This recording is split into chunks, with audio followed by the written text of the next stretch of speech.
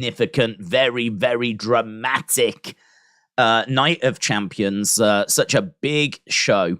Obviously, repercussions still being felt on that one, and can't wait to get into the fallout of that. Obviously, we've got Raw tomorrow as well.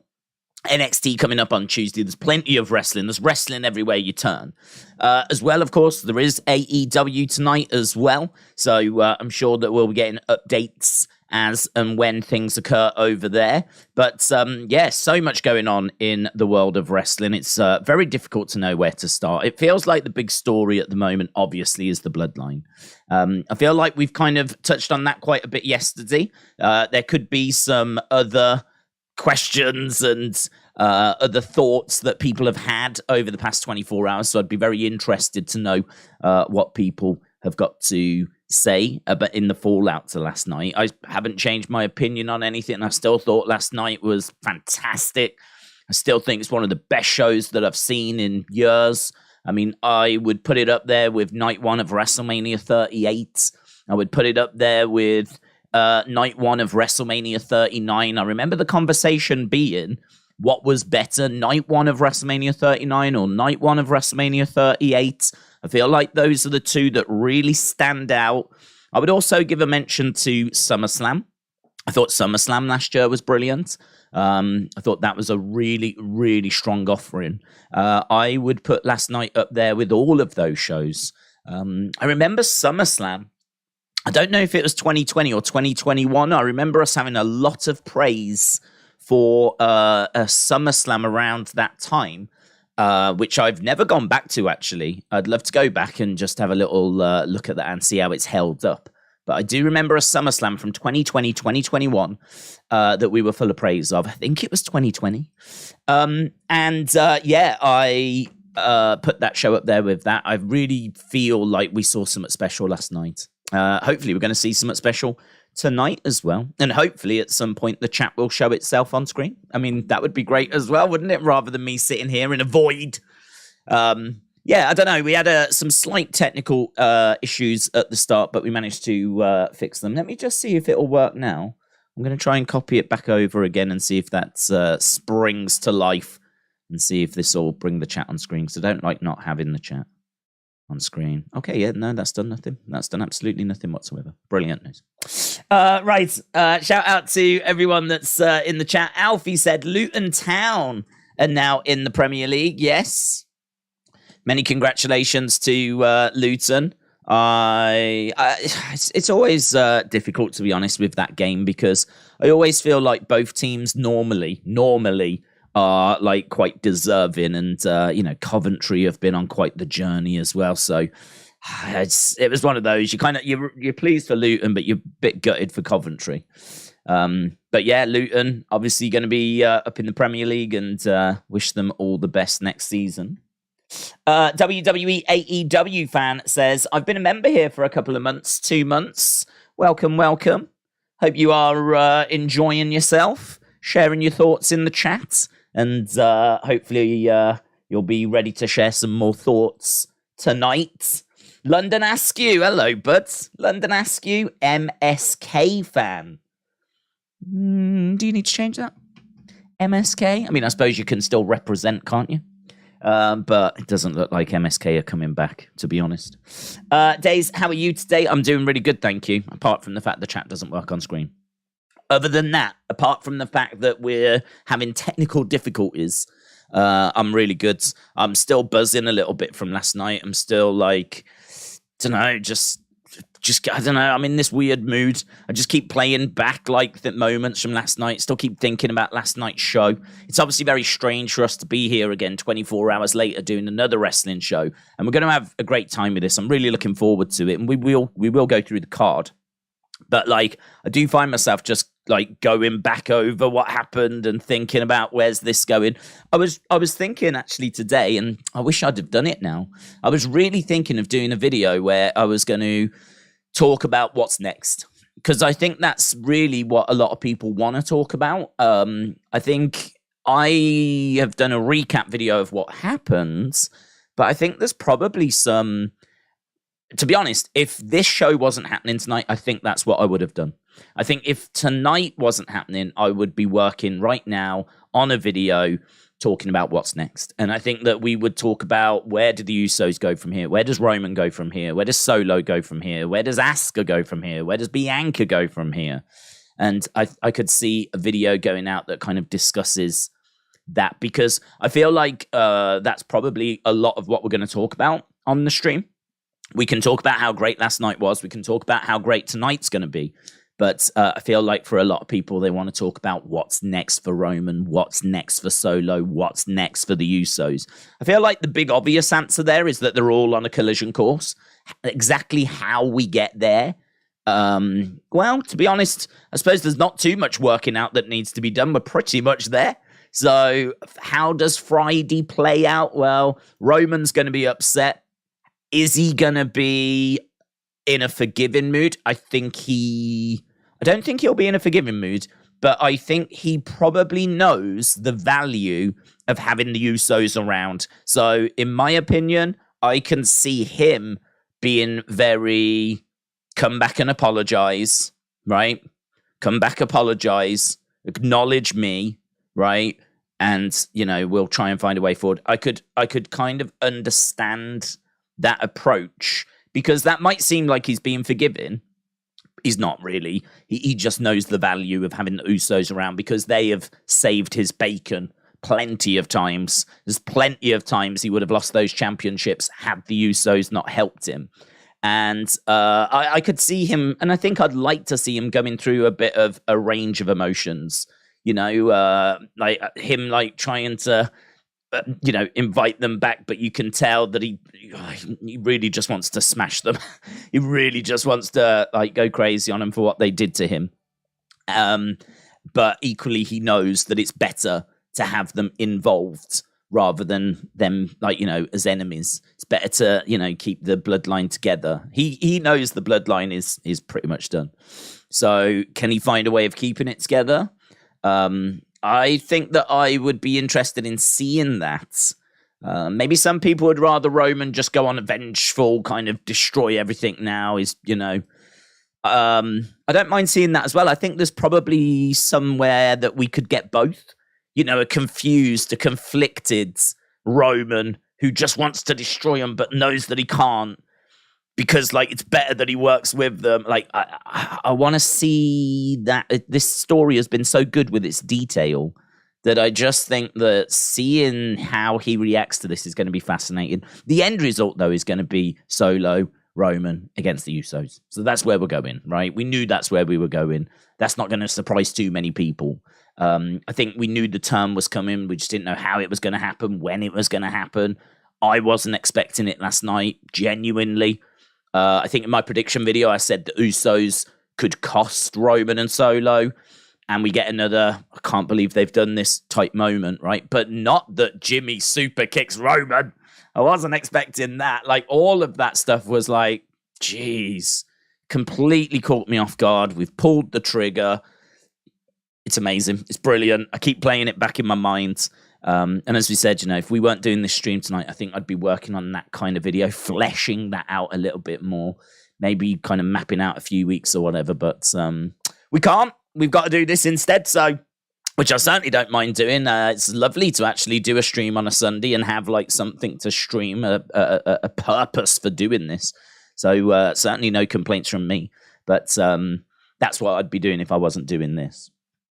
This is a nightmare as well. I mean, to look over at this other screen to try and find the flipping chat.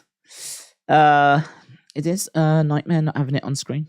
Let's scroll down. Gary said, can anyone dethrone Rollins, the real world champion?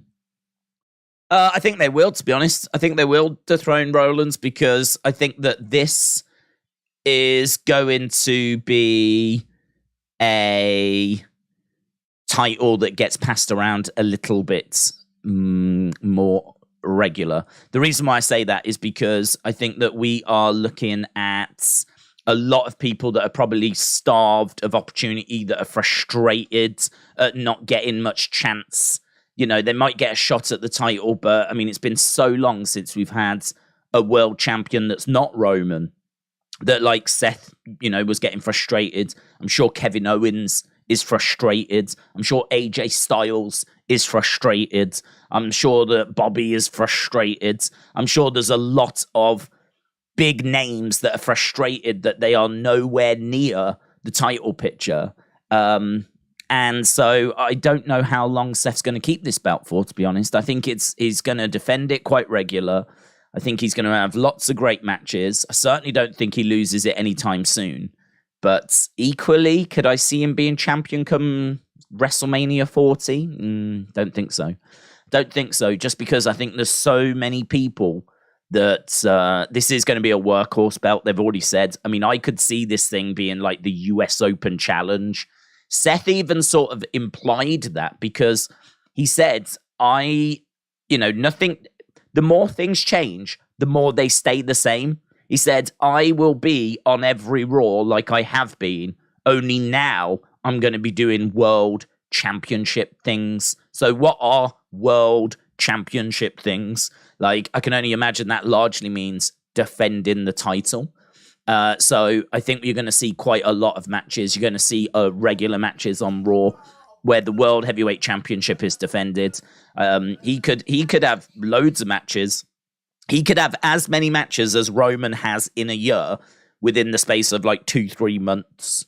And ultimately, one of those will cost him. By the time we're getting to, say, SummerSlam, maybe he drops it and then it's someone else's run with the title. So I don't know. It's obviously this belt has kind of arrived out of nowhere. So it's hard to know exactly what they're going to do with it. I'm excited to see what they do with it, to be honest. I'm excited to see what they do with it. But I would be surprised if Seth now has a run with this for a long time. As well as Roman having a run with the other belt for a long time. I think that we could see this change hands a few times this year. Mitchell said, I've been watching some wrestling interviews today. Cena had a great one with Sam Roberts, but I saw an interview. Cena claimed the Firefly Funhouse was his idea. I thought it was Bray's, says Mitchell.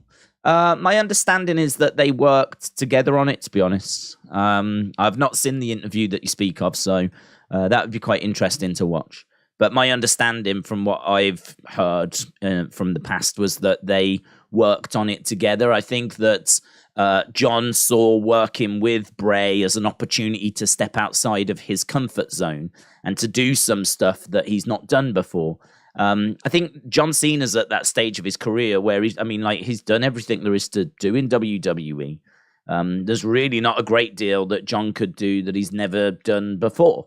And this presented an opportunity for him to do something he's never done before. And that is obviously a cinematic type match, no audience, to kind of go into the kind of twisted world of Bray Wyatt, if you will.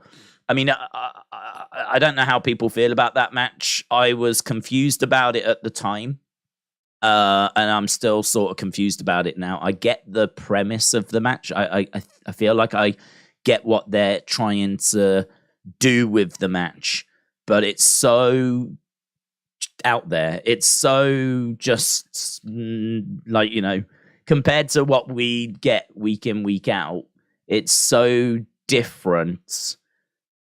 I don't know. I still don't know how I feel about it. I mean, to be honest, I don't rate it. I don't. It's not something that I hold on a pedestal and think was amazing. I don't know. I can't. I don't know. I mean, like, it's just. I feel like Titus O'Neil. Titus after when he was like, "What did we just see?" Like. We never really got any answers about it. I can remember watching it and thinking like, okay, well, let's see where this goes. Let's see what the fallout of this is. Let's see, like, how do we explain this? And of course, there was no explanation that came. And that was that. And it was what it was. So, if you enjoyed it for what it was, the visuals and all of that stuff, cool. As I said, the premise of it, I understand. I understand, like, it's a walk through his career. I understand that, we kind of tease that what had happened, WrestleMania 30, if he'd have hit Bray with the chair, you wanted to, and he does swing the chair, and Bray disappears in the ring, and I don't know. I mean, I feel like there's an audience for that, and I'm not that audience.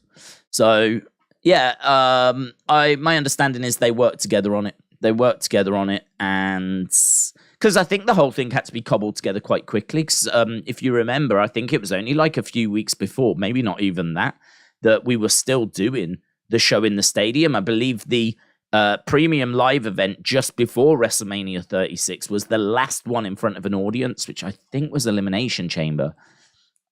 Was that the Elimination Chamber where Shayna Baszler was like laying into everyone? I might have my timelines mixed up, but I'm pretty sure that Elimination Chamber had an audience, and then the very next pay-per-view was WrestleMania, and that is when COVID really kicked in, or things started shutting down. And we were meant to be in Tampa, so this was not the match I believe they were having. I think they were having a normal match, and so this had to be cobbled together quite quickly. So yeah, I don't think this was necessarily like an idea, if you will, because they had to change course because of COVID. Like, it was more, okay, we've got to do something. There won't be an audience. We're going to be in the Performance Center. What do we do? And I think it was along those lines. London Askew, shout out to you, my friend, says 100%.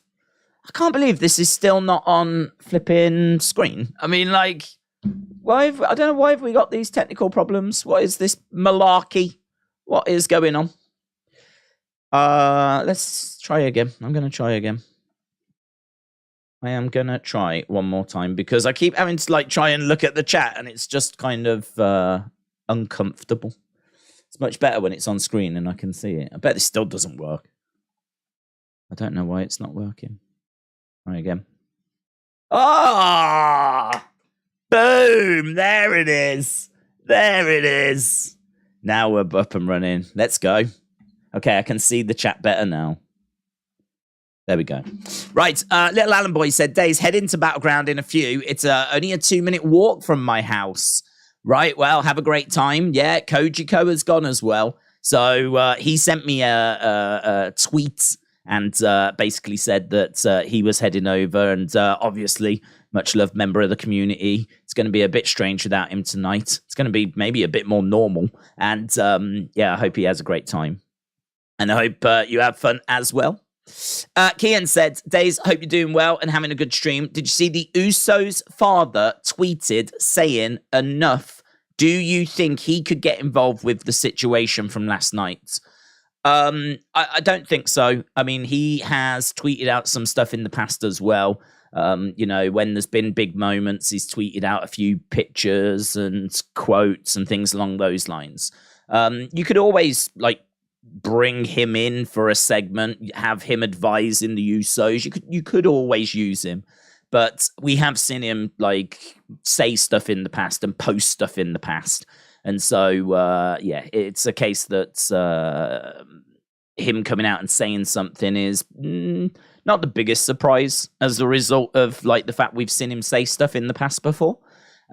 But yeah, I mean, you could always involve him. I mean, we have involved people before. We've seen the Wild Samoans in the past. And don't forget, it was only meant to be earlier this year that we were meant to get was it like the tribal ceremony or something? The acknowledgement ceremony, which was meant to be in January and ended up getting changed.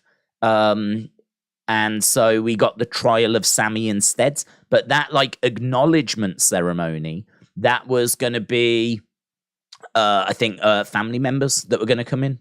So the family has got involved at times. And that was going to be a big segment, which sadly got scrapped. I don't know why it got scrapped, actually, but it got changed to the trial of Sammy. But they did actually advertise it as, like, an acknowledgement ceremony. And it was going to have family involved. So we absolutely could have Rikishi get involved. But him tweeting out, as we said, it's not that strange. It's not like we've never seen him do that before. So I would still lean towards probably not, but we could. But I always assume Coach Co was artificial intelligence, says LA Dort Knights. Roman Reigns versus Jimmy Uso at SummerSlam with Jay as special referee. Don't know if they'd get that by, because I don't know that Roman would be happy with Jay as special guest referee. I mean, I could definitely see Roman against Jimmy at some point. Maybe Jay in Jimmy's corner, Solo in Roman's corner. Could definitely see that happening. Don't know that we would get Jay as special referee, because I don't know quite how we would get there. I mean, you can do it. Physically, you can do it. There's no reason why you can't do it. But, don't know. Don't know if that's the way we'll go. There he is. Here he is. Koji Ko said, I'm just killing some time until the show begins. In the chat, we find our way from high to bye as we convey. Though words may fade and time may fly, in this chat, we say our hellos and goodbyes. There he is. There he is. Always lurking in the background. Coach Ko, I hope you have a great time. I was just talking about you and just said like that you was on your way going to Battlegrounds. And I said like it'll be probably be a more normal stream without you. And in all fairness, I'm not. That is something I am quite happy to say to, and I do say to Coach Ko on a very regular basis, right? So it's it's going to be a lot of fun, and I hope you have a good time. Coach Ko, when was the last time that you actually went to a show? Because I don't recall you ever. I mean, first of all, I don't recall you ever sending a message that makes sense. But if ever you did, I don't recall you ever mentioning like last time you went to a show. So when did you last go to a show? Before you run away. I'd be interested to know. Godfather's Ho said, very funked up off that Mr. Fuji brackets demolition era. Oh, is that the best era? Nah. No, I liked him with Yokozuna. And I never really saw much of him as a wrestler, because he was a wrestler and he was a tag champion as well. I've seen a few bits of that, but I've never really seen a great deal of him as a wrestler. But him with demolition and the suit and the face paint and everything, that was pretty cool. With tux and face paint. Yeah. AEW needs to put on a massive show tonight due to the Oscar performance last night. R.I.P. Matilda the Bulldog. Thank you, Godfather's Ho. Yeah, well, both shows do. AEW do. NXT do. I mean, the WWE main roster put down a hell of a marker last night, and it's going to be hard to see either of the shows tonight to kind of reach that level. But yeah, it's just a great weekend of wrestling, isn't it? There's just so much going on. It's brilliant. You know, it's a shame. I mean, in a way, I don't think I would want every weekend to be like this. But because you can get a bit overkill. But I wish it was more like this. I wish this happened on a more regular basis, where we've just got everything kicking off, and there's so much, and so much going on, you don't even know where to turn. There's so many different conversations that you can have. There's just so much going on. So I wish that this happens a little more, but don't know, just enjoy it whilst it's here. Standback says, genuine question, why did you do NXT over Double or Nothing? Yeah, easy answer. We've answered it a few times already. So basically, you've got a few choices, haven't you? You can choose to not watch either, which is clearly not going to happen. You can choose to watch both, which I've done in the past, and it's just not fun, to be honest. You always feel like you're missing something. Like, you always feel like you are watching the wrong show, because you'll be watching like something going on say AEW, and then you'll look in the chat and people will be talking about NXT and something that's gone down there. So you'll start watching that. And then of course, naturally people, you'll look down and people will talk about AEW. There just feels like there's always other conversations that are going on. There's always people focused on the other show. There's always conversations going on about the other show. it's just messy. It just gets in each other's way. So for me, the cleanest thing to do is to pick a show, right? So for me, you have to make a choice. So you either choose AEW tonight or you choose NXT. Now, I think for say James, who watches everything at the same time, that's cool, brilliant. But as I said, from a live streaming perspective, like from a watch along perspective, having done it week after week after week. Because don't forget, NXT and AEW went up against each other for the first how long? So our early NXT AEW streams were where we were watching them at the same time. So I've done it. I know what it's like. Sucks, to be honest, because you always feel like you're missing out, and you're certainly not picking up on the little details of things, right? You're getting, you can obviously see who's won matches, but sometimes you even miss like the finish of a match because you'll be watching the one show and then the other one finishes. So then you have to watch the finish of the match on a replay. Oh, it's messy. It's messy. So you've got to pick one or the other. And for me, in regards to NXT, these are the stars of tomorrow for Raw and SmackDown. Simple as that. These are the people that we will see on the main roster. And as I said on the stream the other day, I think that there could be some moments tonight that are reference points. So if we think about Sasha and Bayley at Brooklyn, Takeover Brooklyn, and just how iconic that was, we can talk about that. And we can talk about Jushin Thunder Liger against Tyler Breeze. And we can talk about Johnny Gargano. And we can talk about DIY splitting. And we can talk about all these moments that have repercussions further down the road in WWE. Like when we talk about potentially Tommaso Ciampa is about to join The Way.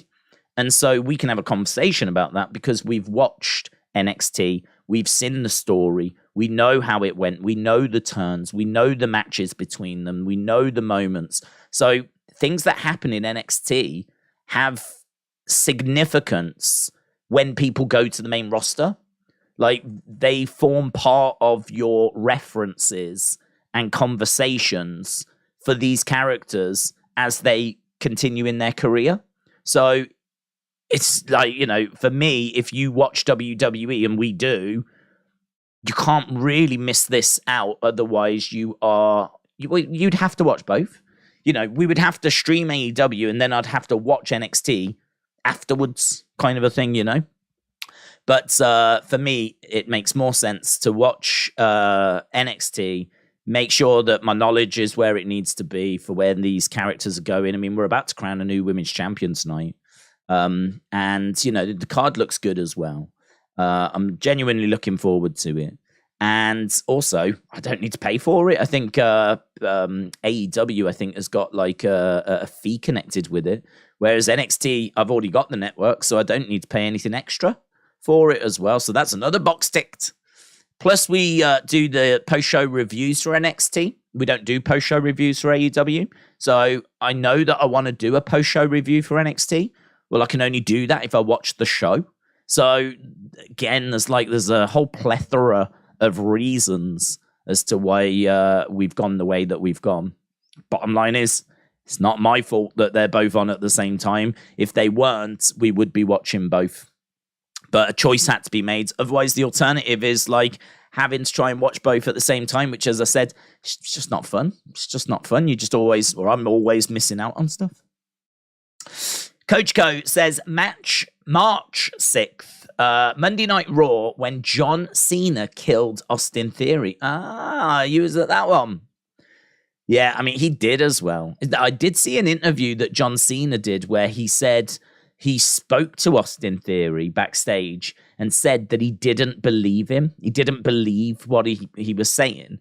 And he said, that's what I'm going to go with. I'm going to go with the fact that I don't believe you. I don't believe you're genuine. And I don't know. I don't know that was right. I think John made a bad call there. I don't know that John worked with Theory in that feud. I think John just tried to find the right... I think John tried to find the right angle for John. Like, I think he came out with, like, the truth in a way. I think the problem that Austin Theory has got is that he is trying to find himself. He is in that prototype stage. And John Cena coming out and kind of calling that out, I don't know that that helps Theory. I don't know that that was the right thing to do. I don't know if John could have been a bit more supportive rather than come out and just say, I just don't believe you. I don't believe that this is who you are. I don't believe that you found yourself yet. You know, you are still in that prototype stage, which is where it feels like he is. And you might remember that when he was doing all the selfie stuff and everything, he had the Money in the Bank briefcase. And as soon as he had the worst cash-in I have ever seen, right, there was a few people, granted, not many, but there was a few going, this is great. This is the character change he needs. We can use this as a way of changing his character. Well, how's that gone? How's that gone? Because first of all, you didn't need the world's worst cash-in to change his character. You can change his character without giving him the world's worst cash-in. He could have cashed in on Roman and failed and still changed his character. So that was a load of rubbish. But more to the point, he's still just bobbing along, isn't he? He's still just, even though he's changed from the selfie-taking guy and he's a little more moody, a little more kind of willing to fight, not being as much of a coward anymore, still hasn't resulted in him massively like connecting with the audience or his match quality massively improving. He's so frustrating. It's so frustrating because I feel like down in NXT, Austin Theory didn't really put many feet wrong. Like he was great. He was fun. When he was in the way, he was fun. He was having decent matches. I remember his promos were fine. Everything seemed all right. Everything seemed like we were getting somewhere. And then he came up to the main roster. He had to kind of run on his own. And he struggled on his own, to be honest. I mean, I don't know if his weaknesses were just being really, really well covered over when he was down in NXT and he was in the way. And maybe the limitations that we're seeing from him on the main roster, that he had him in NXT, but they were just covered by the humor, by the fact that he didn't need to cut super long promos, by the fact that there was normally some outside interference during his matches, or his matches were part of like a big story with the way, and like, you know, the matches were fine, but they were never really the focus, but you never really worried about that. Do you know what I mean? Whereas now, he's out there on his own, he's a mid-card champion, he's having to follow some banging matches or start the show off, and all of a sudden you start to see these vulnerabilities, these weaknesses. I don't know. I mean, I don't know. I just don't think they got that story right with him and John Cena. I don't think he came out of that feeling like, I mean, he beat John Cena at WrestleMania. And he feels, just to me at least, he feels like he's struggling just as much as he did before. So, yeah, that we said, like, at the time, I remember watching that moment and saying, okay, well, Cena's just murdered him. This is going to have to force, it's sink or swim now. This is going to force Theory to fire back. He's got to do something. And nothing happens. He didn't do anything. If it was sink or swim, he sank. And maybe that was Cena's plan. Maybe Cena's plan was like, I'm going to say the obvious. I'm going to say what everyone's thinking. I'm going to set the table. And it's time for you to show now that you can go. And maybe Cena did that, but the problem is Theory didn't go and didn't respond, and I didn't think the match was very good. I didn't think what Theory said in response to Cena in the couple of weeks that he wasn't there in the build to WrestleMania, I didn't think they were very good. I don't think that Theory's been that engaging afterwards. Yeah, I don't know. Theory's really interesting. I think Theory is a really interesting topic because I can still see him being a world champion and I can still see him being a success. But it's very interesting to watch someone trying to get to that level, you know? It's like watching Randy Orton before he joined Evolution. It's like watching prototype John Cena, right? This is something that really is worth paying attention to, because watching Theory as to how he is going from where he is to hopefully a world champion, watching him on that journey is a journey that many, many, many other people are going to have to make. Many other people are going to have to go down that road. And so watching how they're going about it is really interesting, because we can see what works, what doesn't work, what's right, what's wrong, and hopefully those lessons can then be applied to other people in the future. So we talk a lot, again, I was just talking about references, and I was just talking about like how what happens on NXT tonight will be part of the conversations going forwards. This will be either Tiffany's or Lyra's first women's title or first title. I don't think either have won like the tag belts or anything. So this will be their first championship tonight. So how they go on from here as champion and how they elevate themselves and all of that kind of stuff. I mean, this could be a banging match, couldn't it? We talk about Bayley and Sasha. Like, we could see something special from Tiffany and Lyra tonight. We could see something special from Dragunov and Dijak. Both of them are fantastic wrestlers. We could see something special from Carmelo Hayes and a heel Bron Breakker. So there's plenty of stuff tonight on this card that I think could provide a reference and talking point as we move forwards. And watching Theory and how he's transitioned from NXT to the main roster, as we said, there's plenty that we can delve into there. Kind of a bit sidetracked, not really connected with NXT, but that was such an interesting segment, that John Cena Theory one. That's cool that you was there to see it live. So, Coach Co, once again, have a great time, dude. Have a great time. Hope you have fun. Let's go down. We've got Mitchell says, Happy Memorial Day weekend to all the armed forces. Mitchell, well said. Happy Memorial Day weekend to everyone.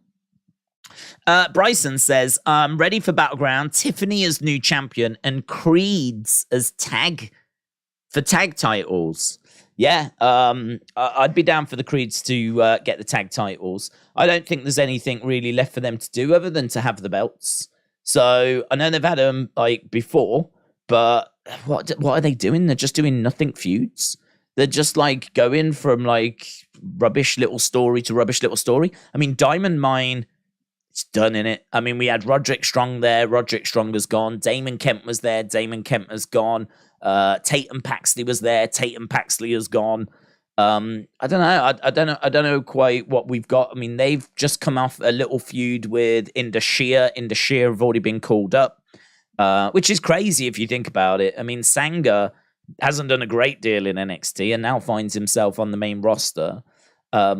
So for me, if you're going to call up the likes of Indashir, if you're going to call up the likes of Zion Quinn, if you're going to call up, some of these people, I can't see why the Creeds are not ready. And I can't see what there is for them to do apart from get the title belts back and to have some really good, like, championship matches and big matches, like, on these sorts of shows, I don't know what the plan is for these kinds of shows. I don't know how many times we're going to do these kind of arena shows, but the Creeds, whilst they're in NXT, they need to be on these cards, right? Because what else is there for them to do? So if you put the belts on them, I would think that's probably one of the best ways of making sure that they stay on these cards. Otherwise, you might run the risk of like there only being one tag match and the Creeds not being involved. But if Gallus stay champions, for example, then you could do Gallus against whatever tag team, Anofi and Blade, right? You could do those. Whereas, like, as I said, what else is there for the Creeds to do other than like get experience of being on these big cards? Maybe, feeling the weight of having those belts again, and having the teams come chasing after you. Because other than this, I don't know. I just don't know what other teams there are out there. If the Creeds had a big, juicy story over the summer, that would be brilliant. Brilliant. But I don't know who it can be with, and I don't know what that story's going to be. And right now, I'm just struggling to see. They've not been called up. That's fine. But what are we doing with them? What are we doing with the Creeds? Because I think they are so talented. And I know I'm not alone. People love the Creed brothers. You know, they're technical, they're powerful. Might works okay. I like Ivy Nile being with them. I think Diamond Mine got off to a really rocky start when it first got introduced, but I think it got somewhere. It got somewhere, and the addition of the Creeds was a great addition. Ivy Nile, as we said, has been good. Roderick Strong, of course, has gone now, but Diamond Mine feels like it's just sort of there, not really doing a great deal. And I don't know really who there is for them to feud. I mean, what with a few call-ups, of course, we're probably due some new faces, or certainly some new teams. We've already seen Hank and Tank get together, of course. So, I'd imagine they're going to see if they can do some stuff with Hank and Tank. And I'd imagine that we'll see some other new faces come in. So, yeah, NXT is going through a bit of a, just a little shift, not a seismic change. We still got plenty of names around. It's not like the start of NXT 2.0 and here's a load of people we've never heard of. We've got plenty of names around at the moment, which is good. And Creed's, as we said, for me, top of the tree when it comes to the tag division. I'm just not sure what we do with them going forward. So I hope they get the titles, and then I hope that they defend them on a regular basis against a lot of these young, fresh teams, which, like the Hanks and the Tanks and all of these people that we can chuck together. And maybe that could be what they do over the summer. Because the thing with Gallus is Gallus haven't been here all that long, because obviously they were in NXT UK. So Gallus kind of feel, I don't know, Gallus feel like they've still got some things that they could do away from the titles. Whereas, I just don't know what you do with the Creeds at the moment. But whatever it is, I hope it's significant. James said, WWE should have Kurt introduce the Creeds to the main roster. That would be huge for them. That'd be, a little call up. I mean, if the only thing is, if we're not calling them up, what do you do with them? And obviously, they weren't part of the draft. They could still get called up at any point. It's not like we've got to wait for a draft. So they could still be called up relatively soon, maybe after SummerSlam or something. But just right now, I'm not sure. I'm not sure what we look to do with them. So I don't know. I don't know how that match goes. In fact, we haven't really gone through the card, have we? We've got Carmelo against Bron for the NXT Championship. We got Lyra Valkyria against Tiffany Stratton. That's for the NXT Women's Championship. We've got Noam Dar against Dragon Lee. Oh, we haven't even spoke about that because that's British rounds. So this is for the Heritage Cup. So this is obviously rounds, which is very different. And I believe if DQ or a knockout just ends the contest, right? So pinfall or submission is how you get a fall. It's 2 out of 3 falls. So first person to get 2 falls, basically, wins the match. So 1 fall won't win it. You've got to get 2 falls, 2 out of 3 falls. And if you knock out your opponent, you instantly win. If you are disqualified, you instantly lose, which I really like that. I really like the, if you are disqualified, you instantly lose. So yeah, this is going to be something a little bit different. I don't know that we've seen this in NXT. I do remember, was it Wesley against Trick Williams? They had a boxing thing, didn't they? But I don't think that was quite the same as this. So we've got that tonight. That's going to be for the Heritage Cup. Who's going to be in Noam Dar's corner? Because Dragon Lee is going to have support. Who's his support? I can't remember who's in his corner, but there is someone that's going to be in his corner. But Noam Dar, he was trying to get Oro Mensah. He didn't seem that interested. I really want it to be Shah Samuels, because Shah Samuels and Noam Dar were close in NXT UK. They used to hang out together. They used to do Supernova sessions together. I remember as soon as Noam Dar arrived, I was saying, I hope Shah Samuels comes in, because if you saw them two together in NXT UK, they were fun. They were funny. They bounced off each other really well. They were good. They were good. In-ring, Shah Samuels, from what I've seen, is just all right. There's, not really anything special. But I think as a duo, a partnership, they worked well together. So It'd be really cool to see Sha Samuels come in. The only thing is, I don't know how many people watched NXT UK. So if he is going to be revealed as Noam Dar's corner man, I don't know what reaction that's going to get.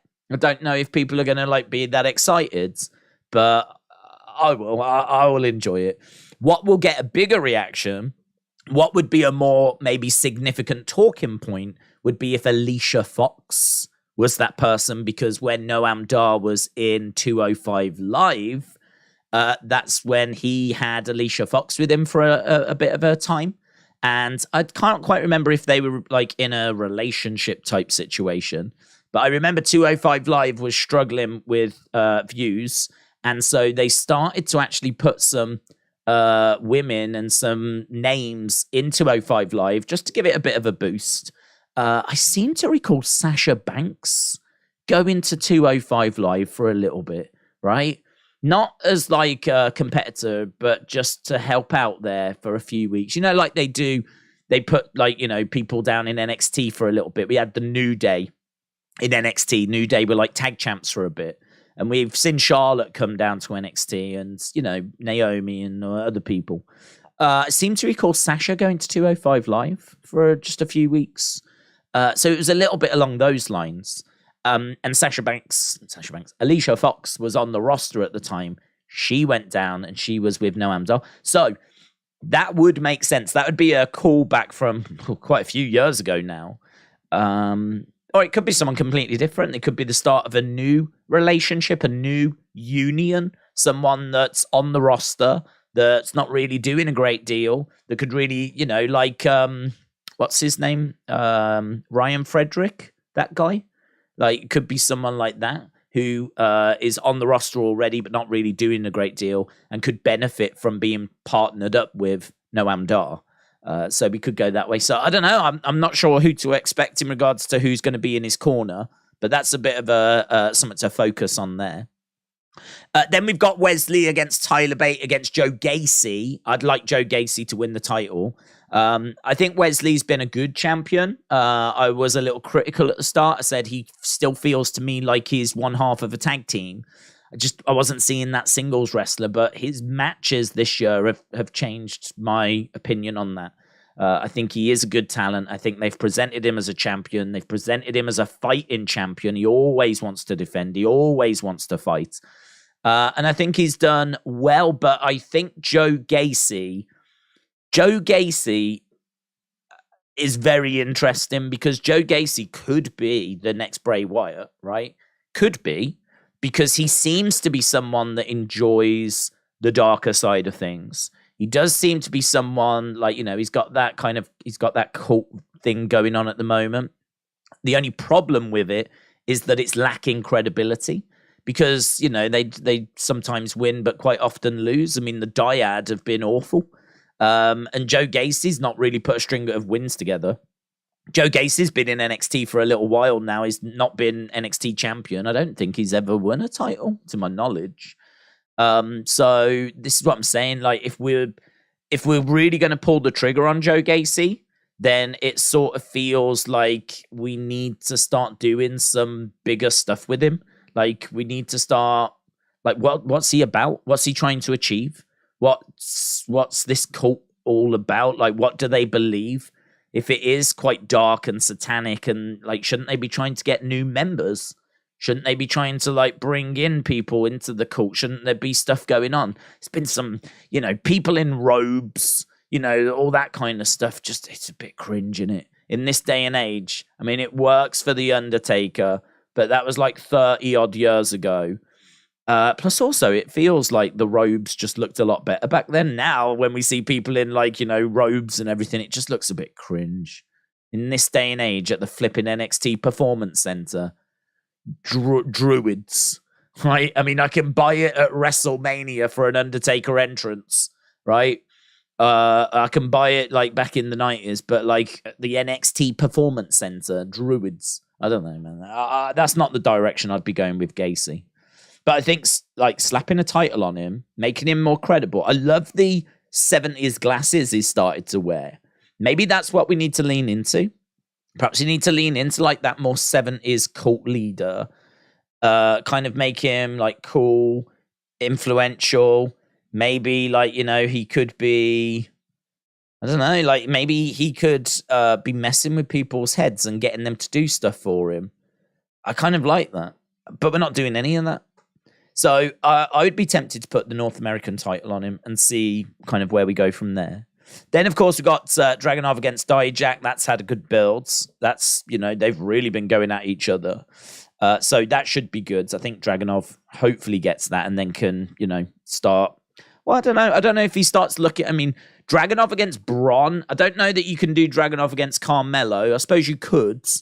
But Dragunov is the beast killer. You know, Dragunov is that, like, he's David. Do you know what I mean? Like, he works best when he's going up against a monster and a big challenge, when he's going up against Dijak, when he's going up against Volta. Like, you know, and he's got to try and dig into that, you know, kind of, he's so manic, isn't he? He's so turned up to 11. He's so extreme. That's when you get the best of him. Him going up against another babyface and a smaller babyface like Carmelo. Don't know. I mean, maybe you could do it to just see what it's like. But I don't think that's the best way of using him. Him against Bron. Oh, now we're talking. Him against Bron. Heel vicious Bron against Dragunov. Lovely. Him against babyface Carmelo. Don't know about that. We could see how it goes. But, yeah, it's like heel Von Wagner, heel Odyssey Jones, heel Bron Breakker. Like, all of those kind of people, that to me is who Dragunov thrives going up against. And Dijak as well, you know. So this should be a banging match tonight. Dijak, great talent. I mean, he's been in NXT so long. Do you remember we were watching Dominik Dijakovic taking on Keith Lee, banging matches in NXT, God knows how many years ago. God knows how, well before the lockdown. We were watching these compete against each other. And look, I mean, he's still there now. He went up, was T-bar, horrible retribution angle, and now he's back there and like trying to work out this Dijak character, which is more credible, but I still don't know that it's quite right. Still don't know that it's quite there. Maybe it's just a case that he's not been picking up wins. Maybe that's part of the problem. Maybe if he was winning more, it'd feel a bit better. Don't know. And then, of course, Gallus against Creed Brothers, and we've kind of spoke about that quite a bit. Spoke about Gallus and Creeds. I just don't know what we do with the Creeds if they don't win. I can't give you like a team that they could go and feud with. I can't really think of like, yeah, you'd have to sit down with the roster, wouldn't you, Beardy? You'd have to sit down with the roster and you'd have to map out, right, we're going to do that with that, right, what can we do with the Creeds? What I would like from NXT this summer is, do you remember that Who Attacked Aleister Black story? This is from like 2018. I mean, you're going back 5 years ago now. But I remember that was a big story in the summer. Who attacked Aleister Black? And I believe, who did it turn out to be? Johnny? I think it might have turned out to have been Johnny. And do you remember Nikki Cross came in the ring and she was like laughing at Aleister, saying that she knew who it was. And there was like this big mystery as to who it was. And they did a really good job of like building this thing. And like that felt like a big story over the summer. I'd like something like that from NXT. Like a big significant story. We've kind of got this mystery person situation going on again, but it doesn't feel that big. I don't know. It doesn't feel that big to me. I'm pretty sure we'll just find out who it is relatively soon. I don't think this is like a big mystery that's going to build over the summer. That person attacked Roxanne on Tuesday, and we should find out, I'd imagine, quite soon who it is, and then get a feud between Roxanne and, we think it's Blair Davenport, but we're not 100% sure. I think we'll find out who that is relatively soon.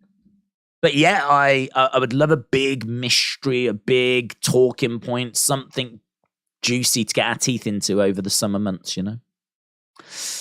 But does the kickoff start in 4 minutes? I don't know. I actually don't know.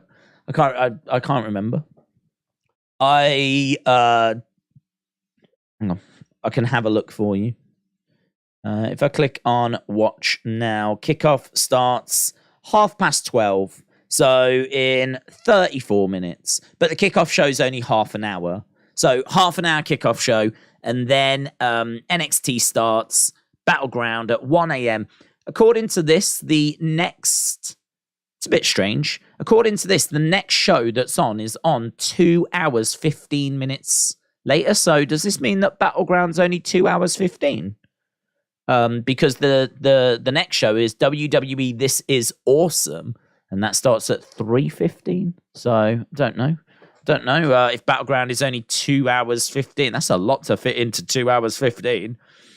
So I don't think that's quite correct. But we'll see. We'll see how it plays out. Zoe paired with Trish. JD in Judgment Day. Some of these moves are great. Because I feel like if you send them out there by themselves, they will drown on their own. Yep. I completely agree. I think both are brilliant. I think JD going into Judgment Day is going to freshen up Judgment Day. I think it's great for JD. So I am on board with that. The only thing I would say is, for me, Judgment Day is full now. We are done unless we're going to get rid of someone. Because, as I've said before, Rhea's got the women's title. That gives you, say, Dominic and JD to go after the tag belts. It means Finn Balor can go after the world title. And it means that Damian Priest can go after the Intercontinental title. And that's it. I mean, there's no other titles for them to go after unless they go over to SmackDown. So, yeah, I wouldn't be looking to add any other members. But I'm down for it. Makes sense as well. Makes sense as to why Finn would want him. He's vicious. He's a heel. I think he'll bring something slightly different to Judgment Day, but not drastically different to the point where he just doesn't fit. I think he'll fit. And it'll be great for him. It'll be good for Judgment Day. I put a tweet out earlier saying that I really love Zoe and Trish being together. I think Zoe and Trish being together is so clever. I tell you what, not often do we do this, but I really do have to praise WWE Creative for that. I think that we give a lot of credit for Bloodline and a few other bits and bobs here and there, but I think they deserve massive credit for Zoe Stark and Trish being put together, which is not something I ever thought of doing. It's not something that, Trish being drafted meant that it kind of made us think, well, there's a chance she could win because we know she's sticking around. This isn't just a one-off match because she got actually drafted in the draft. You wouldn't do that if she was only doing this one match. So she's back. She's sticking around for a bit. And I don't know why. I just never thought about it. I just thought she'll just feud with Becky, right? And we'll build to SummerSlam. Maybe she goes at SummerSlam, right? I didn't really give it much thought. But clearly WWE have given it some thought. And they've decided that, well, whilst we've got her, let's have someone sit under the learning tree that is Trish Stratus. Let's have someone learn from Trish, all the little things that just help, from preparation to little tips when you're on the road to how to conduct yourself in the locker room. Just do's and don'ts and just someone that can just take you by the hand and go, listen, I'm going to show you the ropes. This is how it works on the main roster, right? And as we've said before, coming from NXT to the main roster is such a big jump that I think to have that is so useful. To have that kind of person that can show you the rights, the do's, the don'ts, the things you all the ropes. I think it really helps. But not only that, she's going to be able to kind of lean on Trish's credibility. When Trish has a segment, it's not a segment that you necessarily want to skip because it's Trish and she is important and to the history of WWE and women's wrestling. And even though no one necessarily agrees she's the one that's solely responsible for the women's division and everything, she's using that as a heel tactic, obviously. But still, her segments are important.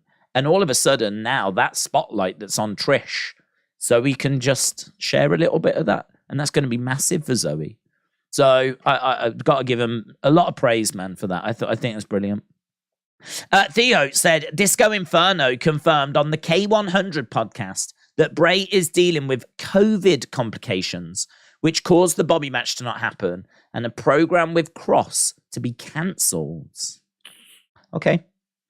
Interesting. Definitely worth paying attention to. I don't know how much stock to put into Disco Inferno coming out with news. But interesting. Again, something to keep an eye on and just be like, okay. It doesn't strike me as being incorrect.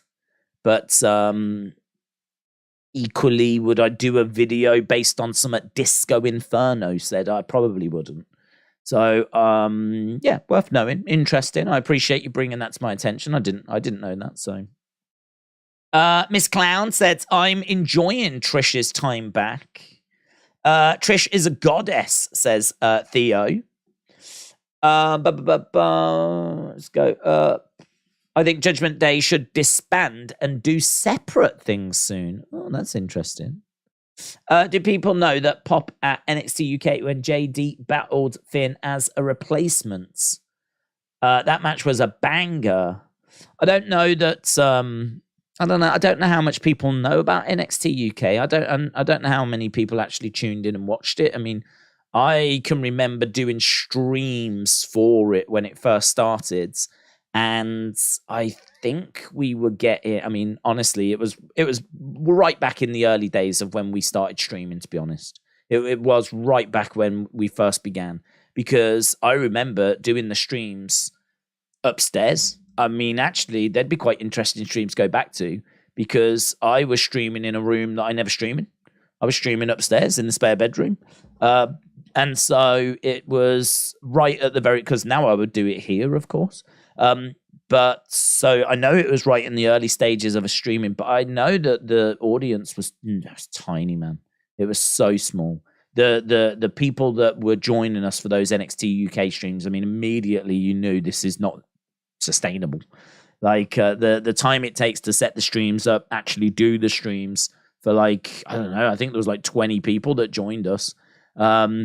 So, I mean, I think that the viewing figures were probably very, very, very low. And that's only just judging by how many people joined us for the streams at the time compared to how many joined us for Raw and NXT and SmackDown in comparison.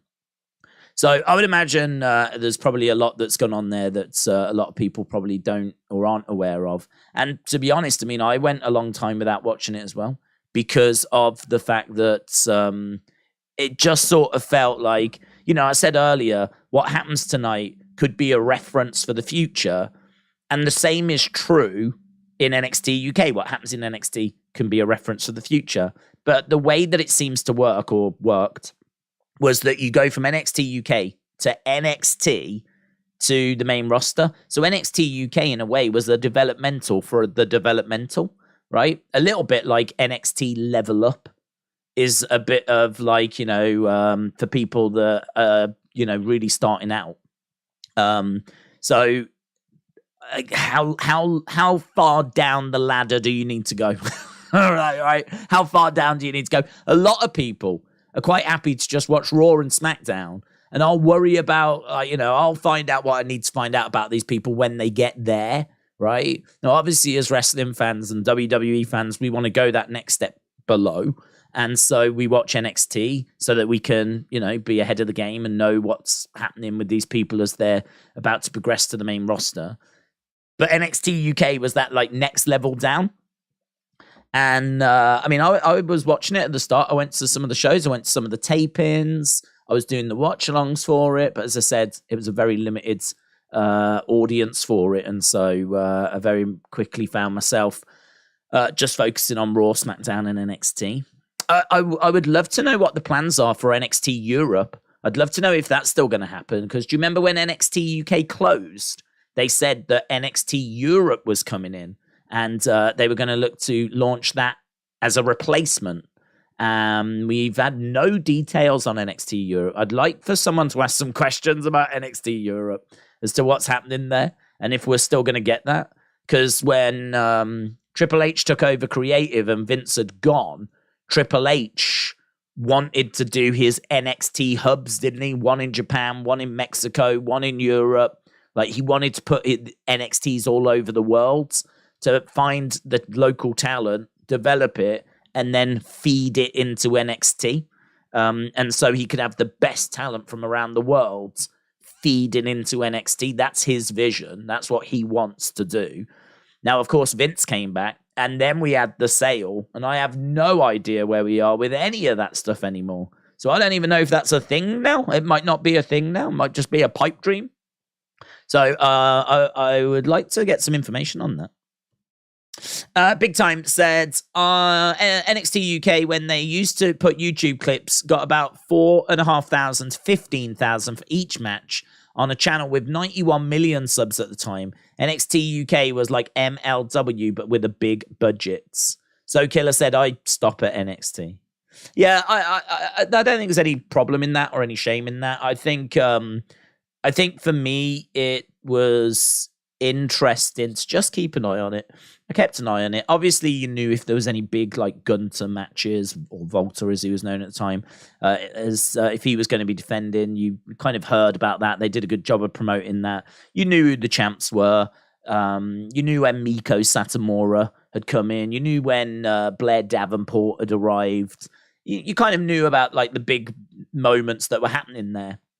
But the week in, week out storylines, some of the smaller talent that was there, that was coming through. I mean, to be honest, from my understanding, the show was fine. I don't know that it was, amazing, groundbreaking, revolutionary or anything. I think it was solid. And if you actually look at it now, I mean, Pretty Deadly came from there. Pretty Deadly were there. Doudrop, Piper Niven, she was there as well. Alba Fire was there, who's on the main roster now. She was there, one of their longest reigning women's champions, Kaylee Ray. So she was there as well. So we have seen talent go from NXT UK, and of course Butch would probably be, and flipping Gunter, of course. We have seen talent go from NXT UK and find its way all the way through the system to the main roster, to Raw, to SmackDown. So the talent was undeniably there. Undeniably there. And like Tony Storm came through there. Rhea Ripley had a little run there as well. There's quite a few when you actually like look down the list and kind of go through it as to who came out of that place. So, I mean, I think as a concept, I think it worked. I mean, you can make the argument this talent would have got to the top anyway. Cream always rises to the top. So you could argue that it wasn't really NXT UK that produced them. They were just great talent that were going to get to the top regardless.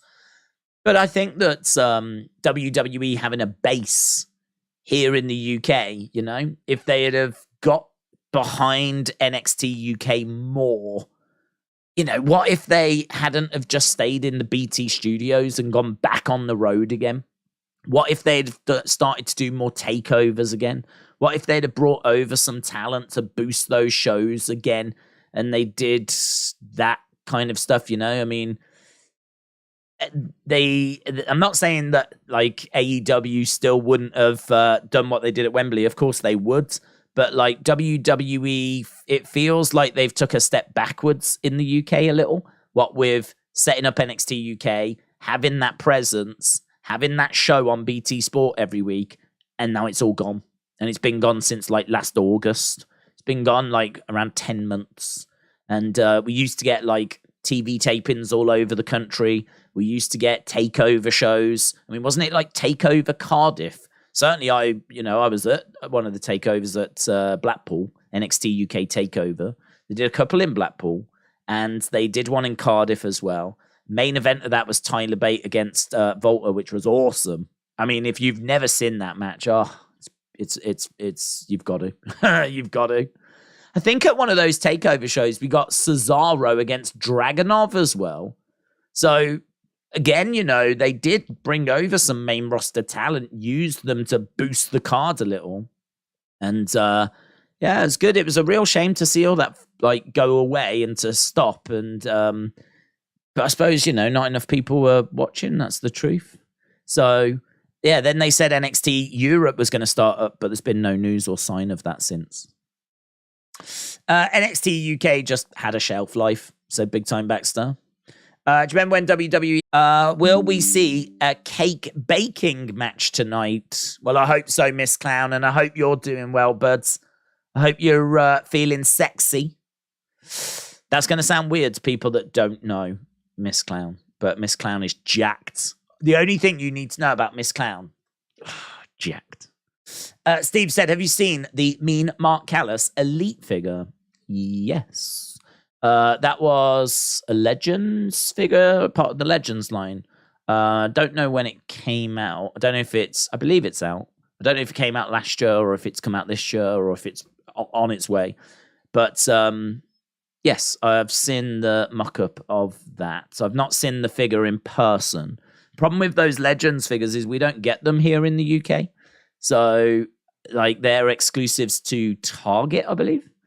And we don't have Targets. And so we just get the normal lines. We just get the elites, the basics, the normal lines. We don't get like, the Hall of Fame, Hall of Champions, Legends, those kinds of things. So unless you want to pay like crazy money to get it imported, or like there are some websites like Wrestling Shop, of course.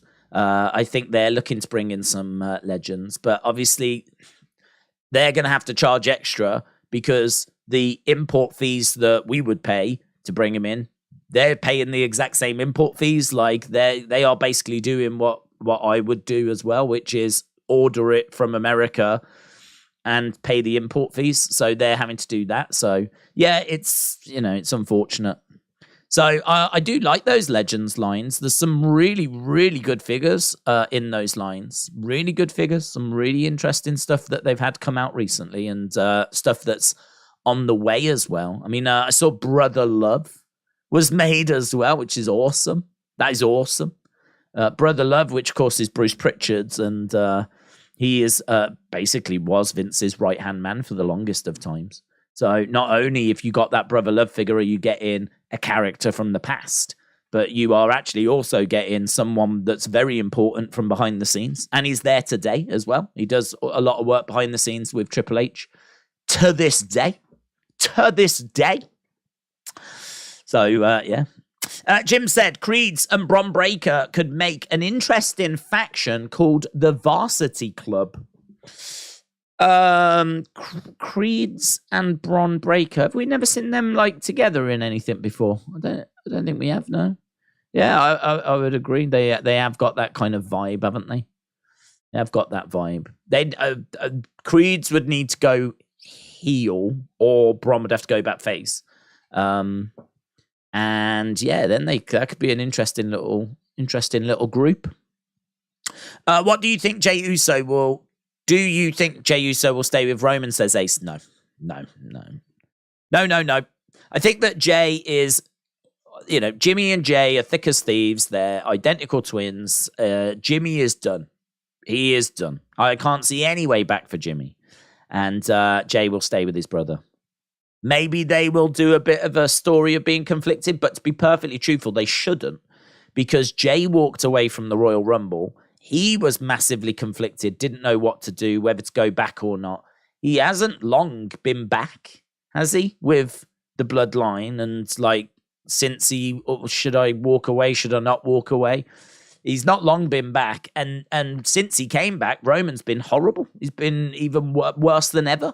They came back. They lost the titles at WrestleMania. They've been badly mistreated. If Jey had to really think about it in the past, really think about what should I do, there should be no thought there now, surely. Should be no thought there now.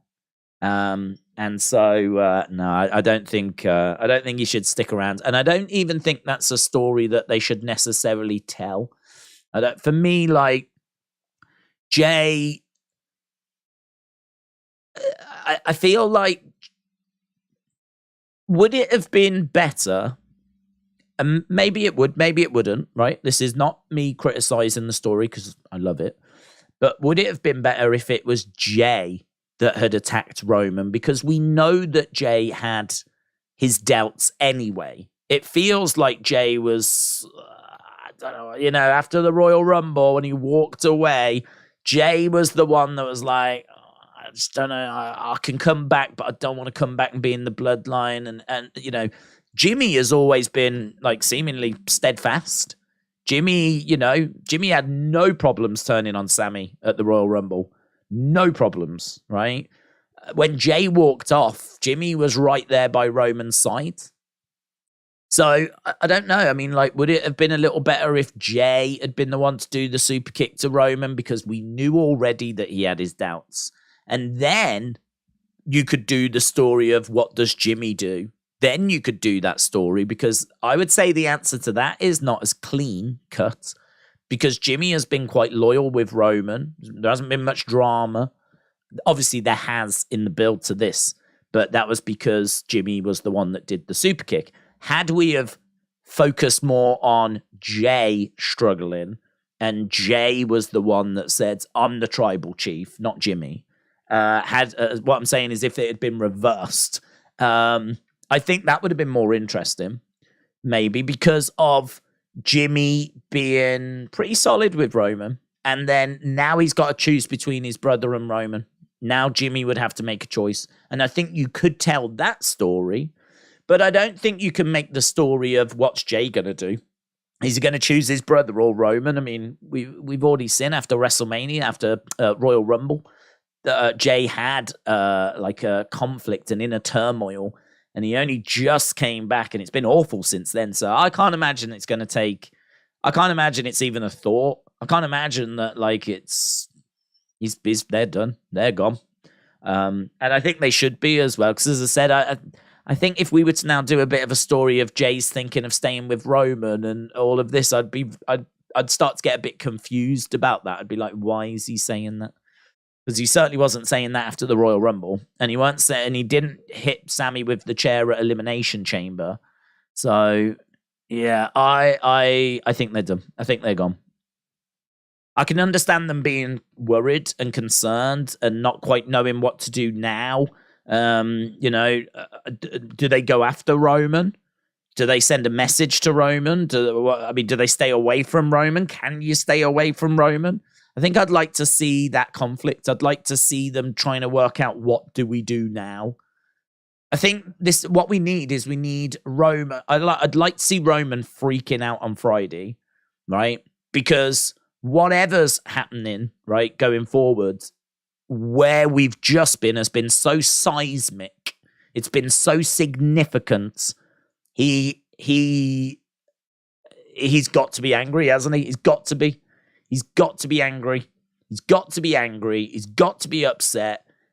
If SmackDown starts with Roman just like backstage, just chucking stuff around in his dressing room, walks out, starts going down the corridors, tipping over tables, like, knocking over like those kind of trunks and all this kind of thing. We're just seeing Roman just losing it.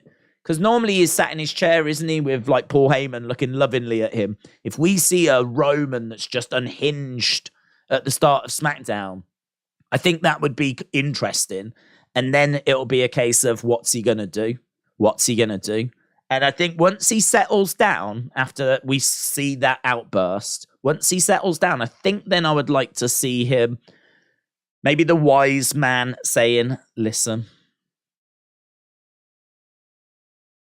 we need the Usos. We need to bring the Usos back in, my tribal chief. Something along these lines. Like, he's the wise man, and he knows that having the Usos with them is going to be a lot better than having the Usos against them. So you've got Roman that's losing it, but then you've got the wise man that's like, listen, I know you're upset, my tribal chief, but we need to bring them back, and blah, blah, blah, blah, blah.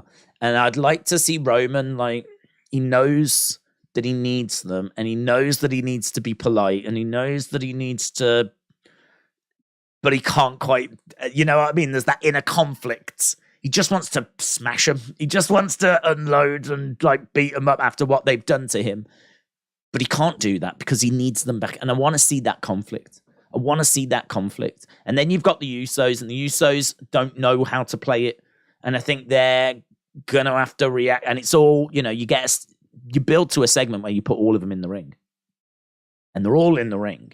And it's, which way is this going to go, man? You don't know if they're going to hug. You don't know if they're going to fight. You don't know what Solo's going to do. You don't know what Jimmy and Jay are going to do. You just don't know what's going to happen, right? And that segment on Friday, if that's what we do, I mean, that's what if I was in a creative meeting, that's what I would bring to the table. For Friday, that's what I would say to do. I would say have him go ballistic at the start of the show, have the wise man say, we need them, have Roman really conflicted but understanding, and you can see his process in it. Go to the ring, put them all in the ring, have the Usos looking scared, and you build it to like what's going to happen. And I think I would make it clear by the end of that show, they ain't getting back on the same page. It's not happening. There's too much water under the bridge. I think they probably brawl. I think the Usos just slip away. I think by the end of that show, any chance of reconciliation, any chance of them being a united bloodline again is done. There is no question. There is no question after that of like, will they, won't they, are they not? I think that you make it clear that they just can't. There's too much has happened. There's too much bad blood now. And I think I'd look at something like that. But I don't know which way they're going to go. I don't know how they're going to play it. I don't know what it's going to look like. But I cannot wait for SmackDown. I would imagine SmackDown this week is going to have a lot of eyes on it. I would imagine a lot of people are going to be tuning in as we see what the next steps are going to be for this story. Daniel said, I've only just joined. Did you see that Sean Ross Sapp said that he expects the women division to have a change because he said Jamie Hayter is seriously hurt and injured going into tonight. She could lose tonight. I haven't seen anything, to be honest, in regards to AEW. We haven't really spoke about AEW tonight. In regards to Jamie Hayter, there have been reports that she's injured. I think I don't know. I mean, it's up to them to decide how serious that injury is. I think it would be a shame for her to lose the title that way, of course. I think for her to lose the title full stop would be a shame because I think she's one of the best talents they've got. I think that she is someone that the fans genuinely, and certainly myself, genuinely want to see her development, want to see her matches. I wish that she cut promos. I wish that she had promo time. I wish that the focus was on her a little more as the champion. At the moment, it's difficult though, isn't it? Because we've just spoke about Austin Theory and how in NXT, I think his limitations were covered over very, very well. And who knows? The same could be true with Jamie Hayter. What if they've made her do some promos backstage and they're just a bit, and all of a sudden you're like, oh man, we've got something really good with her, but we need to keep working on these promos. In fairness, where are they working on promos and working on improving? If you're in AEW, how do you improve? In WWE, I get the feeling that there are producers and there are elder statesmen. There are talents around that have been there, done it, that are going to advise. Triple H as head booker, been there, done it, got the t-shirt 20 million times over. I feel like you've got, the experience of Bruce Pritchard. You've just got people around. You Michael P.S. Hayes walking around backstage. And as we said, producers as well, some legends and people around that can advise. Maybe you've got that in AEW, but are they doing that? I mean, is there someone advising Jamie Hayter? Who advises and helps Jamie Hayter fulfill her potential backstage in AEW? Because I can't believe it's Tony Khan, right? I think they are leaning on Danielson. Tony Khan has said that he is involving Bryan Danielson more, which I think is brilliant. He absolutely should do that. But yeah, that would just be a bit of a question mark, because right there you have got an amazing talent. You know, she would shine in WWE. Yeah, she would be like Bianca Belair, right? Not obviously the same character, but I'm saying Rhea Ripley, Bianca, that kind of women's champion, WrestleMania matches, you know, credible. You could see her entrance at WrestleMania, couldn't you? When she comes out, throws her arms back on the entrance stage, makes her way down to the ring, then has a banging match, you know? I mean, Bianca had banging matches against Becky. Great matches against Becky. And really good matches as well. Not bad matches against Bayley at the end of last year. And so, like, I can just see, like, Jamie Hayter being, like, that kind of a performer, where she's, you know, very similar to what she is now. You know, she's a champion, makes her way down to the ring. She's got a great entrance. She's really good in the ring. She's obviously spent time over in Japan. But in WWE, I feel like she would be improving and getting different experiences and everything. And I don't know. I feel like the Wembley show will be massive for her. I hope this injury, whatever it is, isn't going to wipe her out of that. I mean, I wouldn't think it would. But yeah, you know, those kinds of experiences, performing in front of that kind of a crowd, you do get that in WWE. You get that at WrestleMania. You get it at SummerSlam. You get it at Royal Rumble. I mean, there was 40,000 at the Jeddah Superdome. You don't really get that in AEW. We haven't seen any crowds of that size yet. But they're coming. Wembley's coming. So, you know, that's going to be a big thing for her. So, yeah, I really don't want her development to stall. I really like her. I really, really like Jamie Hayter. So that'll be a shame if they do take the title off her. But, you know, listen, injuries are injuries. You got to do what you got to do, haven't you? So if they do go in a different direction, maybe put the belt on Toni Storm again or something, then so be it. You know, Jamie Hayter hopefully heal up and get her right back in the title picture when she returns. Planet Dan said Finn also trained JD to wrestle, so it makes perfect sense for him to join and for Finn to want him to join. What do you think will happen on Friday night, says Megan? Well, I just went through what I think could happen with the Bloodline story. I think that Roman will be angry. I think he'll be conflicted. I think the wise man should say, you need the Usos back. They're better with us than against us. They're better on the island of relevancy than in the sea of obscurity or whatever. So I kind of feel like that's what I would do, as I said.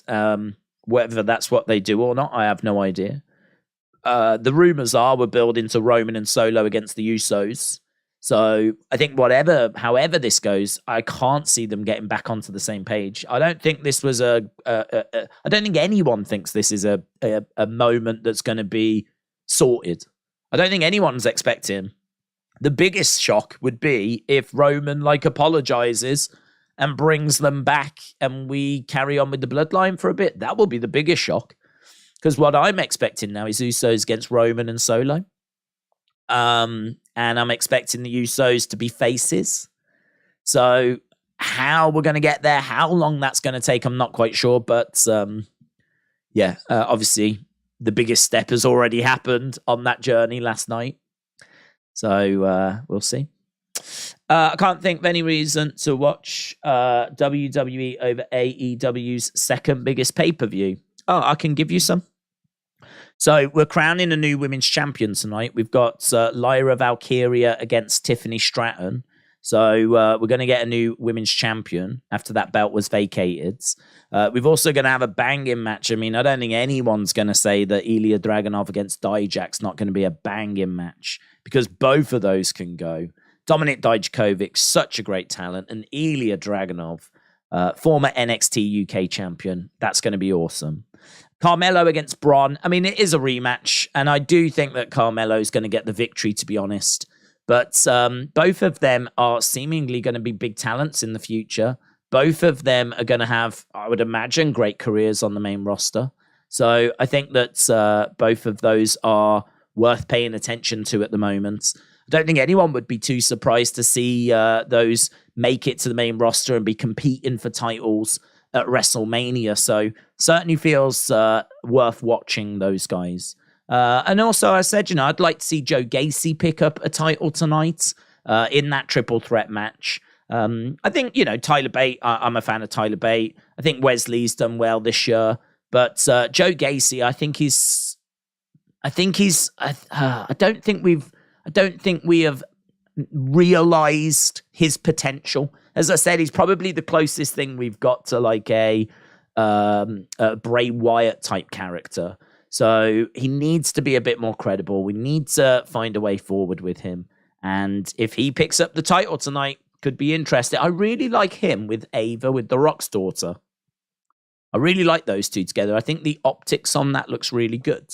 So I don't know what we're doing with the Dyads. They want to leave. If they do go, it'll be a shame because I think they're a good, credible tag team. We just don't treat them as a good, credible tag team. But if they do go, I think that Gacy and Ava as a partnership, I think I like the optics on that. I think they look really good together. And then Creed Brothers, man. I enjoy watching the Creed Brothers. Creed Brothers against Gallus, NXT tag title match. That should be fun as well. Who's going to be in Noam Dar's corner tonight? Could be seeing Shah Samuels come in, who I really like. Might get Alicia Fox, which could be fun. She always brings the crazy, and that's obviously in the Heritage Cup match as well. So I think this is a pretty good card, I think the card for this is pretty strong. I think that NXT is in quite a good place at the moment. But I genuinely don't know what WWE is going to do with Roman after he drops the title. His character really only works when he has it, says Steve. I don't know, to be honest, because I don't think we've seen this character without the titles. So this heel version of him, we haven't seen him without the belts because when he came back, he went after the titles pretty much immediately and picked and got them. And so he's been champ ever since. So if he loses the titles, we'll just put him in a feud, obviously. He might go away for a while. When he comes back, it'll be like, oh my God, Roman is back. And he will feel like when Brock comes back, when Brock comes back and it's like, bum, bum, bum. And you're like, oh, Brock's here. Roman will be the exact same. Roman will go away for a while and then, something will be happening. And then his music will hit and we'll be like, oh my God, Roman is back. And then he'll get involved in a feud. And it won't matter. Honestly, I just don't think the titles will matter. I think he'll work a reduced schedule.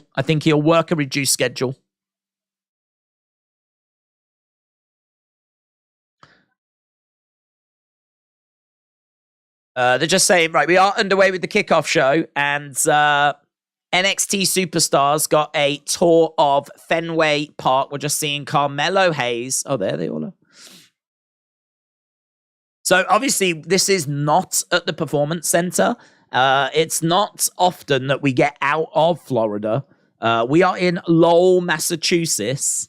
And so we are going to be in a different space tonight for NXT, which is good, exciting.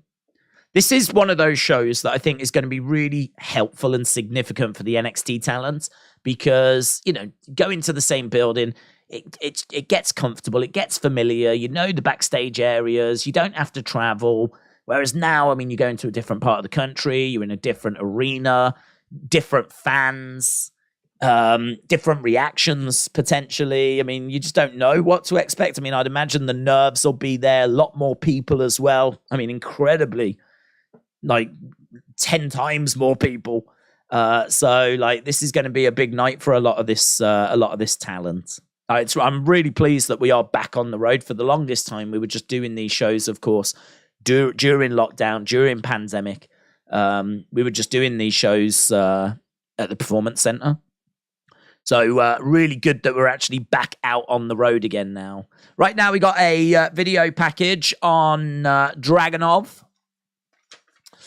I'm surprised they didn't have this show in Saudi, says Jim. Oh, well, I'll tell you what, Big John would have loved that.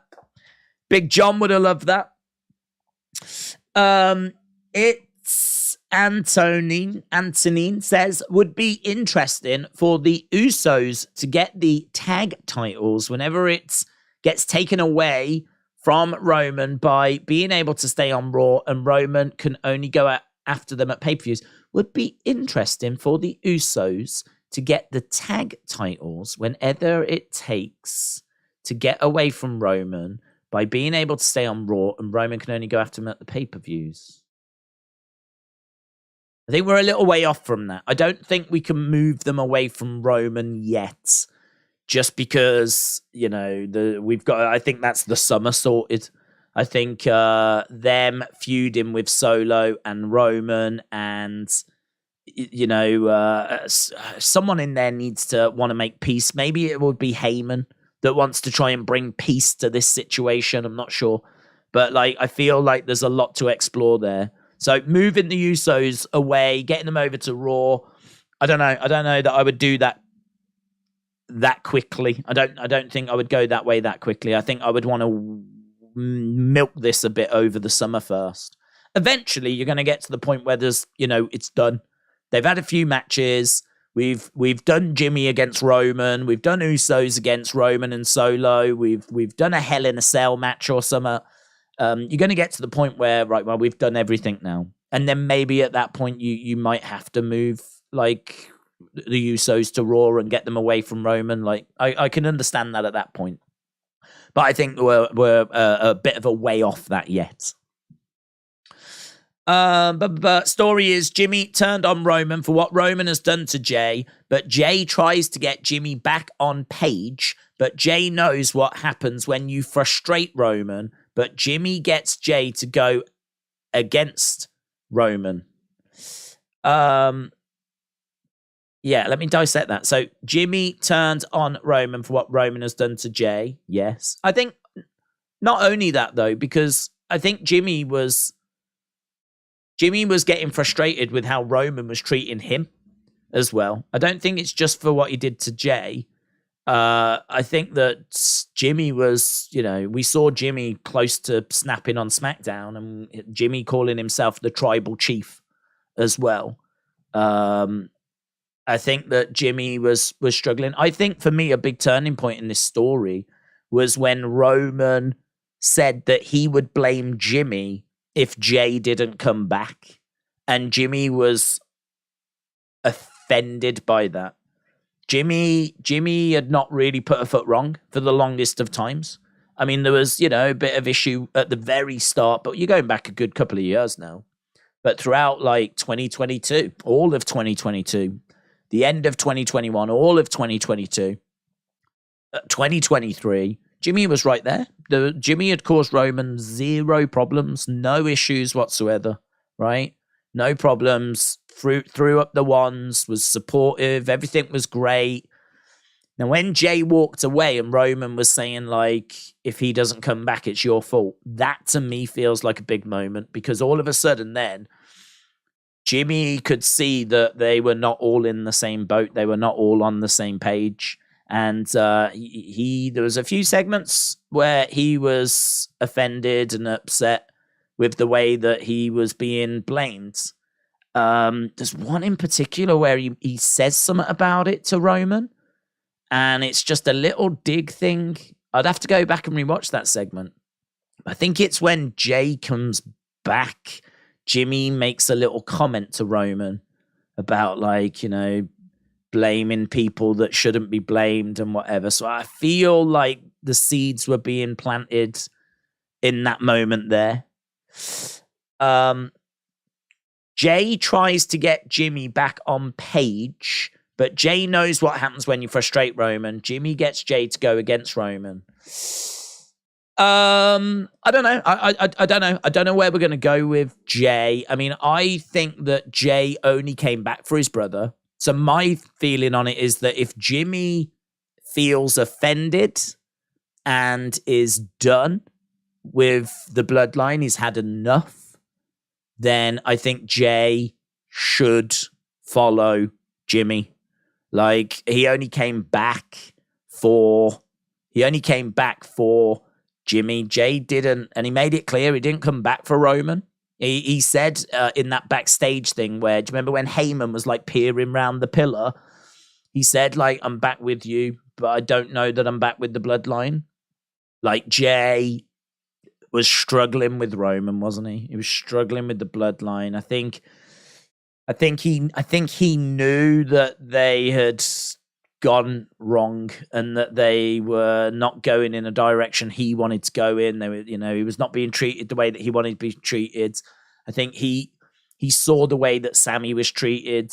He knows that Sammy was being made to make a choice that he didn't have to make. And actually, he had already made that choice. I mean, he stood with Roman and supported the bloodline at Survivor Series. So, and he hadn't got interfered or done anything at the Rumble. There was no reason to make Sammy wallop Kevin with that chair and make him make that choice again. There was no need to do that. And I think Jay knows that. And I think Jay knows that they were taking things too far. Roman was going too far. It was not what Jay wanted to do. And I think that what I want to see from it now is I want to see Jay not go. I don't want to see Jay really struggle. I don't want to see Jay conflicted. I don't want to see Jay like thinking, shall I go back with Roman? Because he, as I said, at the Royal Rumble, he walked away and he made it clear he only came back from Jimmy for Jimmy. If Jimmy has, felt offended and has gone, then for me, Jay should be going with him. There shouldn't be much hesitation. There shouldn't really be any concern. There shouldn't be any reason for Jay to want to stay. I could understand Jay explaining this is going to tear the family apart. I can understand Jay saying, this is going to have, and pointing out what's going to happen as a result of them walking away. But I can't say that that shouldn't be really a reason for them to want to stay with Roman after what's happened now. So we're done. I mean, they're separating, aren't they? They're going to walk away. I agree. Friday's going to be interesting just to see how the next step of this story plays out. Theo said Roman broke Jay, the less combative Uso. Jimmy was more open to Roman's position. Jimmy didn't need to be broken, so he could break away easier. Come out, waste of time. I like Roman a lot. He's a cool guy. NXT is better than that. Right. Oh, hello. Oro Mensa, here we go. Oro Mensa is going to think about.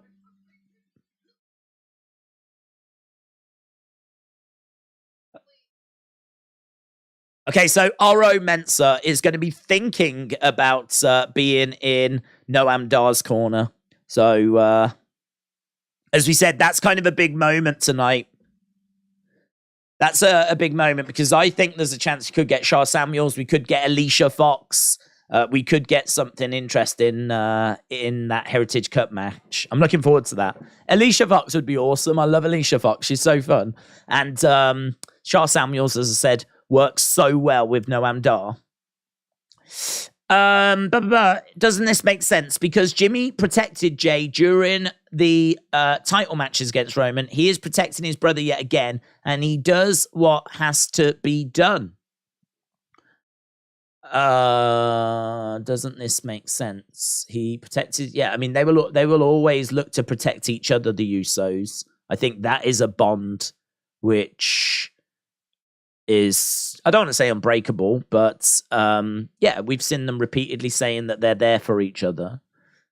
I think you can definitely make the argument that Roman shoving Jay was enough for Jimmy to go, nah, I'm done. Bang. I think definitely you can say that is the camel that broke the straw that broke the camel's back. Completely agree. But the problems were there before those shoves, weren't they? So it's not like Roman was shoving Jay, Jimmy was fine, and Jimmy just out of nowhere turns. I mean, we all saw SmackDown, and we all saw Jimmy being disrespected. You know, that backstage segment where Roman's like, I've got my 1,000-day celebration on Friday. I want you both to be there, especially you, Jay. And Jimmy was like, see, look, I'm going to get something to eat. And he got up and he walked away. And Roman went, sit back down, and said to Jimmy, sit back down. So actually, Roman wasn't being disrespectful to Jay or being off with Jay. Jimmy is the person that Roman has been having a problem with. And so, like, Jimmy stood up. I mean, he said, sit back down. Jimmy wouldn't do it. He wouldn't sit back down. And Roman was, like, getting in his face and everything. And in the end, Jay had to say, come on, let's go. And so they left the room, walked out. Then we obviously went to the ring. And then you've got Jimmy in the ring saying, they got called Roman's errand boys. Jimmy says, nah, we ain't Roman's errand boys. He was like, we're the best tag team in the WWE. I'm the tribal chief. Now, I did say that line felt a little out of place because he was talking about a tag team. So talking about them being the best tag team and then following it up with the line, I'm the tribal chief. A bit clunky for me, that line. But either way, Jimmy making it very clear that he is, you know, not respecting of Roman's position at the moment. And then, of course, at the end of SmackDown, we get that moment where the Usos have to hand the titles over. Jay does it immediately, hands the belts to Solo. Jimmy holds those titles and won't hand them to Roman and is just looking at them and is just like, can't do it. And Jay has to get the titles and give the titles to Roman. So I think there's been this disrespect that's built up over, the past few weeks, whatever. And yeah, I completely agree. Jimmy got shoved. I don't know, to be honest, I don't quite know what Jimmy would have done if Roman hadn't have shoved Jay, because Jimmy got shoved. And so he goes flying back, and then Roman immediately starts shoving Jay. Now, would Jimmy have been like, nah, I've had enough, bang, anyway? I don't know. Or was it a case that he got back to his feet and saw how Jay was being treated and he was like, nah, I'm done, bang, right? I'm not quite sure. I do agree that Roman pushing Jay is the straw that broke the camel's back, but Jimmy being disrespected was already there. That had already opened up this wound, this chasm. And so we've got where we've got, basically. So I'm looking forward to Friday. I think there's a few ways that you can go with it. I think we can all agree that we're definitely going to be going to a place now where it's going to be Roman and Solo against the Usos. And, those matches are going to bang, man. What I don't know is, are we going to be getting Roman against Jimmy? Are we going to be getting, like, singles matches? I know a lot of people wanted Jay against Roman for the title. A lot of people wanted to see main event Jey Uso come back and wanted to see that story come back around and wanted to see Jay go after the title again. We could definitely do that. I can't see why we can't do that. We can easily build up to that. We could easily build up to Jay going after Roman, Jimmy going after Roman. I don't think either of these are going to actually get the win, though. That's the only problem. Might be another Montreal type situation. Solo gets involved. Solo costs Roman. Could we see eventually Solo turn on Roman?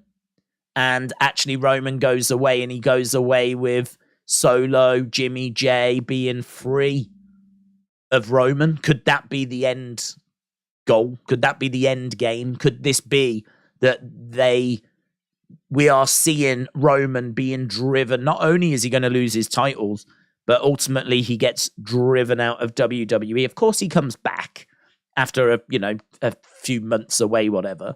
But could this be how this amazing run ends? Could it end with the Usos and Solo and everyone joining forces, driving Roman out? And then you've got like Solo. I don't think he would be a third Us. He could always be a third Us, of course. But he's just free. Even he's free then. Or maybe you just still keep Solo heel. Perhaps you don't ever get to that point and Solo just stays heel. So, yeah, again, there's lots of different directions that you can take the story. Joshua said, my favorite part was when Jimmy tells Jay, you should have done this a long time ago. I've got you, Oos. Imagine Solo with the Money in the Bank briefcase, said Zoom Station. Yeah, there's a lot of thoughts about who should win Money in the Bank. You know, do you put it on LA Knight? Do you put it on Solo? Do you put it on? I don't know. I mean, I feel like you could go a few different directions. I mean, you could put it on Johnny Gargano and not have him cash in until around like WrestleMania 40 or just after. Anyone that wins it has got 12 months, and that's a long time. 12 months is a long time. So, you know, I feel like you can put it on someone like LA Knight, who is seemingly a mile away from the main event, right? I say that because at the moment, look at the feuds he's been in. He wasn't on the WrestleMania cards. So I know he was in a feud with Bray, right? But since WrestleMania, he wasn't on the WrestleMania cards. He had a little feud with Xavier Woods over a PS5 controller. He has been in like a little thing now with Rick Boogs. I mean, we are not talking about him making great strides or being anywhere near a main event picture, right? If we're going to get him there, we're going to have to start now and start working our way there, right? But he is someone that could win Money in the Bank. And as we said, not cash in anytime soon. Cash it in next year. Give him some interesting feuds. Give him some wins. Build him up. And then, you know, by the time we get to him actually cashing in, he'll feel like he's, you know, got some credibility about him. Because I would say right now, the fans are with him, right? But he doesn't really have the resume to back that up. I mean, where are the feuds that he's been in that he's I mean, where's the matches, to be honest? Where's the feuds? Where's the TV time? Where's anything? He's had one significant feud with Bray, and that's it. One significant feud with Bray. And the end result of that was a pitch black match that a lot of people complained about. So he's good talker. He's someone that has managed to get the attention of the crowds, but his resume does not back that up at the moment. So you can put Money in the Bank on him, but you've got to do a lot of work with LA Knight. You got to, you know, you've got to put him in feuds. You've got to make him feel like legit, to be honest. At the moment, he's still messing around with the likes of Rick Boogs, who we haven't got started with. He's messing around with the likes of Xavier Woods, who, you know, is not mid-card at best. I mean, he's a multiple-time tag team champion, but solo-wise, never done a great deal. So I know he did win King of the Ring. Outside of that, never done a great deal. So LA Knight, you could definitely do, but you'd have to put in the work if you went that way. There's a few other, I mean, like, there's obviously people like AJ Styles and whatever that you could go with where you don't need to put in that work. They feel main event caliber. Sami Zayn, I think, would be great. I mean, that I would love to see Sami get Money in the Bank. I think he deserves Money in the Bank. I think he was so close at Montreal. Money in the Bank would just give him that little edge that you can choose the right moment. You know, he tried to do it the right way. He got screwed. You see, the great thing with putting it on Sami is that he's tried to do it the right way. And as we said, he got screwed. So he tried to do it the right way. And we've seen that he couldn't do it the right way. It wasn't possible for him to win the right way because when it comes to Roman, you always get cheated. And so now with Sami, if he got the briefcase, I wouldn't begrudge him cashing in and getting the title that way. I really wouldn't, because I don't know that it's ever planned for him to be a world champion. I don't know that he's ever going to go and win that world title without winning, say, Money in the Bank.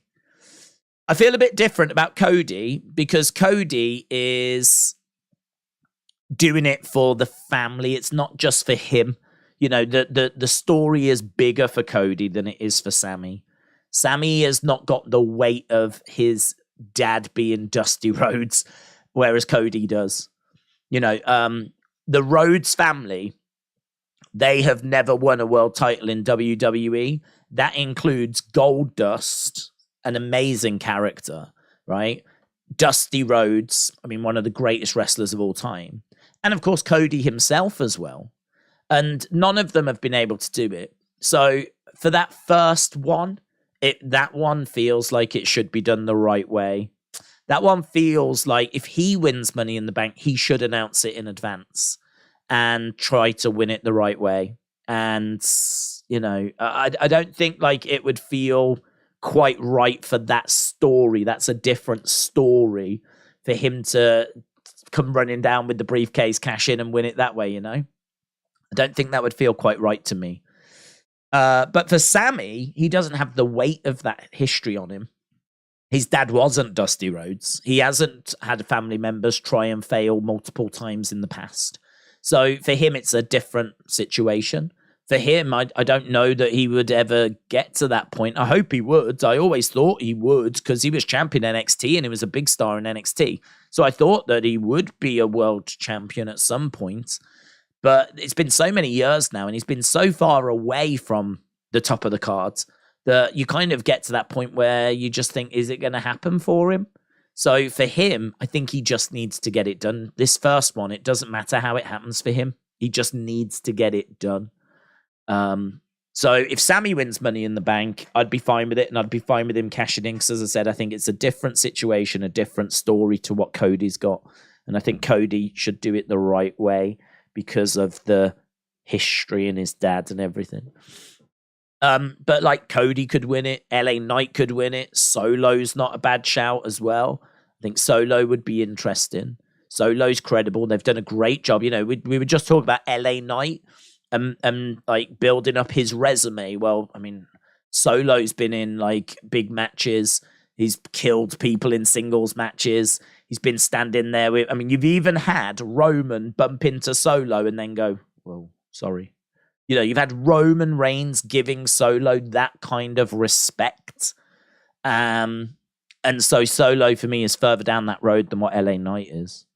But as we said, you know, the great thing about Money in the Bank, you've got 12 months. So you can put the briefcase on pretty much anyone and then spend the next 12 months to build them up. Right, we've only got a couple of minutes to go. Looking forward to tonight's show. I'm going to watch Double or Nothing tomorrow. I haven't watched any of the AEW shows since February, March, but I do like to keep tabs, says Scott. Scott, shout out to you, buds. Tony putting all the eggs in one basket, says K-pop. I am going to Money in the Bank in London and cannot wait, said Jordan. Well, Jordan, I don't know when you go in there, but don't forget you can come. Should I play the thing? I'll play the thing. I'll be quick. Oh, I haven't got the thing. Oh, I thought I had the thing. I got the little video, haven't I? If anyone says that they're going to Money in the Bank, I always feel obliged to play this because I do not want to flip and sit there on my own. Hang on. I'm going to play the thing. This is Wrestling Shop Live. If you are going to Money in the Bank, pop in. Thursday and Friday, I am there. You can meet me. Wrestling Shop Live returns to London this summer. This 5-day event is one that you can't afford to miss. Located at London's Waterloo Station in an area called the Sidings, Wrestling Shop Live will be the place for wrestling fans to visit. This pop-up store will feature tons of wrestling action figures, including a lot of items not currently available on the high street, plus other wrestling merchandise to browse and purchase, plus wrestling YouTuber Wrestling Daze, whose channel has been viewed over 100 million times, will be in attendance on Thursday the 29th and Friday the 30th of June. Days will be available for photos, autographs and conversations, but not only that, Mattel are also scheduled to be in attendance, meeting wrestling action figure fans, discussing their incredible range and revealing brand new figures. All this and so much more is why Wrestling Shop Live is going to be the can't miss event of the summer. Click the link in the description for more information and I'll see you there. Boom. Kickoff show is just wrapping up. If you are just joining us, shout out to you because we are about to go over to NXT BATTLEGROUND. Only a half-hour kickoff. So there wasn't loads for us to time for us to have to kill. We are just going straight over to the show from Lowell, Massachusetts. I don't know the run order or anything. Together. Then, now, forever together. Okay, so we've got the intro, and it's just them talking about the announcements of coming to LOL. We've seen this video package before on NXT. Seeing some old Raw footage is cool. The Rock. Is this what it's going to look like in there? With that, like, balcony and everything? I don't think it is, but... Old Raws was so good, weren't they? And I love this era of Raw as well. Look at that wrestling challenge. Hey, that's funny. That I remember that. I've got a feeling, didn't Samoa Joe win a title? Did he win the NXT title in, like, LOL or something? I want to look at that. I seem to remember there was, you know, when they sometimes do those title changes at house shows, and it's like, it's one of the most exciting things because it's like all of a sudden it's breaking all over social media that there's a new United States champion. They've just changed the belt at Madison Square Garden, or do you know what I mean? Like something's happened. I seem to remember Samoa Joe. Yes. Oh my God, look at that for knowledge. Samoa Joe, 2016, April 21st, 2016. He won the title from Finn Balor at an NXT house show in Lowell, Massachusetts. I'll tell you what made me just think of that. I just saw Bailey from a show, a house show, and obviously it's quite unusual for NXT to be away from Florida doing house shows. And I remember Samoa Joe winning at a house show, and it was that show. So that was 2016. Oh man, that was when NXT was proper goated. Samoa Joe beating Finn Balor. Finn Balor had won the title from Kevin Owens. The person that gets the belt off Samoa Joe is Shinsuke Nakamura.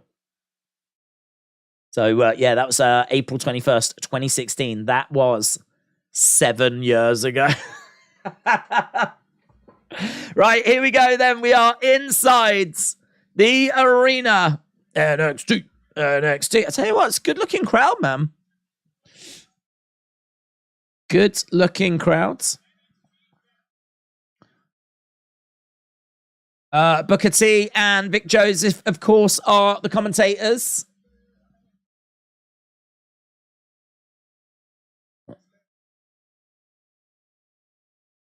Booker T is congratulating the Boston Celtics. First championship match.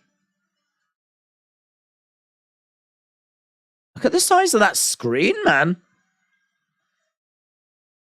Right, we've got a wide screen. It's not very tall, but it's wide. It's Wesley. It's North American Championship time. So Wesley against Tyler Bate against Joe Gacy.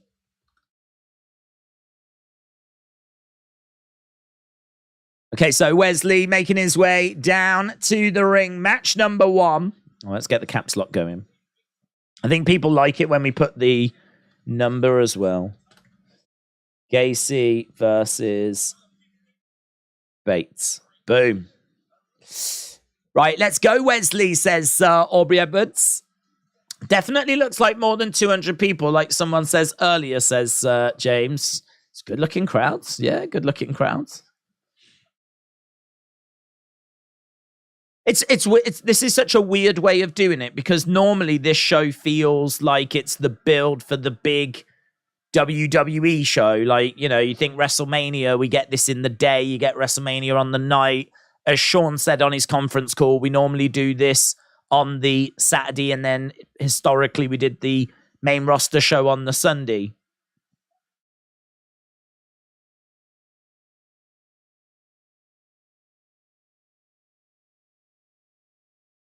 Like, I don't know if this is an evolution of his music, but it's certainly different to his music from the past. Tyler Bate making his way down to the ring.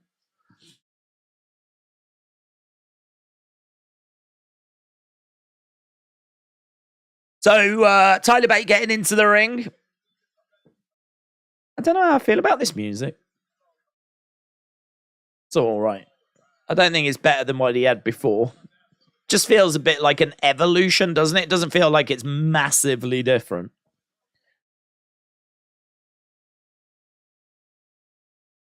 Man, some of his matches, though, Tyler Bate, so... he's someone else, isn't he, that, like... is a great talent.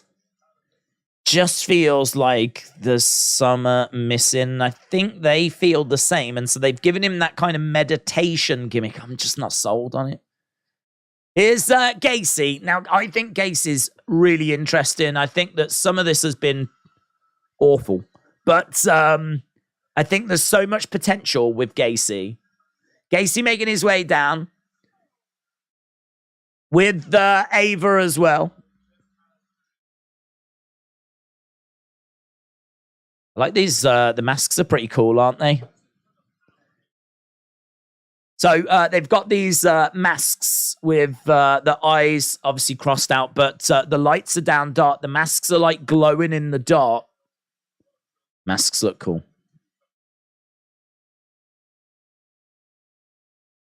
No dyad. It is just Ava and Joe Gacy. If you are watching NXT for the first time, that is The Rock's daughter.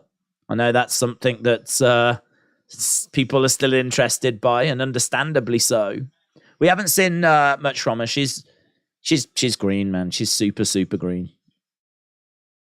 She's about as green as Shrek.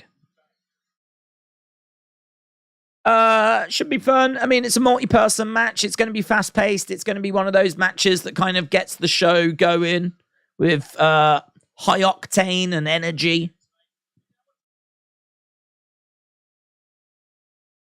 Imagine if Tessa debuts on AEW tonight. Feel about that? I don't know how I feel about Tessa. I sort of feel like, there's been loads of people that have come out and spoken out against her, and that she's a bad person and everything. But I also believe in, like, second chances and people making mistakes and changing, and people, if she's apologized for what she's done, I don't know that she has, but if she's apologized for what she's done, she's maybe matured, grown up, understands that, like, how she was in the past was just completely unacceptable. I don't believe in, like, her being just ousted and that's it, I mean, I don't know that any of those things have happened. I have no idea if she is sorry for what's happened.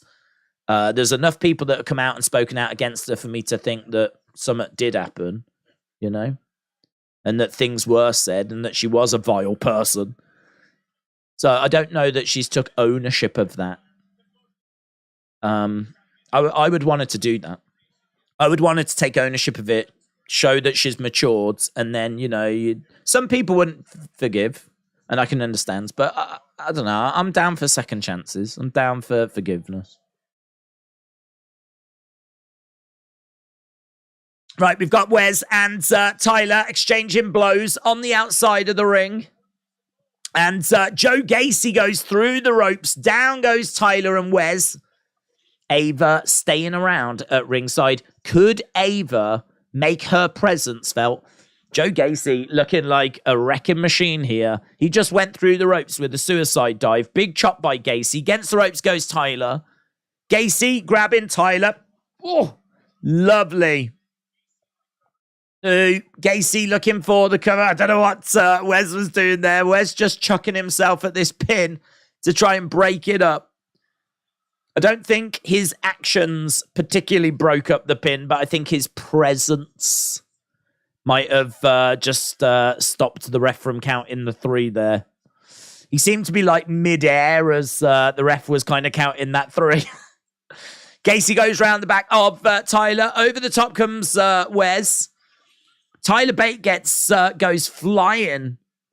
Wes went over the top of Gacy. Gacy, who had Tyler, ended up chucking Tyler like a German suplex, release German.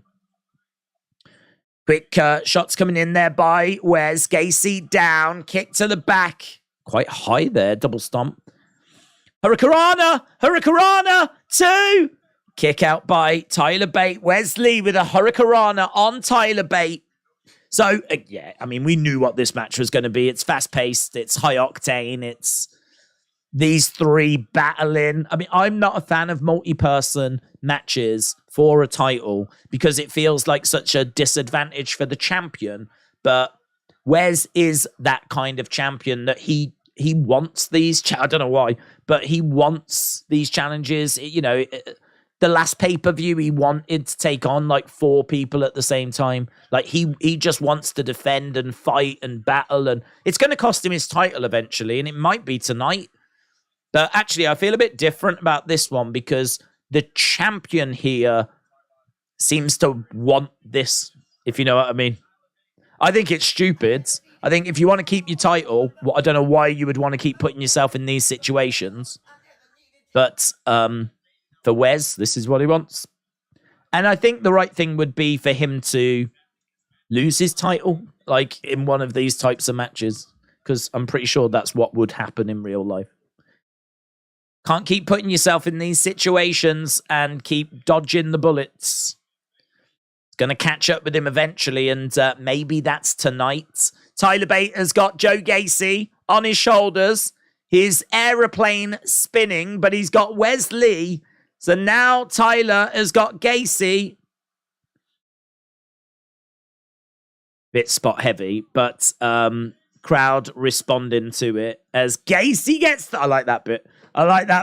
Gacy gets thrown onto Wesley. So Tyler had Gacy on his shoulders and he was spinning Wes around. He was doing like a Cesaro swing and aeroplane spin at the same time. Kappa said, Daze, are you all right? I'm good, thank you. Hope you're well.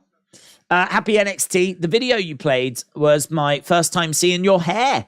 Can you drive to London from the US?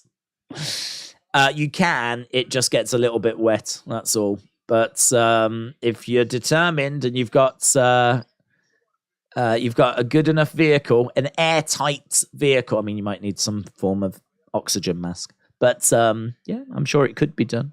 I'm pretty sure I saw James Bond do something similar. So, and that was years ago. So I'm sure it is possible. Yeah. To be honest, when I've done Wrestling Shop before.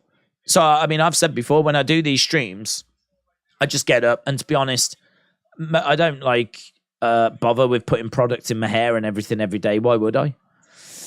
Wesley gets thrown to Tyler Bate, and sometimes my hair is quite long, so if I don't put product in it, it just looks messy. So it's just so much easier to get a hat and put a hat on. And that's what I do. That's the reason I do it. Laziness, to be honest. But obviously, when I go to Wrestling Shop Live, well, of course, I put the effort in. But then I started to think, I was like, well, maybe I shouldn't. Because, to be honest, I wear the hat all the time. So it should make more sense to wear the hat again, wouldn't it? Do you know what I mean? Right, he's pulling back on the arm. So at the moment, he's got a crossface applied here, Gacy. So Gacy in control against Wes. He's pulling back and kick to the head there by Tyler Bate. Gacy just smiles, though. Gacy just smiles. Tyler Bate just stares at him. So Gacy got kicked in the head by Tyler Bate. He smiles at Gacy. Tyler now kicks him in the head again, starts unloading. Shots coming in by Tyler Bate. Gacy is down. Wes is down. Tyler Bate seemingly in the best shape at the moment. Ava at ringside.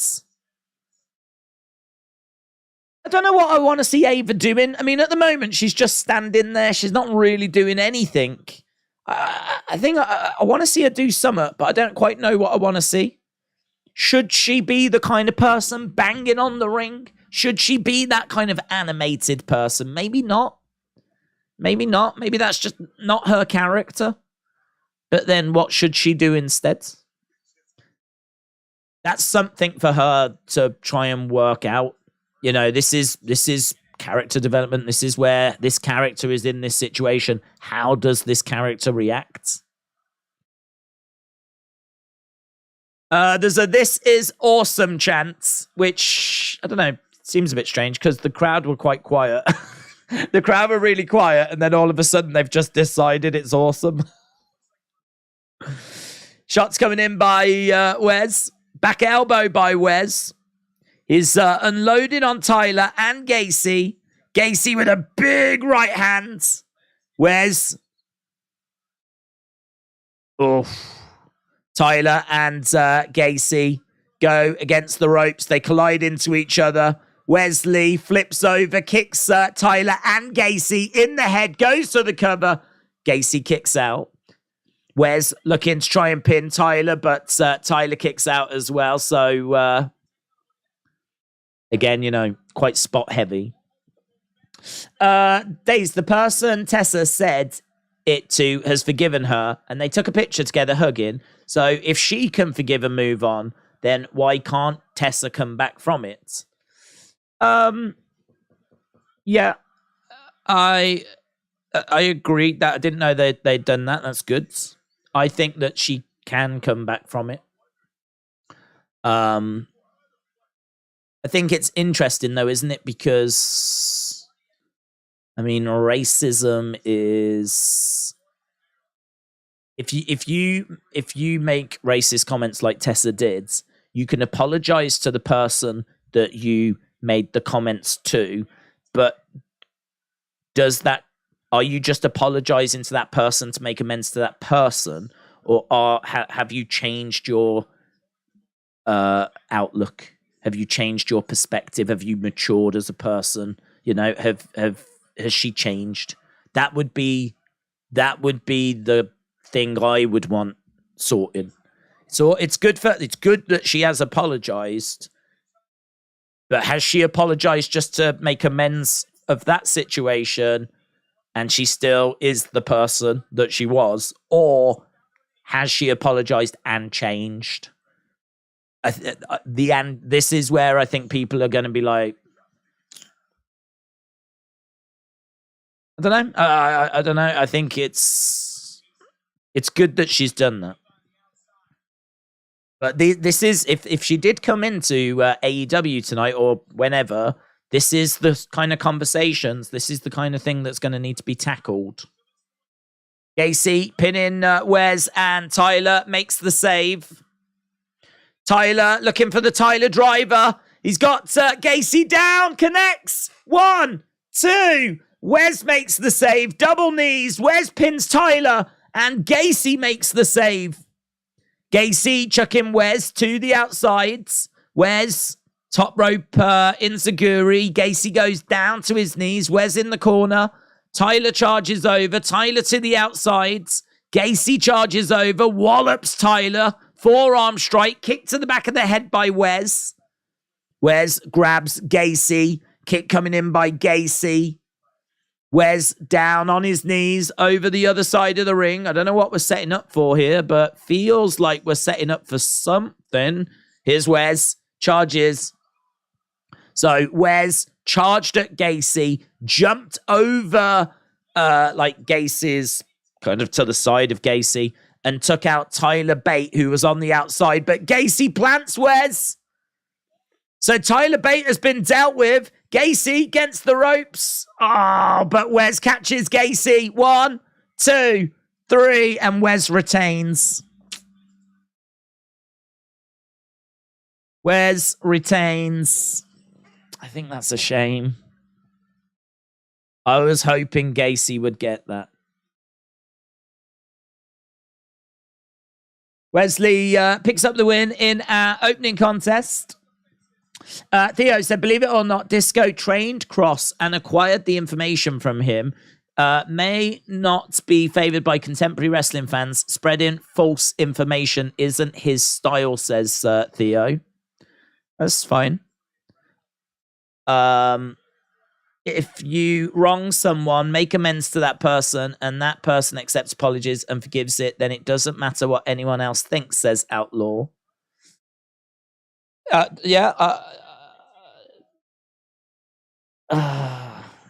still go back to the point I made, though, which is she made racist comments to that person, and now she's apologized to that person, but she still made those comments. So is she still a racist person? Like, could this happen again? I think that's a fair question to ask if you're looking to bring someone into your multi-million-dollar company. Like, what type of person am I bringing in? And this is where I have to disagree that her apologizing to the person that she wronged, I don't know that that's enough, because it's left me with big question marks about who she is as a person and if that could happen again. Just because an incident happened that she apologized for, I don't know that incident's not going to happen again. I don't know that she's not going to lose her temper and say something racist to someone else. I don't know what she's like as a person. I don't know who she is as a person. Was it a one-off mistake that she's now apologized for? And she's not like that as a person? Well, brilliant. Then I think we can move forwards. I feel like, and I would hope that we can all agree, that we don't want a racist joining AEW. I mean, I feel like that should sort of go without saying. I think that we're all on the same page with that. So I think we're all coming from the same direction, you know? I think we're all approaching this from the same direction. The point is, though, how do we know what she's sorry for? How do we know what she's like as a person? That's where you're going to get pushback, because that's where my pushback would be on it. So if she comes in, you know, I don't know how I'd feel about it. I would really keep a distance with her, even now after that, because I don't know what she's like as a person. I don't know what she's like. I don't want to support her, and certainly don't want to cheer for her. It depends what she said. But let's worry about it, and we'll see if she comes in first. Alex Bloomfield, shout out to you. Hope you are well, bud. Appreciate the support. So if you are just joining us, first match down, and the champ retained. Wesley retained. I'm a bit disappointed about it. I wanted Joe Gacy. Don't know what we're doing with Joe Gacy. I don't know what we're going to do with him. Hopefully something good. Hopefully a juicy storyline. We're seeing Tony. We just had a little video package for Roxanne. Now we got a video package for Tony. We might only be watching these because I think on Peacock we might be at a commercial break, so that might be what's going down. AB Jobson said, can I get a shout out for my birthday? It's also Seth Rollins' birthday today. Well, unless Seth Rollins comes on and asks for a shout out, I'm not going to give him one. So, but you have, so I'm going to give you a shout out. So AB Jobson, shout out to you. Inside Out and again said WWE likes hiring people with questionable backgrounds. Who have they hired with a questionable background? I mean, if we're going to go historically, then yes. But we're talking right now. If Tessa came in now, and we're talking about where we are now, then I don't know that WWE would bring people in with questionable backgrounds. I mean, don't forget, they've just parted ways with Mandy because, what Mandy was doing was too seedy for them. Parted ways with Lars Sullivan.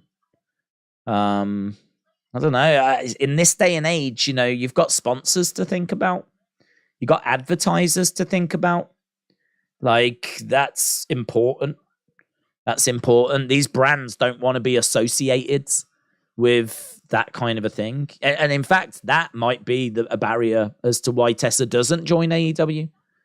Because you've got, as I said, sponsors, advertisers that you've got to think about and take into consideration that do not want any association with anything like that.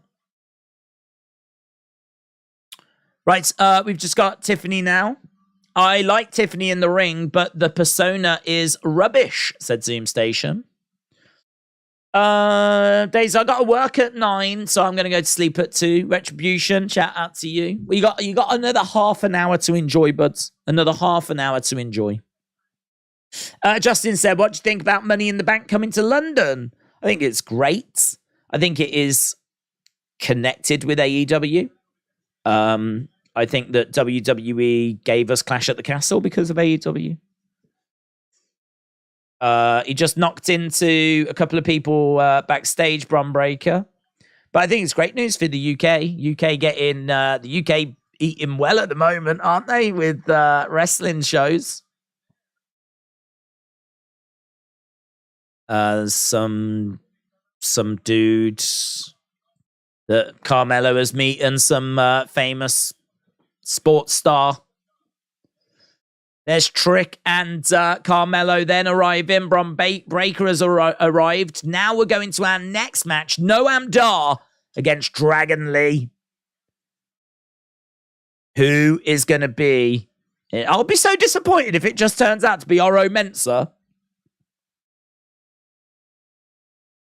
The Heritage Cup.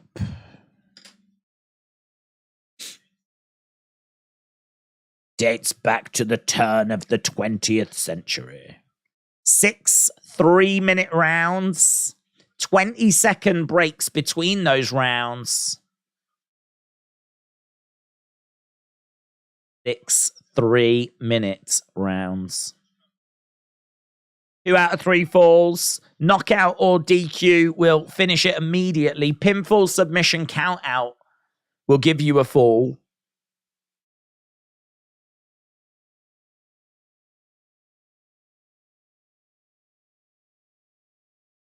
The AEW Battle Royal was amazing. I enjoyed the last part with Swerve OC. Hope they get a one-on-one feud. Hope you enjoyed Battleground. Kieran, shout out to you, buds.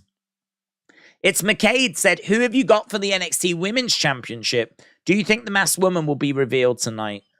I don't think we get the Masked Woman tonight, just because I think she targeted Roxanne. So I don't think she will be here. I think that she'll go after Roxanne on Wednesday again. I think if it is Blair Davenport, it feels like we're getting Blair-Roxanne feud. So I don't think we get the masked person tonight. I think the focus, to be honest, I don't think we should, because I think the focus needs to be on very similar to what we said about Seth Rollins. You know, he's won the title. Don't have someone attack him, because it should be about Seth is the champ. That should be what you talk about. And following the show tonight, it should be Tiffany is the champ, right? I think it's Tiffany that's going to get it. That's my pick.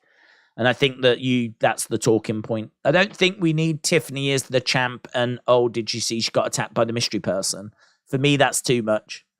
Just focus on who's the new champion. So I'm going to say no, we don't get the mystery person, but I feel like Tiffany.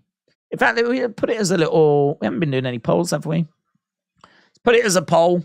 Who wins the women's title? Is it going to be Tiffany, or is it going to be Lyra Valkyria? Who is going to win the women's title? Okay, so Nathan Frazier has come out with Dragon Lee. That's who's in his corner. Nathan Frazier. Now we've got Noam Dar. Who's going to be in Noam Dar's corner? He's tried to get Oro Mensah. Oro Mensah has been very non-committal. Noam Dar making his way down with the Heritage Cup. So Noam Dar with the Heritage Cup, cradling it like a baby. Hands it over to the referee.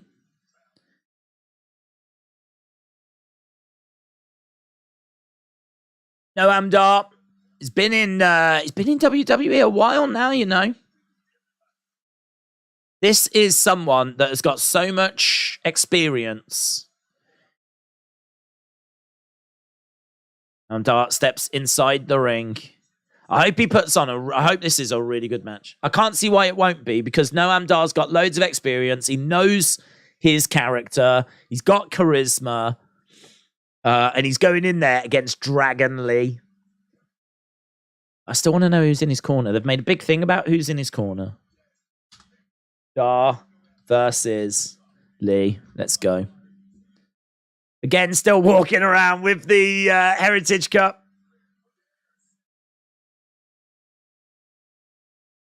So he backs up into the corner. There's no one in his corner at the moment. That's Heritage Cup being put on a plinth. Are we just going to start without anyone? Oh, no, look, he's like, I ain't got no one, Look, he says to the ref, I ain't got no one. Right, well, no one's come out. I'll be interested to see what happens once we're done at the end of this round. No one in his corner at the moment. Kicks coming in there by Dragon Lee. So, at the moment, round 1, 0-0. 2 minutes 40 on the clock. I like this. It's different. I like it. I really like it. It's different. It's, we watch so much wrestling that to get a match that's just different, there's definitely a place in WWE for this and for the Heritage Cup. Dart keeping Dragon Lee grounded at the moment. He's pulling on the mask. So 3 minutes for this first round, and we're almost a minute in. Dragon Lee is they're tangled up in the middle at the moment. Noam Dar doing a good job of working on the wrist, on the arm. And comes crashing down on the arm of Dragon Lee. So he's keeping Dragon Lee grounded, which is good. And again, working on the arm. But Dragon Lee grabbing a hold of the face of Noam Dar.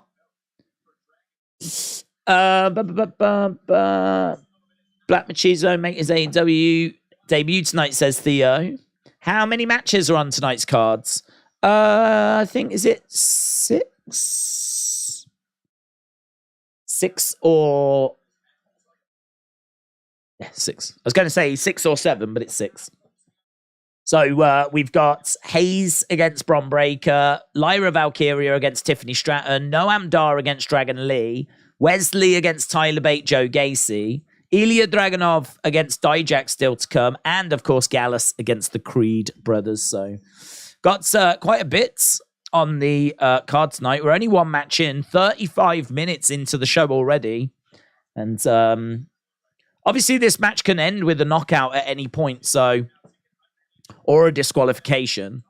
We haven't got to go like all 6 rounds. 38 seconds left. Against the ropes goes Noam Dar. Dragon Lee goes down. Goes to jump over the top. Noam Dar holds onto the ropes. Dar goes to punch Dragon Lee. Knee strike. Dar moves out the way. Oh, Dar goes down. And gets out the way of Dragon Lee. We are 14 seconds. 13 seconds. Dar back on his feet. He pushes Dragon Lee. So we're into the final 10 seconds here and 5 seconds. I still want to know who's going to be in his corner.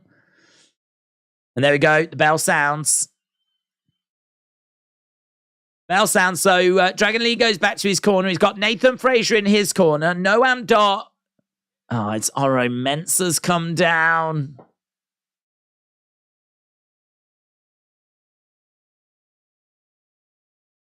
Oro Mensah's come down. Aww.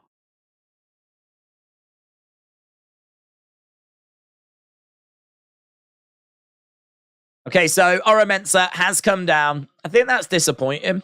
Because they've really teased like who's going to be in his corner. We saw him talking to Oro Mensah. Oro Mensah didn't seem interested. Even earlier today, he was like, "I'll think about it." Maybe we could still get the thing where Noam Dar says something that upsets Oro Mensah walks away. Could get that, I suppose, but I don't know. I think if we was going to get like a cool reveal of Shah Samuels or Alicia Fox or something like that, I think we probably would have done it there. Dragon Lee kicks Noam Dar. Dar goes down. Dragon Lee goes over the top rope. Kick to Noam Dar. Dragon Lee staring at Dar. Nathan Frazier's advice is head movements. Shots coming in. Wrestle with Andy. Hope you are well. It was going to be me, but I'm busy, said Miss Clown One. Ethan said, is this the first match? No, this is the second match, but Wesley retained. We're already a minute and 10 seconds into this second round. Dragon Lee grabbing a hold of Noam Dar. Noam Dar flips over, goes for a pin on Dragon Lee. Dragon Lee kicks out. Noam Dar goes for a kick. Oh, I love that. That's great. Went for a kick, missed with the kick, walloped him with the arm. Oh, and a pin. He's managed to pick up a pinfall. Noam Dar gets a pinfall. Noam Dar pins Dragon Lee. Takes the first fall.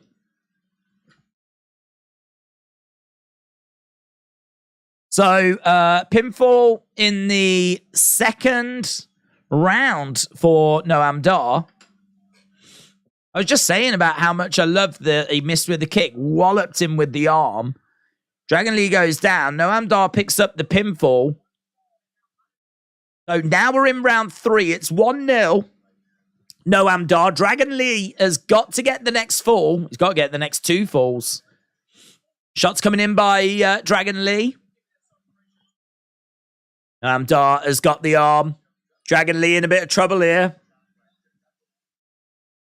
The only thing I would say with this Heritage Cup is, even though it's now provided a little bit of drama, what with Dragon Lee being in trouble, his one fall down, all that kind of stuff, if this was a normal match, Dragon Lee has just lost quite quickly. Because, I don't know, how much was there? Like 4 or 5 minutes? 4 or 5 minutes we've been actually wrestling, and Noam Dar's just managed to get a pinfall win over Dragon Lee. Now, in the grand scheme of this match, it doesn't end this match, but if this was a normal match, that would be quite the shock for Noam Dar to beat Dragon Lee in like 4 or 5 minutes. Noam Dar is in control. Knee strike coming in, and again, another knee strike coming in. Dragon Lee rolling up Noam Dar. Kick out by Noam.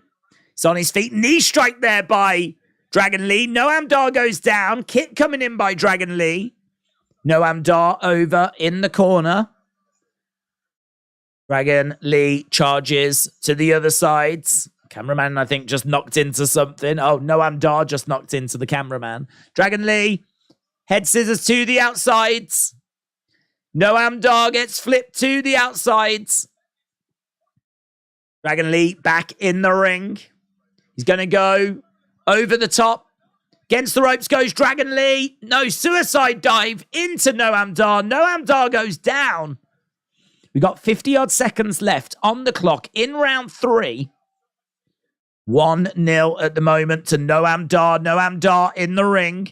Dragon Lee comes in. Knee strike to the side of the head. Noam Dar goes down to shoulder up. Ray said, how epic would it be if Jimmy and Jay did a cameo tonight and tomorrow where they walk through backstage and are looking around all paranoid with Jimmy just saying, Oos, we gotta keep moving. We gotta keep moving, Oos. Oh, I didn't look at the thing, did I? Let's have a little look. So we've asked that question as to who is going to win the NXT women's title tonight. Tiffany, 83%. 83% of you think Tiffany wins tonight. 17% with Lyra Valkyria. Right, we've managed... Oh! Elbow. Elbow by Noam Dar after the bell had sounded. Oh, dear. The referee, using his discretion, the elbow after the end of round 3. And the referee has not disqualified Noam Dar for it. Noam Dar threw that elbow I think he knew as well that the round had ended. Yeah, I mean, there's a good delay there. If this was sports-based, I think the ref would be disqualifying him there. Because you can hear the ding, and then there's a pause, and then he wallops him with the elbow. But referee has allowed discretion, allowed it to continue, and now in round 4. We're in round 4, still 1-0, Noam Dar. Noam Dar wallops Dragon Lee, goes for the cover. 1, 2, shoulder up by Dragon Lee. Shoulder up by Dragon Lee. Noam Dar on his feet. Backing over into the corner. The crowd are booing. So, Dragon Lee trying to get back up to his feet. He's been walloped a few times. He's still feeling the effects of that elbow. Little small package by Dragon Lee. But Noam Dar manages to get out of it. Kick coming in there by Noam Dar. Nice plants. Dragon Lee is looking for an armbar right now. Looking for the armbar. Noam Dar working on the arm of Dragon Lee. Dragon Lee desperately trying to get over to the ropes. He knows he can't afford to get into this armbar. And he's managed to pin Noam Dar. Noam Dar kicks out. Dragon Lee with a kick coming in there. Noam Dar wobbling round. Down goes Noam Dar. Cloverleaf.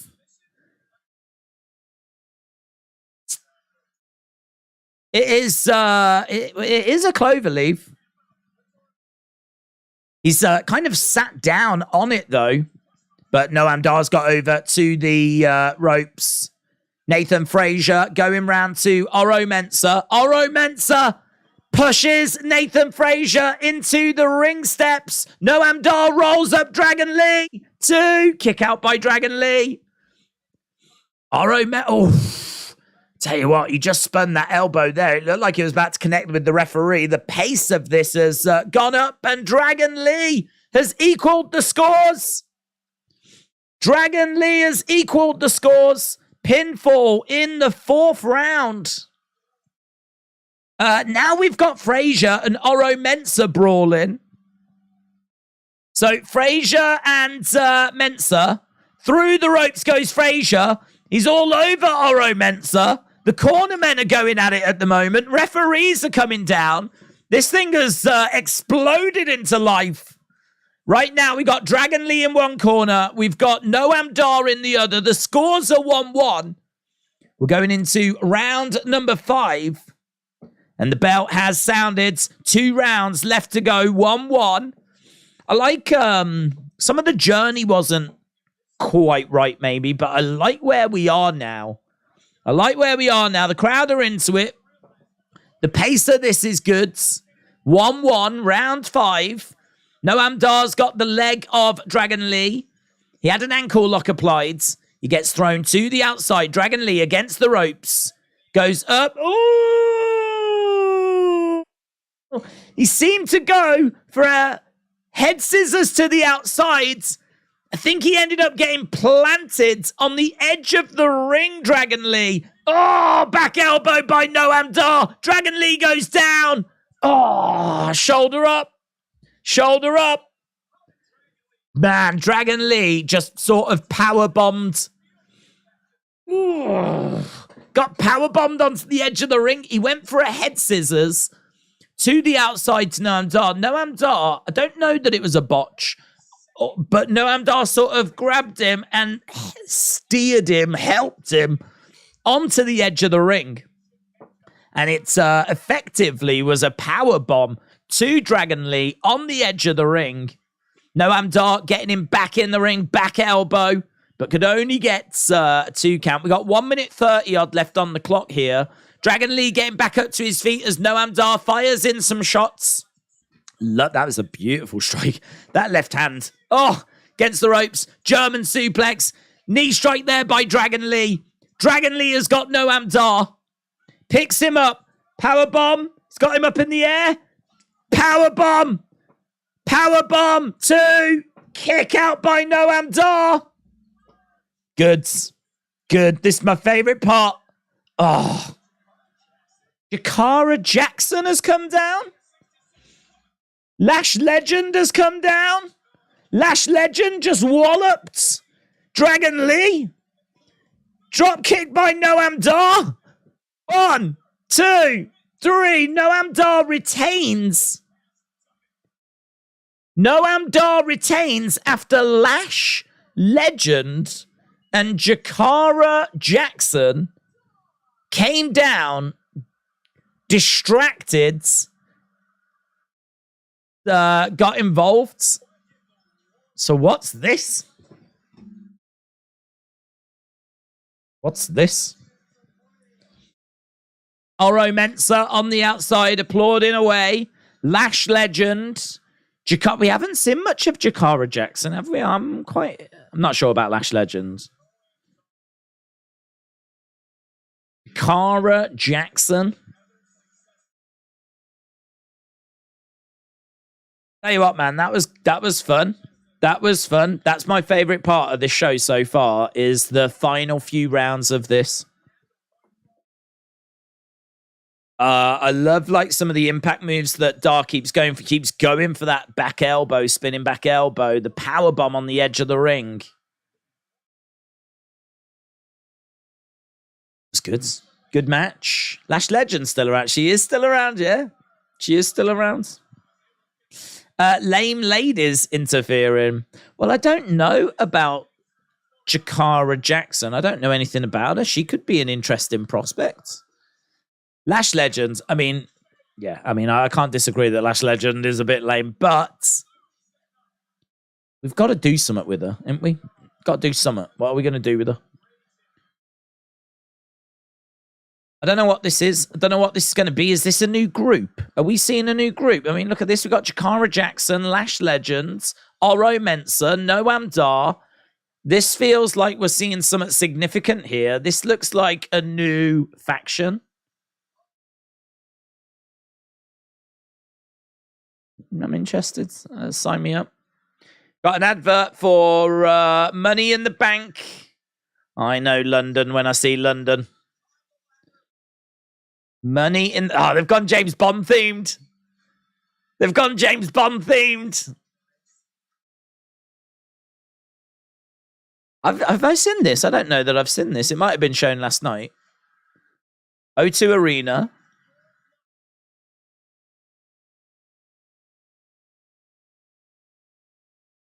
Money in the Bank live from London.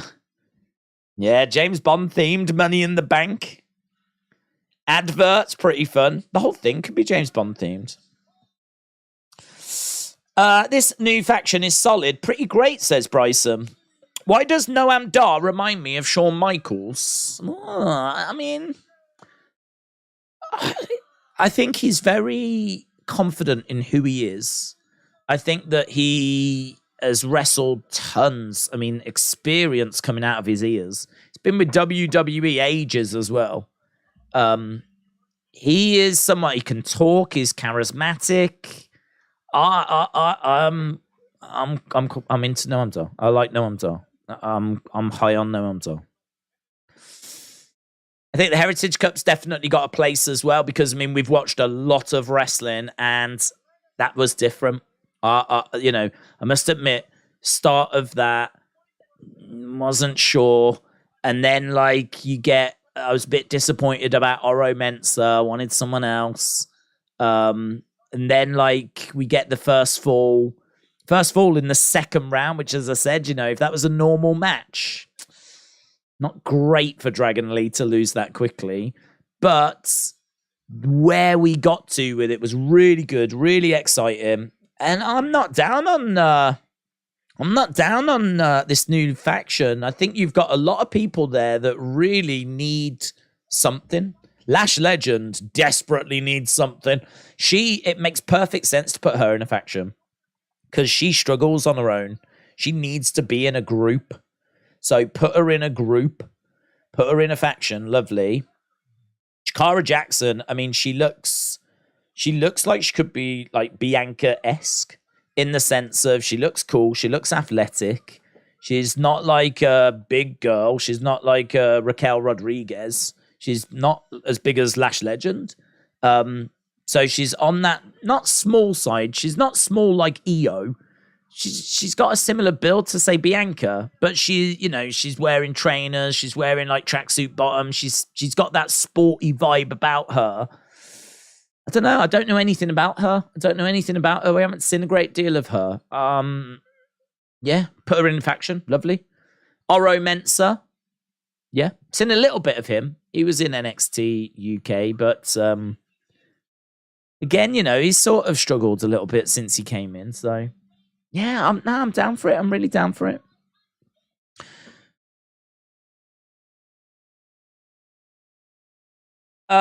People spoiling AEW costing Tony Khan money, said Zoom Station. Tyler said Lash Legend would be perfect with Hit Row. Hit Row, Hit Row. If you know, then you know. I just don't know what we're doing with Hit Row.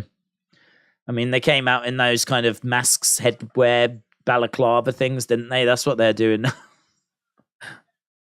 Weaponized cage match is kicking off NXT on Tuesday. JC Jane, Gigi Dolan, weaponized cage match.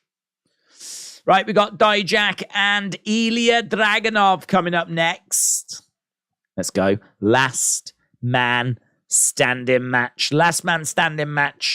Dijak against Ilja Dragunov, match number 3. This'll be good. I don't think Ilja Dragunov knows how to have a bad match. It's just not in his DNA. What an ending for Cole Jericho, says Tiny Tails. Joe said Hit Row isn't the same without Swerve. Yeah, I agree. What I would say is I think, and we spoke about this on Friday, I think B-Fab, right, looks pretty cool. I like her. With B-Fab, I don't know what it is about her, but I don't feel that she's trying to be cool. I think she just is cool. She's got the dreads. I don't know if they're dreads or braids, but, she's got the cool-looking hair. She is an attractive woman in her own right. She's not on the small side. She's got a bit of height about her. She looks great. I mean, I think if you're an attractive woman, I think it's pretty effortless to be cool. All right, if you're an attractive woman, and she's an attractive woman, so I think it's pretty effortless for her to be cool. Ashanti, he just sort of stays out the way for me. I mean, when I think of Hit Row, I think of B-Fab, I think of Top Dollar. And Ashanti is really the third wheel.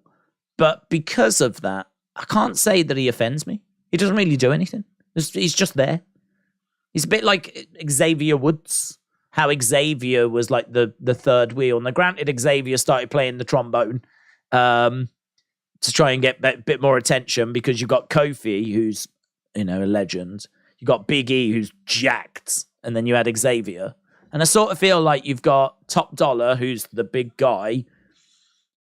You've got B-Fab, who is an attractive woman. And then you've got Ashanti, who's just sort of there. Doesn't really, he doesn't have the physicality or the size of Top Dollar. And I don't know, he's just sort of there. But as a result, I don't find him offensive. I really think the problem with Hit Row is Top Dollar.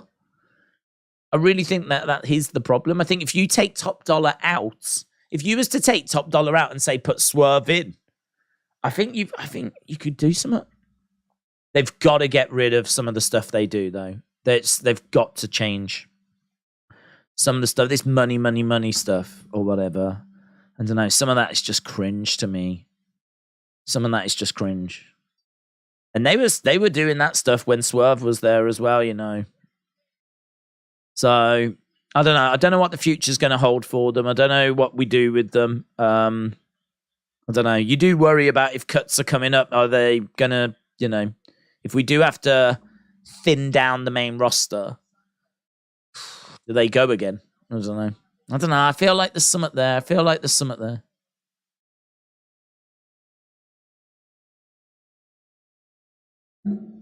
What did he say? Get her out of here. She doesn't need to see this. Dijak just came down. He just sort of went over to this girl that was in the crowd, this young girl, and there was a mom. And he didn't quite look at her. He didn't seem to look at her. He sort of looked like she was there and he was looking away. I don't know what that was. It's like something from a movie. Get her out of here. She doesn't need to see this.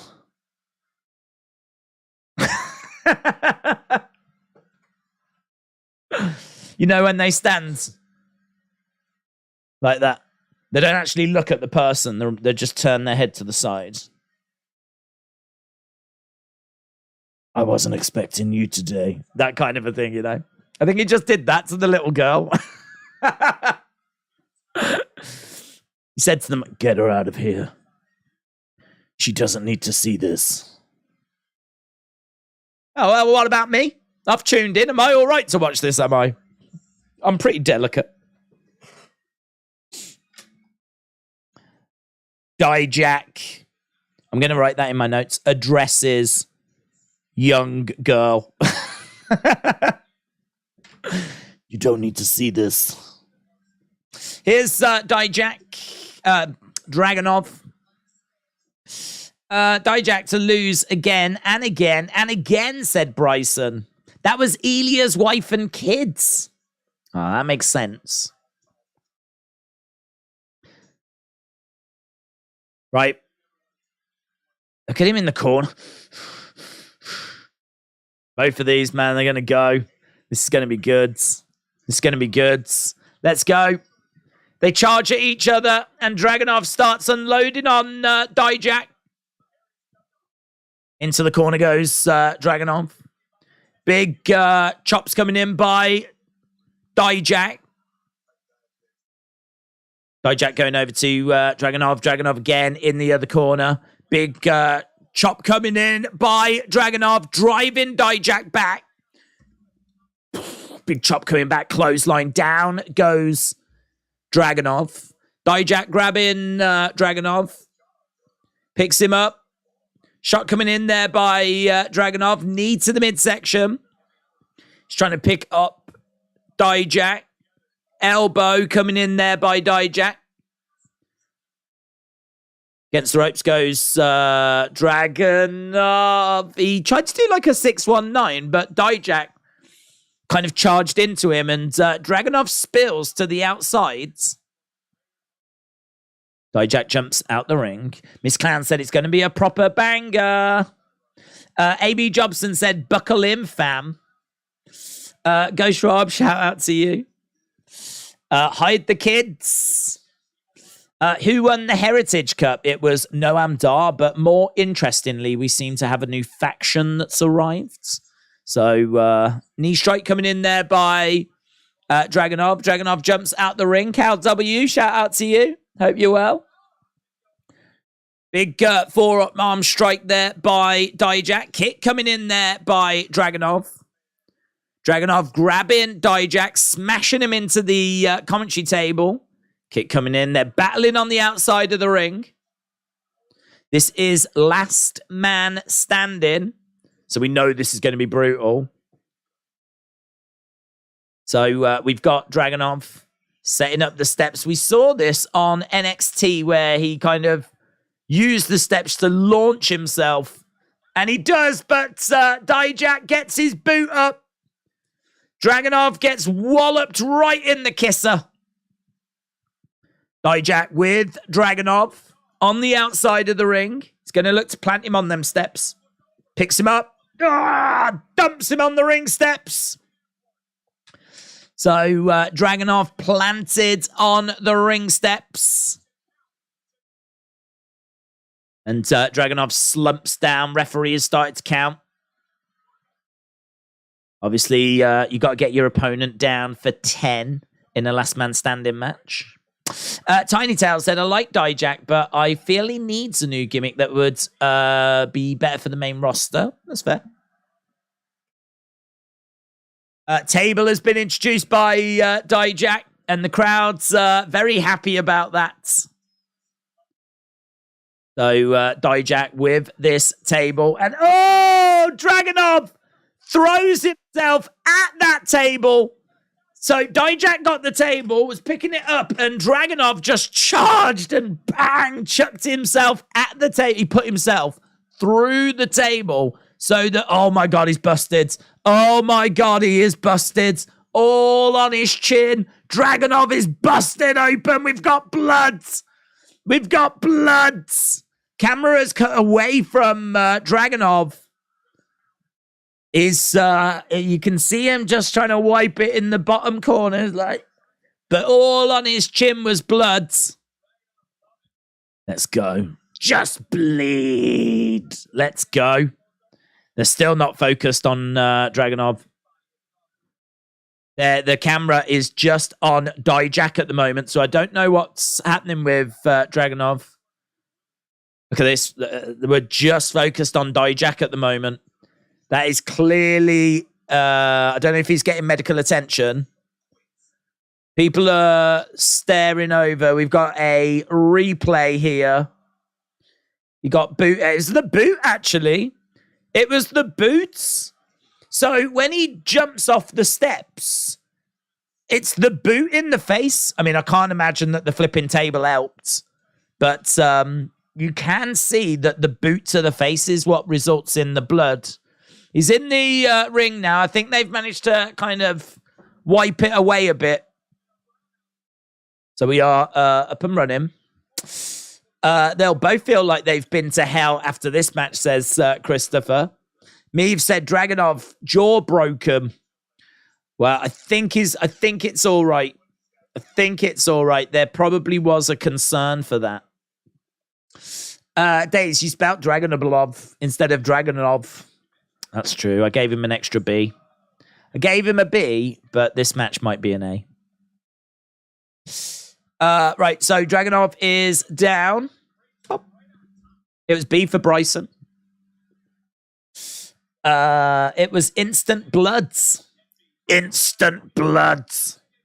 It's a good job it's not a first blood match, isn't it? Well, good for Dragunov. Good for the show as well. Otherwise, the match would be over. Ooh, DVDT onto the steel ring steps. So the ring steps are in the ring, and a DDT onto them there by Dragunov. NXT chant by the crowds. So Dragunov back to his feet. Dijak still down. Yeah, you can see that wound. It's all here. It's good couple of inches, that is. And he's dragging Dijak into the corner. Dragunov, I mean, it's 200 miles an hour. There is nothing else that he knows what to do. It's 200 miles an hour, and that is it. Picks up the ring steps.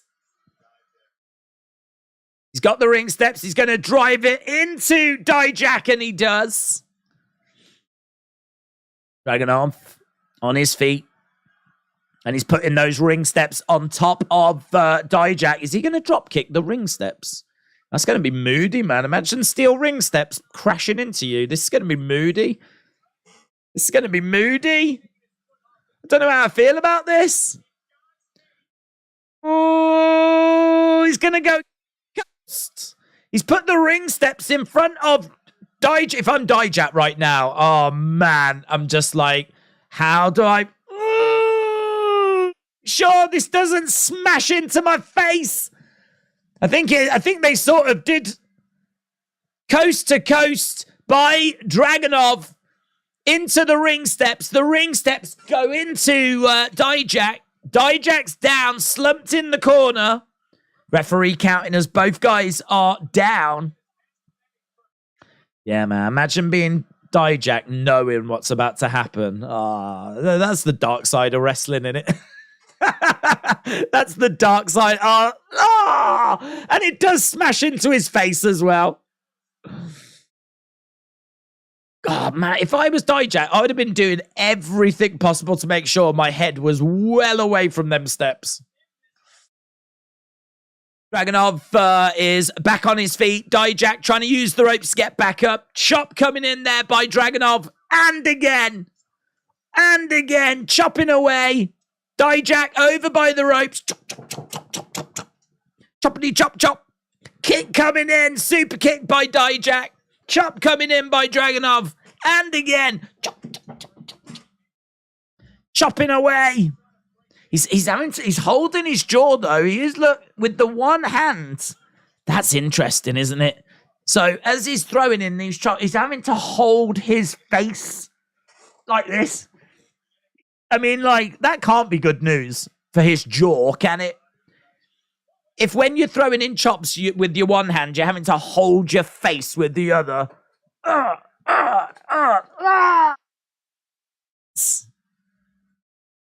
Oof. This is awesome chant by the crowd, and it is great. It is great. I really feel like this show changed in the second part of that Heritage Cup match. I think first match was very spot heavy. First part of the Heritage Cup match, I really wasn't quite sure. But then we got somewhere really good. Did Dijak just go? Did he land on his head? I don't know if he landed on his head or if he did manage to just avoid it. Either way, though, Dijak screaming, getting to his... Comes over. Dijak grabs Dragunov. They're slapping away. Going over the top rope goes Dragunov. He's still being held by the throat. More chops coming in. He picks him up. Choke slam onto the edge of the ring. Dragunov spills to the outside. Oh, man. This is great. This is great. Oh, did you see that reaction? I don't know who that was, but someone in the crowd was like that. Someone in the crowd was like, oh, man. This is great. This is... I mean, it's not better, obviously, than what happened with Roman or whatever, but you would put this forward for, like, pretty much anything we've seen this weekend. Look at that. He's managed to just get to the edge of the ring there, Dragunov. Just managed to beat the count, and there's a moment where they're talking trash to each other. Dijak picks up Dragunov. He's got him on his shoulders. Ooh, GTS, and it was monstrous. Oh, that was like a gunshot. Look at the bloods. That was like a flipping gunshot. And Dragunov went stumbling back to the corner. He is bent over in the corner, blood all on his face. He is away with the fairies, man. He is away with the fairies. That was vicious. Dijak on the outsides. Dragunov seems to be back in the land of the living. And Dijak gets a kendo stick, and the crowd are very appreciative. They do appreciate what the fact he's got to grabs that. Dijak getting back into the ring. Dragunov still in the corner. We knew this match would bang. And so you like pain. Kendo stick. Ooh! Dragunov is corner. Kendo stick right to the chest. Look, his legs are wobbling. Oh, this is brutal, man. This is brutal. This is like some sort of kinky torture. That feel. And again, look. Oh! That dude, man. That dude. There's a dude in the crowd. It's the same guy that's like this. They keep cutting to him. You're not even close. You're not even close. What's he going to do to him? He's going to, well... Oh, another one again. Oh! Dragunov is like in the corner. He's got his arms over the ropes, and Dijak's like... The trash talking as well, though, just elevates this, doesn't it?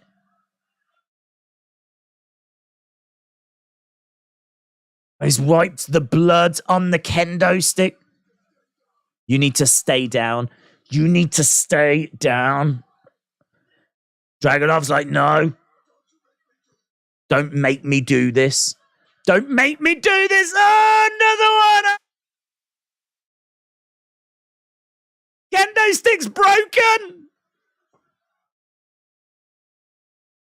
This is brutal. This is brutal. Oh, this isn't wrestling. This is like death sport. This is brutal. The crowd should start chanting, please don't kill him. Please don't kill him. Please don't kill him. Save the children. Save the children. This is brutal. This is the most brutal thing. I don't know that I've seen a more brutal match from WWE this year. Of firing back with some jab to the midsection, chair shot to the back. Oh my God. Give him a break. He's such a lovely guy. This Booker T said this is as real as it's gonna get. I mean, Booker T might have just said wrestling scripted, but what you're seeing right now is as real as we get. Not wrong. He's not wrong. You can't fake those kendo shots. This is awesome. This is awesome. We need to have a serious conversation about the scoring of this match because this is something special. This is something top level, you know what I mean? This is the... You ain't seeing this every week. You can't see this every week. Their bodies wouldn't allow them to do this every week. Dragunov is climbing up the ring steps that are in the ring. He screams, comes crashing down onto Dijak, who was on top of a steel chair. He wallops him in the back of the head. Dijak then smashes off the chair. Both Dragunov and Dijak are down.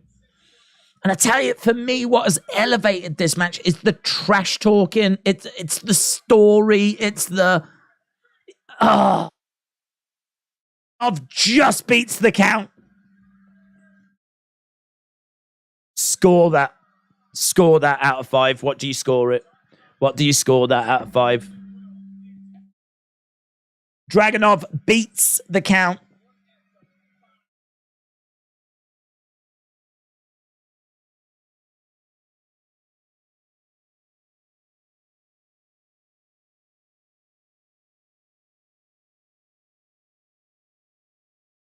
What do you get? What do you score it? 5, said Bryson. After Mitch's match, these two are going to reprise the Basham Brothers gimmick. 5. Oh, massive cheer from the crowds. 7 out of 5. 5. Miss Clown said 4.5. 4.75. 4. 10. 5. 4.5. Anyone not saying 5 is delusional, said Divinez. 5 just from listening, says Theo. Draco said 5. AB Jobson says 5. Top tier match right here. I agree, man. That is top. That is the top shelf.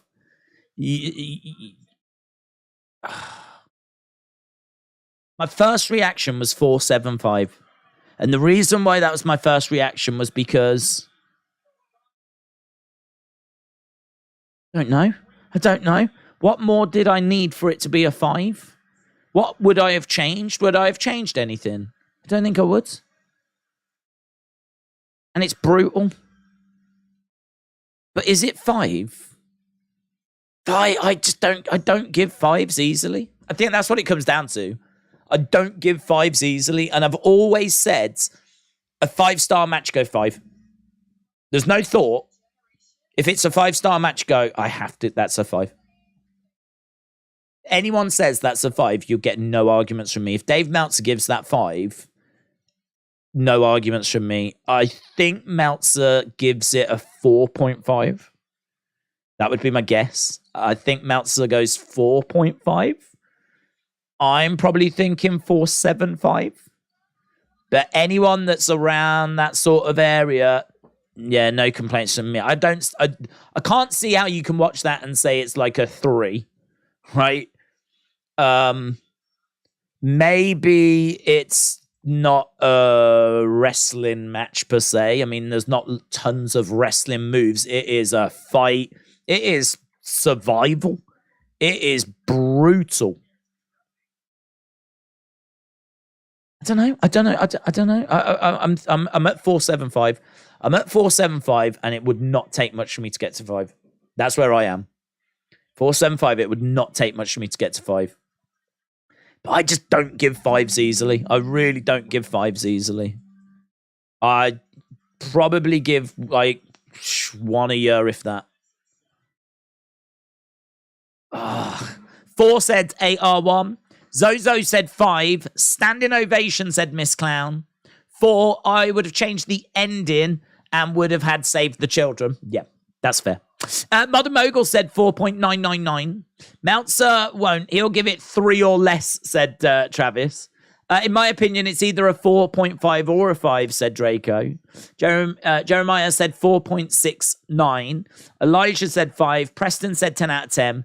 It's not in the Tokyo Dome, so Dave won't give it 5. He's been a little better recently, though. He's loving Gunther, isn't he, at the moment? He's slapped a few 5s on Gunther.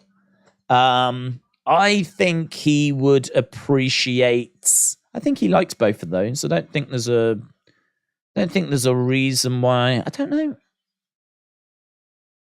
I don't know. I really don't know. I think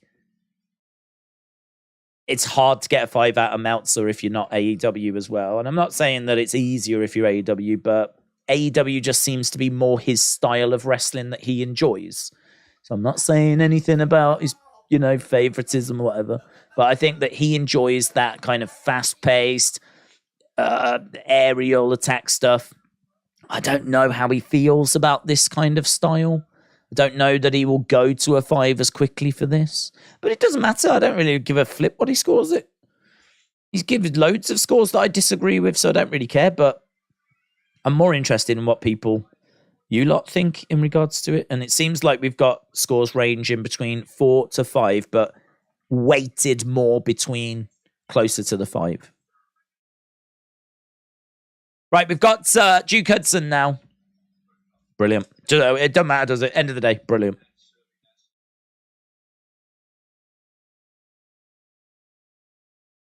Duke Hudson. Oh. Drew Gulak and Charlie Dempsey are going to teach the art of catch wrestling.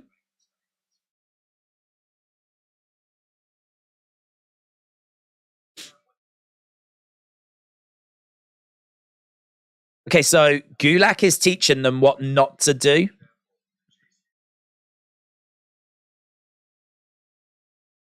Yeah, why are we picking on Thea Hale? We're seeing some footage from Thea's match.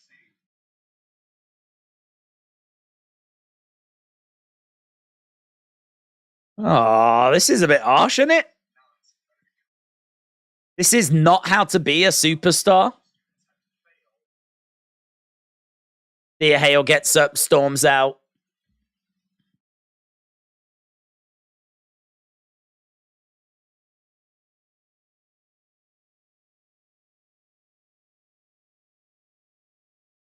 Duke Hudson says, what are you doing?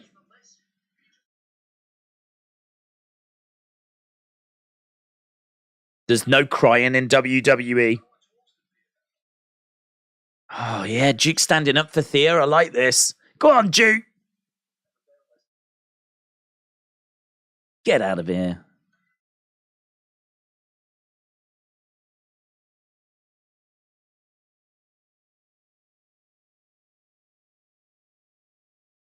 Okay, well, I don't know what that's going to say. Okay, here's the new group. Here's the new faction.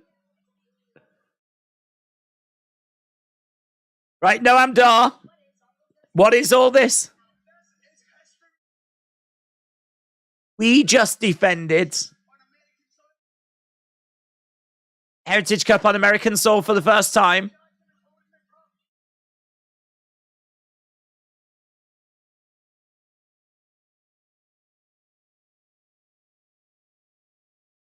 We're at the top. Check, please.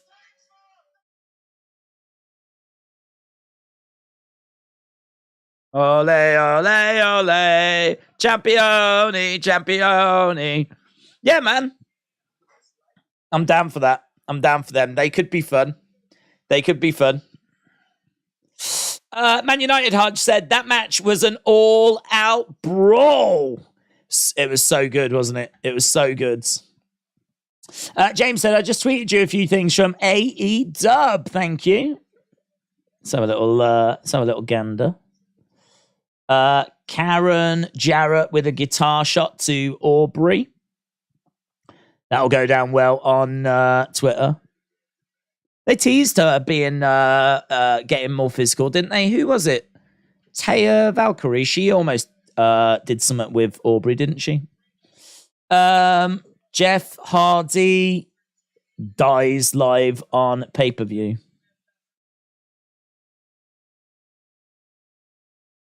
You all right? Wobbles over into the corner. Goes up, slips. Oh, Jeff. You don't want to see that happen with Jeff, do you? Light slip for Jeff. Right, well, listen, talking to tag teams, let's go. James, thank you. Okay, so match number 4. Gallus versus Creeds. I am so flipping excited for that new group with Noam Dar. It's got like Way-esque vibes to it, and the way we're goated. Okay, here's the Creed brothers then. Can they get these tag titles? We are really into the serious matches now. I mean, that last match was serious, but this is tag title time. After this, I'm guessing it's going to be women's title time. And after that, it's main event time. So we are already hour and 20 minutes, are we? Hour and 20 minutes into the show. 3 matches left to go. So Creed brothers in the ring, Gallus making their way down. Bryson said it's Creed's time to shine. Okay, here is Gallus. The Supernova faction has real good potential. Okay, Gallus making their way down to the ring.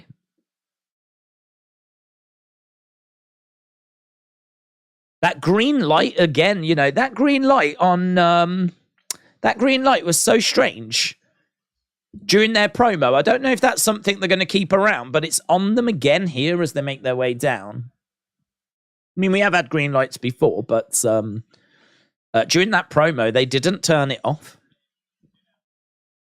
NXT Tag Team titles on the line. Good show so far. Amazing match that last match. This is going to have to go some to get even close to that. Ivy Nile is in the ring as well. She's looking great. The accidental blood spots in WWE are so much more intense than seeing Moxley slice his forehead every week. Yeah, we're seeing a lot more accidental blood, though. I don't know. I don't know how accidental some of it is. But we are seeing a lot more accidental blood spots. But, I mean, it is a case of not overdoing it. Need to make sure that we don't overdo it. I mean, we had Becky bleeding last night. Obviously, we've just had Dragunov. I mean, you can see how the Dragunov one happened. And in a last man standing match, any match involving Dragunov is probably going to result in like some sort of accidental blood just because he goes so hard.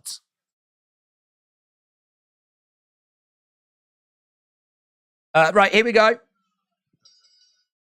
Creeds against Gallus and Julia starting us off. Do you remember back in the day where the NXT tag matches used to be so...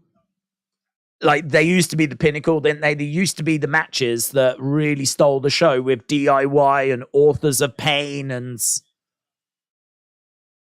it's just felt like a little while since we've had the tag matches like being at that level. Creed brothers are absolutely capable of delivering matches on that level.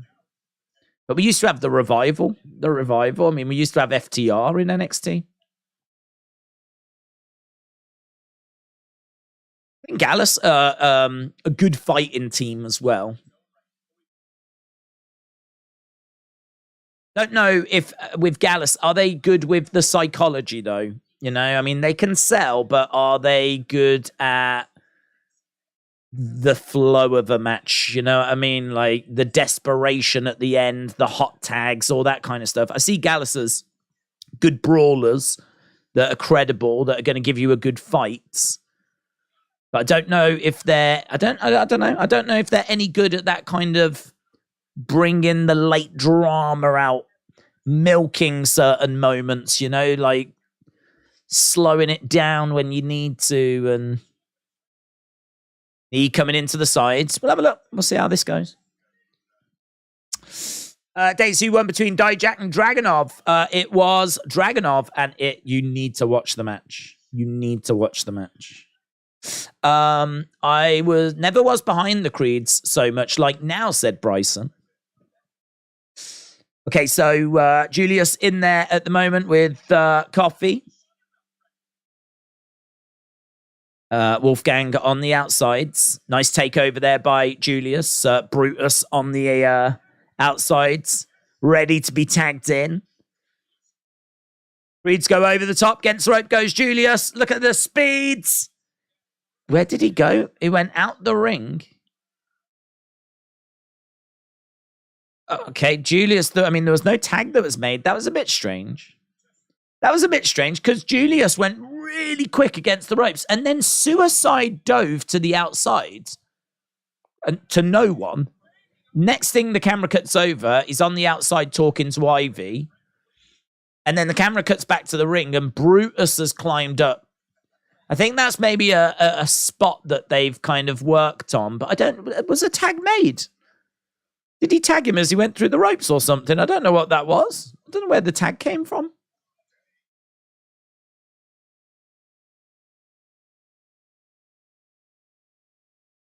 Wolfgang is in the ring now. When he did that suicide dive, if he made the tag as he went through the ropes, that would be sick. If it turns out on the replay that as he went through the ropes, he went and made a tag and I didn't see it, that would be impressive. I'd be impressed with that. But that was a weird little spot where Julius, as we said, went to the outside and then all of a sudden Brutus just, I don't know, got himself in the match. Would you say Ilja Dijak has been match of the weekend, said James.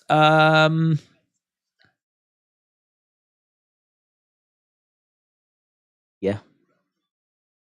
Yeah. I'm thinking about yesterday and I'm thinking like what stood out for me yesterday. Obviously, the moment of the weekend is going to be Jimmy super kicking Roman. I can't see anything hit tonight beating that. Done, right? That match was a really fun match. It was a really fun match. And that moment is part of that match. So it's a bit tricky because that main event and that moment that moment didn't happen after the match. It happened during the match. So it's like, and the match was good as well between Sammy and Kevin, and the crowd were vocal. So it's tricky because that was so good. But yeah, I think that this was just brutal. This was different. I mean, it's interesting because I feel like there's a real argument that Dijak Dragunov is 5 stars. After we finished watching the main event of Night of Champions, we weren't really talking about was that 5 stars. We were talking about the moment. The moment was bigger than the match, and it sort of distracted from the match, if I'm being truthful. The match was still really good, though, but I don't know that match was a 5-star match. I don't think that match was a 5-star match, but the moment was a 5-star moment. And I don't know, yeah. I think with that, maybe that aside, I would say yes, this is... I really enjoyed Becky Trish. That's the other one I keep thinking about. I really enjoyed that. It really felt like a scrap. Really felt like a fight. But Dragunov Dijak is clear of that. Back elbow there by Wolfgang. Julius on the outsides. Creeds are looking like wallpaper. Yeah, their outfits are... I'm not keen on them. I think there's too much going on, I agree. I think they could have less. Those singlets could just be white with the Diamond Mine logo on the front, and like I think that might look better. They do look like wallpaper, you're right. I tell you what, we've got belly to bellies being delivered here. And another one to Wolfgang. Kip up there by... Look at another one to Coffee. We've had about 5 or 6 in a row there. Straps are coming down by Julius. Goes over to Wolfgang. Back elbow comes in by Wolfgang. Another belly to belly. Kip up there by Julius. Gets the ropes. Another belly to belly. I bet Big E is watching this and he's got like PTSD watching all these belly to bellies. Standing shooting star. Then we get a standing moonsault as well by Brutus. Brutus is in the ring now. Belly to belly city. That's where we just went. Belly to belly city. With an impressive streak of 23 title defenses, freshly squeezed is established a new record for the most championship defenses by a reigning champion, says Theo. Right, we've got Coffee on the shoulders of Julius. 1, 2, kick out. Wolfgang comes in. Brutus finds himself in the wrong part of town at the moment. They've got Julius. They plant Julius down. Wolfgang going over. Brutus comes crashing down onto Wolfgang and Coffee. So all 4 are down right now.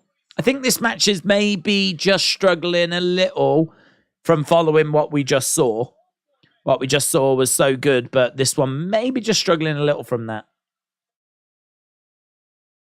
But all of those belly to bellies definitely brought the crowd into this, and the crowd are chanting away there. Certainly invested. Let's get our titles back, said Julius. Okay, we've got the Creeds on one side of the ring. We've got Gallus on the other side of the ring.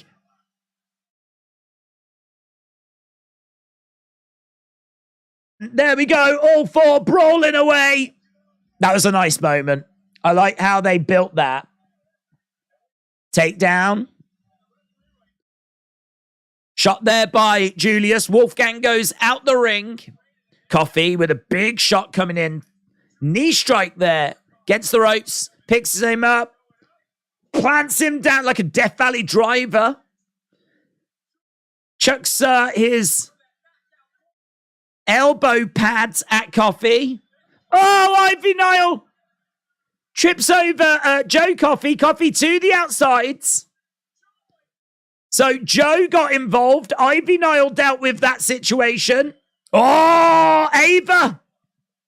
Ava down. Ava pushes Ivy into the ring post. Gallus boys. Julius down. 1, 2, 3. Gallus boys retain. Gallus retain. Ava attacks Ivy. And that moment just distracted the Creeds.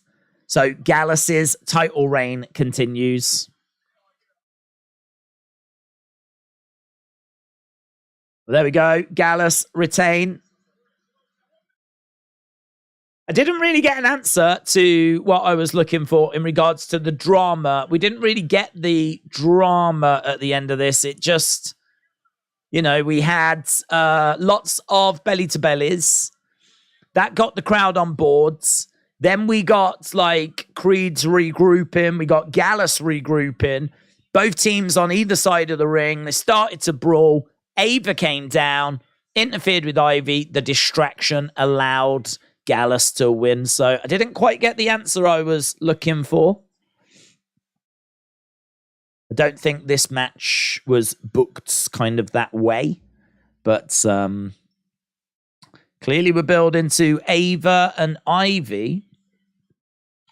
This is my brutality. Tahal, shout out to you. Love the streams, love the upcoming content. Why NXT over AEW? Yeah, we've answered that a few times tonight. It's just a case of you've got to choose one, isn't it? You got to choose one. And as I said, we watch Raw, we watch SmackDown, and for me, these superstars are going to go to those shows, and something could happen on this show that we reference and talk about that I need to be aware has happened. I need to know what's happened here. I can't not watch this show. I could have watched AEW and then watched this after. Could have done that. But to be honest, I'm really enjoying it. And that's Dijak Dragunov match, which I genuinely think is in contention for the best match this weekend that I've seen. You know, there's a prime example of something that we could reference and go back to and talk about. You know, you want to talk about brutal. Did you ever see that Dijak Dragunov match? You know, I feel like that's a kind of example of the kind. And also, we've got the arrival of a brand new faction as well. Noam Dar has got like Jakara Jackson, Lash Legend, Oro Mensa. You know, that's a whole new thing that's just started as well. That's obviously going to have big repercussions going forwards. So this is, you know, as I said, the choice is you got to choose one. This is the way we went. And I'm loving it. It's been really good. And we've got 2 big matches still to come, and both for titles. Next, we should, unless something funky happens, we should be crowning a brand new women's champion, unless there's going to be some kind of dodgy draw. Then we've got Tiffany against Lyra, I believe, next. I would imagine this is next. They haven't said it's next. I'm just guessing it's next. But new women's champions coming up. We have asked in the chat. What you lot think in regards to who you think's going to win. And you lot, unsurprisingly, are firmly behind Tiffany. We've had over 440 odd votes. There's the mystery person.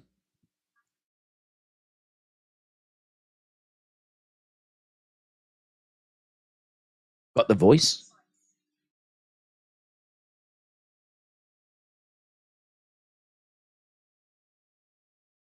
This Tuesday, I will reveal myself. There we go. This Tuesday, I will reveal myself. I have wreaked havoc for months. This Tuesday, I will reveal myself. So the voice was slightly altered. I don't know how much you can read into the voice.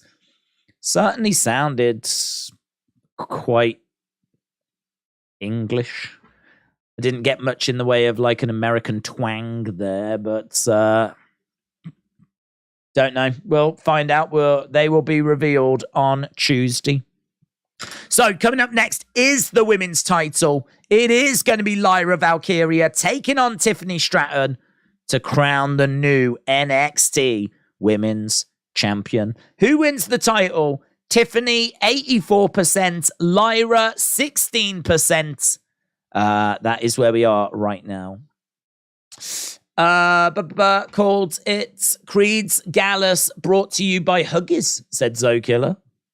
If it's Mandy, the pop will be insane. I don't think it's going to be Mandy. I'm not expecting Mandy. I don't think Mandy, I don't know. There was a few little reports that they might be looking to bring her back. I don't know how true those reports are. I don't know. I mean, they might not want Mandy going to like AEW, and there's obviously a good chance that could happen. I'd be surprised if AEW didn't look at bringing Mandy in. WWE must have known that though when they decided to let her go. They must have known that was there was potential for that. She must be out of non-compete as well now, mustn't she? You know, if there was normally non-compete is like, what, 60 days? Normally 90, but I think for NXT, 60. I haven't really thought about going into AEW. I think Tiffany's going to win this, says William, because one time when we were kids, she told me a secret.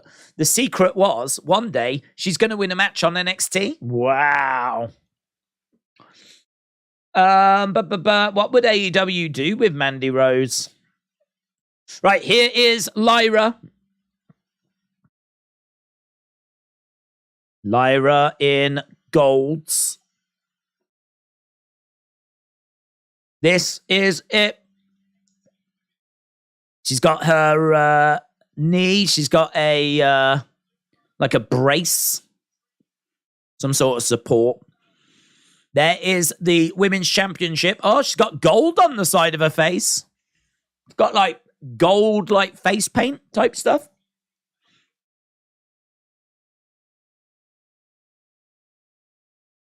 Okay, it's like gold leaf. So Lyra Valkyria in the ring. She's going to make a great Mattel figure with that entrance attire with like the feathers. She's pointing over at the belt. Of course, this title was on Indy Hartwell. Indy Hartwell getting called up. So she had to vacate the title. Alba Fire and Isla Dawn were NXT Women's Champions. They got called up and they just went, lol. Lol. We're taking the belts with us. And that was that. Right, here is Tiffany Stratton then. Tiffany Stratton. Big stage for both of these women. This is not the kind of stage that we've seen these women on. I mean, I don't even know if Lyra's ever been on a stage this big in like in front of a crowd of this big. I feel like Tiffany has. But certainly not many times. This is, I'd imagine the nerves are real. So Tiffany gets into the ring. Lyra is over in the corner. Tiffany Stratton takes a deep breath. Yeah, as we said, I think the nerves are probably very real. So there is the NXT Women's Championship. This is the final match in the women's title tournament. Let's go. Tiffany's motto is I'm hot. That's my motto as well. Did she vacate for getting called up or because she's hurt, says Adam? I think because she got called up, I think it was because she got called up.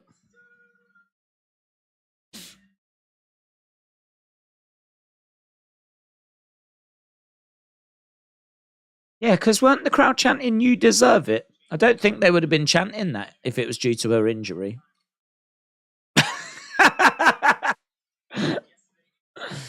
You deserve it. Guys have got a horrible injury. You deserve it. I seem to remember them chanting that. I think I'm sure it was all positive and like, you know, exciting. But it does mean I've got to let this go. Right, they lock up. I'm hoping Teddy Long wins this, says Miss Clown. Lyra was in the ladder match at Stand and Deliver. She's certainly been in front of a crowd like this before.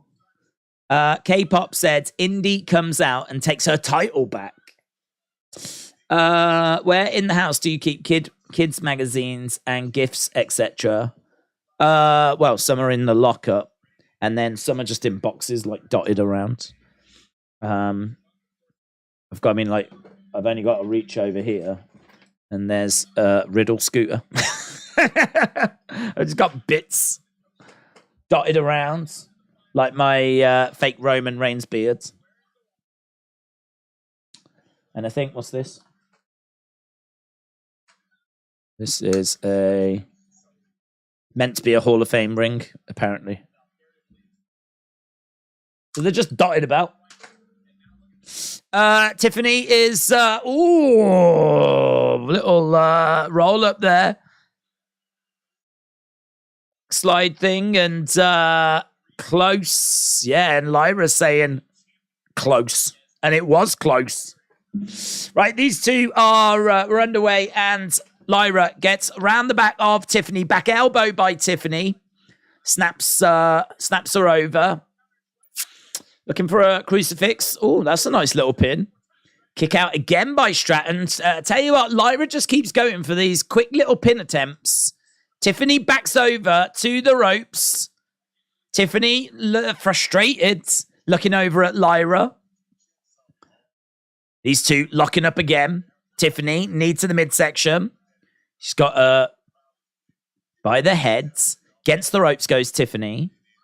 Over the other side, shoulder tackle, down goes Lyra. Little kiss by Tiffany. She goes against the ropes again. Nice leapfrog. Ooh, Lyra's leg gave out. Lyra's leg gave out. She goes over in the corner. She says, I'm okay, but her leg did buckle. I mean, it is a bit of a botch, but we know that there's a problem with that leg. Booker T said there is no way you can work through the pain. They're actually showing a replay. Look, she does a leapfrog as she came down. Ooh, it's not great. She leaps over Tiffany. Tiffany just catches her. And as Lyra comes down, she sort of lands on the leg. It buckles a little bit. It's all... Listen, high risk. She's got to be really careful with the moveset here, Lyra. If she has got an issue with that knee...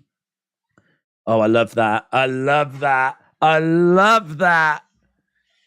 She grabs... So she goes to... it looked like it was just going to be like a hip toss, arm drag type thing. But she actually grabs her, spins around, and makes a much bigger thing out of it. Tiffany ends up going to the outsides. Tiffany rolls back into the ring right now.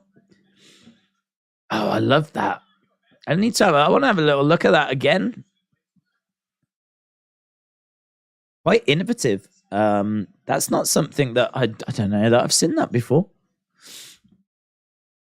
She got her on the arm, linked her up in the arm, kind of spun around and used that momentum to like really chuck Tiffany over by the ropes. Tiffany ended up going out of the ring. Tiffany on the outside of the ring grabs the leg of Lyra, takes her leg from underneath her, face plants her on the hardest part of the ring, tries to drive the knee into the ring post. Don't know how much of the knee connected with the ring post there, but right now Tiffany is still working. She stood on Lyra's boob. She's got Lyra on her feet. She's looking to pick her up and drive her into the ring post. Lyra goes down. So this is kind of interesting because we're really targeting the knee. This is something that, like, you know, Brett would do, Sean would do. So we're seeing Tiffany really going after that knee. I want Tiffany to win, but not because of an injury, says Kaz. Kick coming in by Tiffany. Tiffany trying to grab a hold of Lyra's leg again. The support has been removed. The support has been removed. So, back in the ring, Lyra and Tiffany. Oh, look at that. That knee is now exposed. I really like this. We've got some good dragon screw. We've got some good psychology going on right now. This is proper old school where we target like a part of the body, really try to wear it down. And again, really going after that knee and another dragon screw straight after.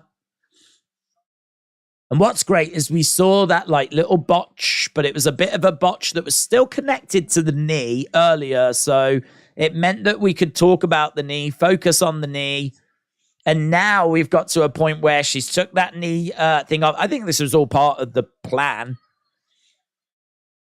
Oof, I really like it, though. I really like it. Tiffany. Oh, look at that. She bends backwards, really. Oh, my God. Look at that. Look at that camera angle. Ugh. Her leg is being twisted in all kinds of directions. Tell you what, she has got such a good moveset as well. Hasn't she got such a good moveset? She's pulling back on the heads. Tiffany takes off the cast. Really good. Really good. I tell you what, Tiffany deserves respect. A lot of people can look at Tiffany and think that she is just like a airhead bimbo that, is just looks. But her moveset, her psychology is really good. Really good. I mean, the fact that, all right, I'm sure someone has told her to go after the knee and really focus on the knee and make a thing out of the knee, but she's doing exactly that, and it's making this a much more enjoyable contest as she gets the leg, slams it down into the mat, going for the cover of Lyra. Lyra kicks out. It's all Tiffany at the moment. All Tiffany. So the early stages of this match, we saw Lyra going for lots of quick little pins. Oh, stretch muffler. Stretch muffler by Tiffany. Getting the leg, wrapping it over her head. That leg right now. The pressure that's on that with the stretch muffler. Lyra trying to use her other leg to kick out of it, and she does. She goes back to holding that leg, though. Lyra definitely feeling the effects here. Tiffany going right back over, grabbing Lyra, picks her up. Lyra straight over, roll up, looking for a quick pin. 2 count. Kick coming in by Tiffany. And Tiffany, again, going for some sort of figure 4, but gets kicked into the corner. Lyra rolling up. Tiffany kicks out. Tiffany is the general pattern of the NXT women's division.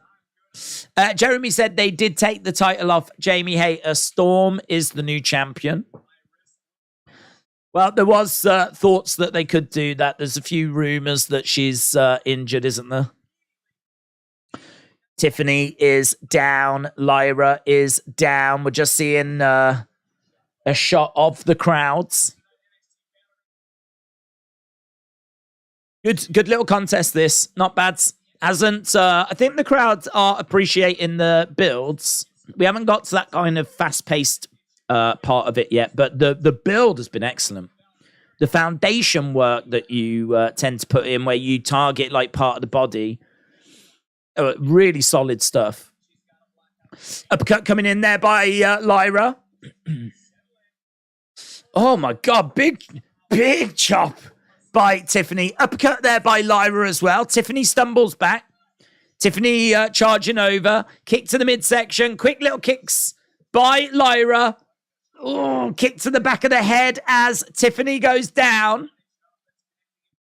So Lyra grabbing a hold of Tiffany, looking for a suplex. That's nice. And again. Lovely. She's looking for a third, maybe? No. Kick coming in there by Tiffany. Against the ropes. Oh, lovely. Off the ropes came Tiffany into a step-up enziguri by Lyra. That's good to hit that as someone is running towards you.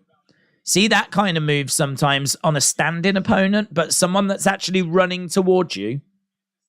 Through the ropes. Drop kick there by Lyra. Crossbody. Down goes Tiffany on the outside. It's all Lyra now. Lyra getting back into this. Throwing Tiffany back into the ring. She's still selling her knee, Lyra. She's going over to the corner. Trying to climb up. So we're seeing Lyra getting up top here. Tiffany back in the ring. Lyra, crossbody, down goes Tiffany. She rolls through. Trying to use her strength to pick up Lyra. Lyra. It's going to get her on the shoulders. Oh, reversed. Samoan drop, but Lyra reverses into a crucifix. Only a 2 count. So Tiffany had Lyra on her shoulders, jump back, hit like a Samoan drop. But as Lyra landed, she managed to twist, turn Tiffany into a pin. And Tiffany just managed to get her shoulder up.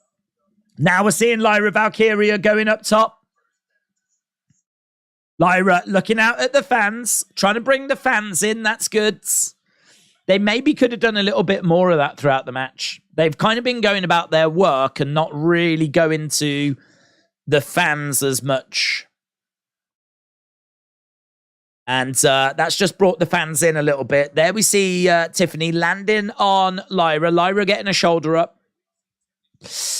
But someone needs some attention. Hello, Daze. Safe to say Tiffany has the makings of an all-time great. Ability, personality, look, says ultimate mix. I think, yeah, I mean, yeah.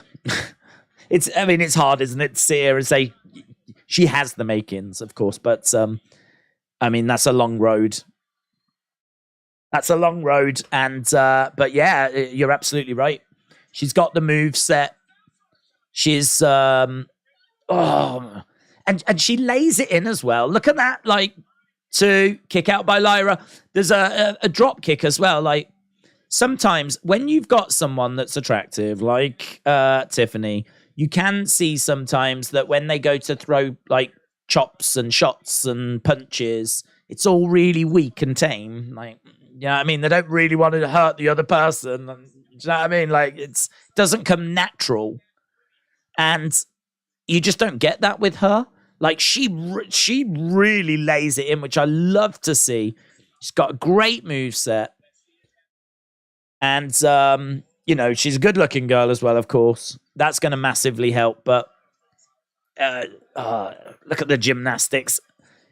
Cartwheels over into the corner, but Lyra grabs her. I love that didn't work. So she went for some gymnastics there. Cartwheels, flips into Lyra. Lyra grabbed her. Lyra's knee gave out. Lyra had Tiffany set up for the kick, but her knee gave out. Tiffany grabbing Lyra. She's going to let's put her up on her shoulders. She's got her in the middle of the ring.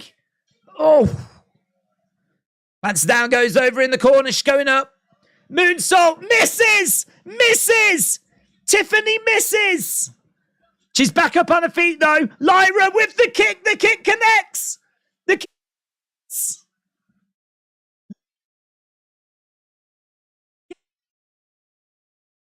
Cover 1, 2. Farm the rope.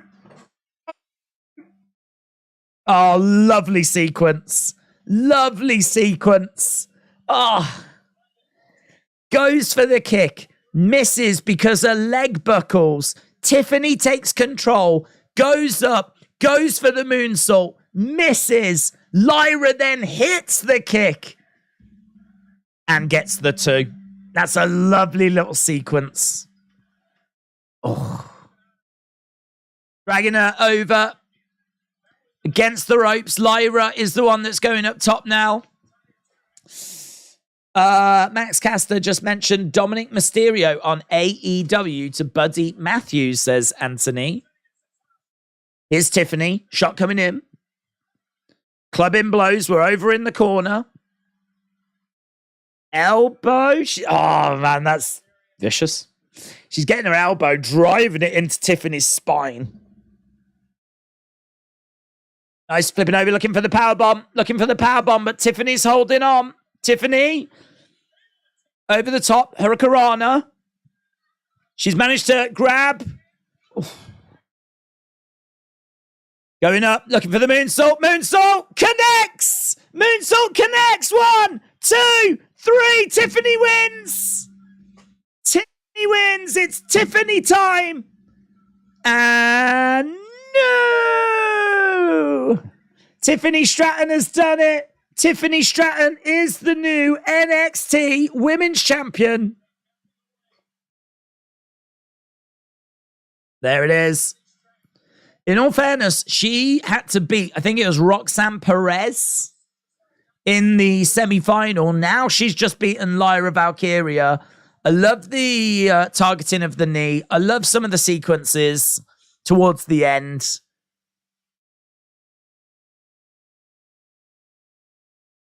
She's good. She's good. She is good. She's got a real bright future. Not to be for Lyra Valkyria. Getting your scores. What did you think about that? What did you think about that? Who's going to beat her now? Well, hopefully she has the title for quite a while. It's Tiffany time. I think like I know a lot of people are excited by Roxanne and a few others. This women's division is in a really good place, but Tiffany Stratton is definitely someone that we should be like investing in. There we go. And new women's champion, Tiffany Stratton. It's written on the sign. Tiffany time.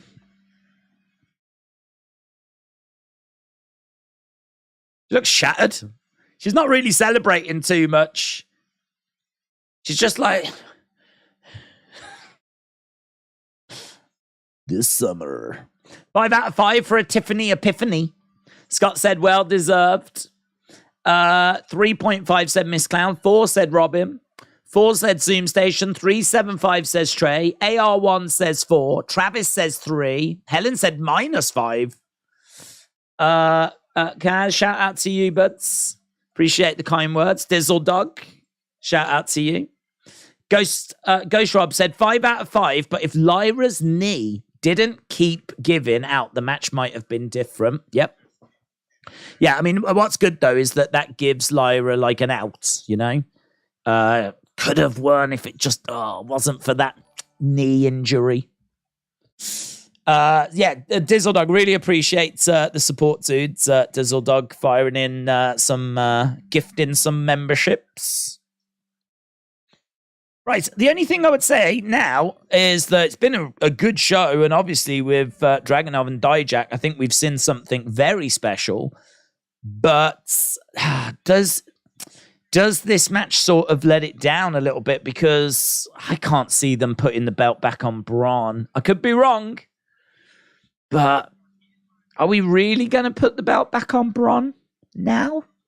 I think Carmelo surely retains. I tell you what might happen. Could we see Trick turn on Carmelo? Could that be the shock? Could that be the shock? I don't know what we can get from this main event that's gonna, put a bow on this weekend. What can happen? I mean, like with the end of Night of Champions, we got the Jimmy moment. What can we get here? What can we get here? Just Carmelo retaining. Hopefully, well, I'll tell you what, hopefully it's a banging match. Hopefully that's what we get. Hopefully we get a banging match.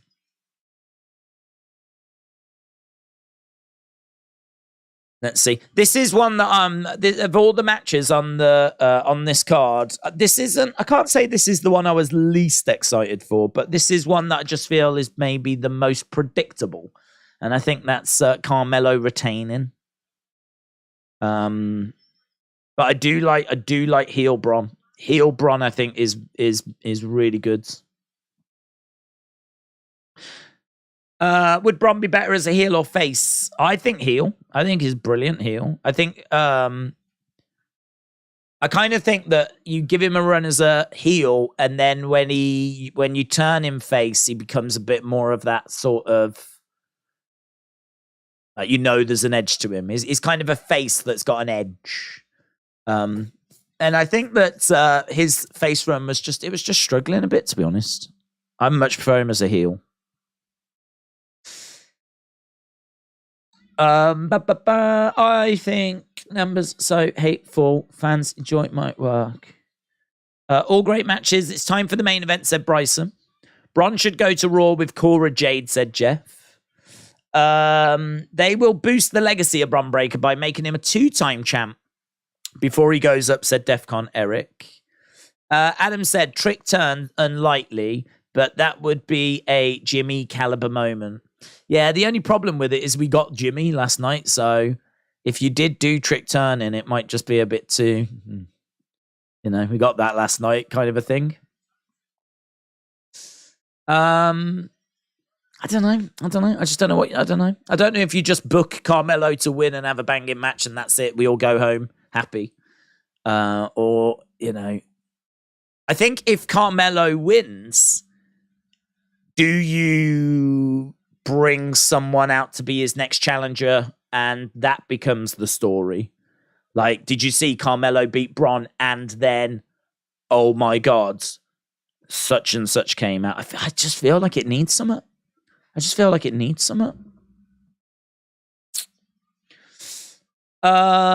are you going to watch AEW after? Looks like there's Elites, Blackpool Combat Club, 4 Pillars. Yeah, I know what the card is, but yeah, it looks all right. The card looks all right. James said someone posted a video on Twitter of someone at AEW watching NXT on their phone. Yeah, I mean, I think it's this is the problem, isn't it? I think if you're at AEW, I think you would want to know what's happening at NXT if you're a fan of both. Do you know what I mean? Like, there's plenty of people in the chat here that are fans of both. So, like, I don't know. I don't see that as a knock. There's probably people in the crowd at NXT that are just keeping an eye on what's happening at AEW. I don't know. Each their own. I think this show's been good. That's all I'm worried about. What if Carmelo wins and Trick turns on him? It'd be good. The only thing I would say is they've been together a while. They could definitely, I don't think it'd be a problem to do that. I don't know that Trick is ready for that level. That puts Trick in like main events, doesn't it? I mean, it's one thing for Trick to be having a few matches here and there. It's another thing for him to then engage in a feud with Carmelo, which I can't see him winning. But I don't know. It'd be a moment. It would be a moment. It would be a talking point. It would be personal. It'd be an interesting feuds. I think you could definitely do something over the summer with that. Ultimately, I think Trick loses. That's not a bad thing there. That's not a problem. He can then go on to other stuff. The only concern would be, this is the concern, is that would Trick just become Damon Kemp? Because Damon Kemp was in an interesting story with Diamond Mine. He then turned on Diamond Mine. We had big feuds. And then honestly, what's he doing now? Do you know what I mean? Like Damon Kemp after that feud just went away. Just that's it. We haven't seen, we've seen him just having the odd match here and there, but creatively they just don't have anything for him. And that would be my concern with Trick, would be that you can turn him tonight to give you a moment, to give you a talking point, to provide Carmelo with his next challenge. And it would be an emotional challenge. And I'm signed up for all of that. But the concern would be that once that feud is done, a feud that Trick surely wouldn't win, imagine if he did win and then became NXT champion. But my guess is he wouldn't win it. And then, have you got something ready for him to follow up with? Is there something else for him to do? Because there wasn't anything for Damon Kemp. And I felt like we'd got to quite a good place with Damon Kemp as well. I enjoyed his feud with the Creeds. Bron has got a mask. Is Trick. It looks like a bit of a wolf mask that Bron is wearing. So Trick and Carmelo backstage. Let's go then. Let's go.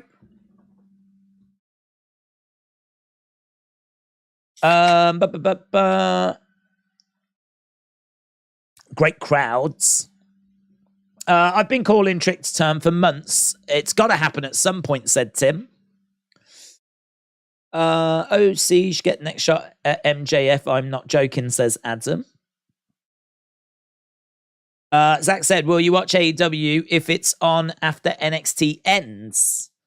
I don't know. To be honest, probably not. You've got to pay for it, ain't you?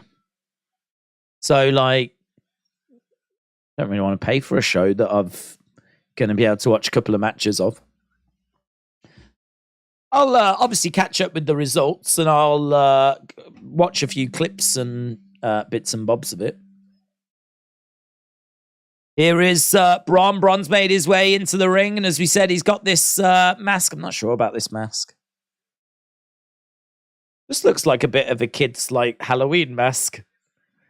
I don't find it like that intimidating. Yeah, I ain't feeling that mask. It's just a wolf's mask here. I mean, at first I thought it was made of plastic and it had like one little bit of string going around the back. It's like it looks like it's made of plastic, and it looks like the kind of thing that you would buy from a Halloween store. But I think actually it's probably been professionally made, and it's got some strong straps around the back, but I still don't think it's that great. Here's Carmelo then. He's going to steal your candy. Yeah. Yeah, I like heel Bron. I'm not sure about heel Bron's mask choice.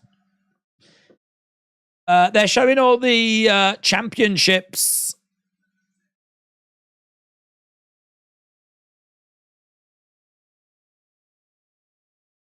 So here's Carmelo Hayes.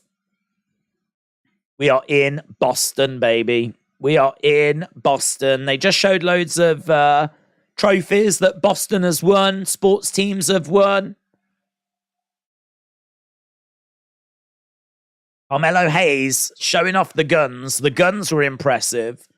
He had a banner that came down that said H, and a banner that came down that said M. I think, was he the I? I think he was the I for him.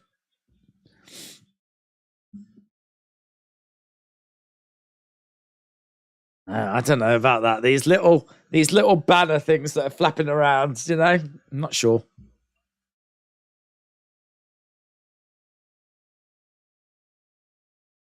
Just reminds me a little bit of like Macho Man.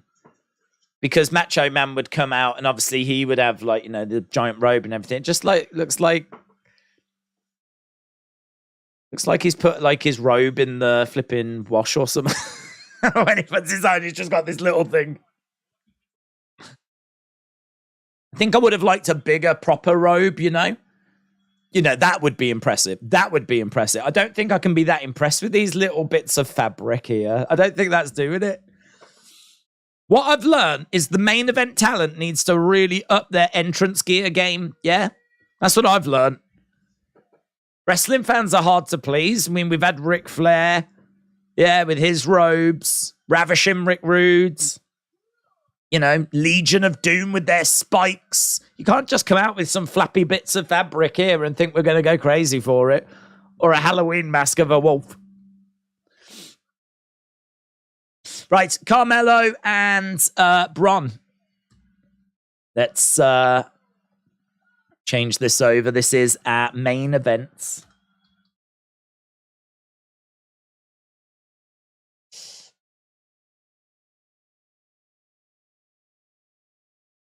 Right, Carmelo and Bron face-to-face in the ring. Crowd making noise. Mellow chants. Referee holding up that NXT championship.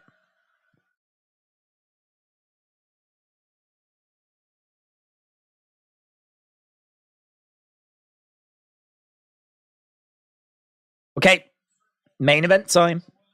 It's weird that he's got a mask on, but yet the logo behind him is the colours of a beach party. Oof. Drop kick there by Carmelo, going right after the leg. Big clubbing blows coming in. That's a quick little drop kick by Carmelo. Seems to have really caught Bron off guard. And another kick there by Carmelo.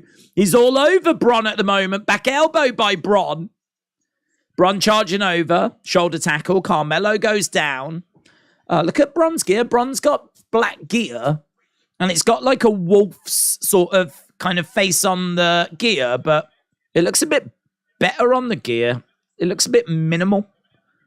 Against the ropes goes Carmelo. Over the top. Ooh, did he fall a bit short? I think the camera saved it, actually. I don't know if Carmelo did a bit of an Undertaker. Kind of came down a little bit too steep. It looked like he fell a little short, but chop coming. Oh, my God. I think the dude in the crowd just got hit.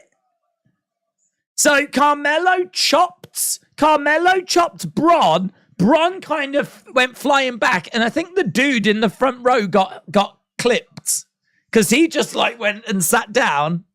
Definitely need to see the replay of that. I think the dude in the front row was collateral damage, friendly fire. Oh, spinebuster by Bron.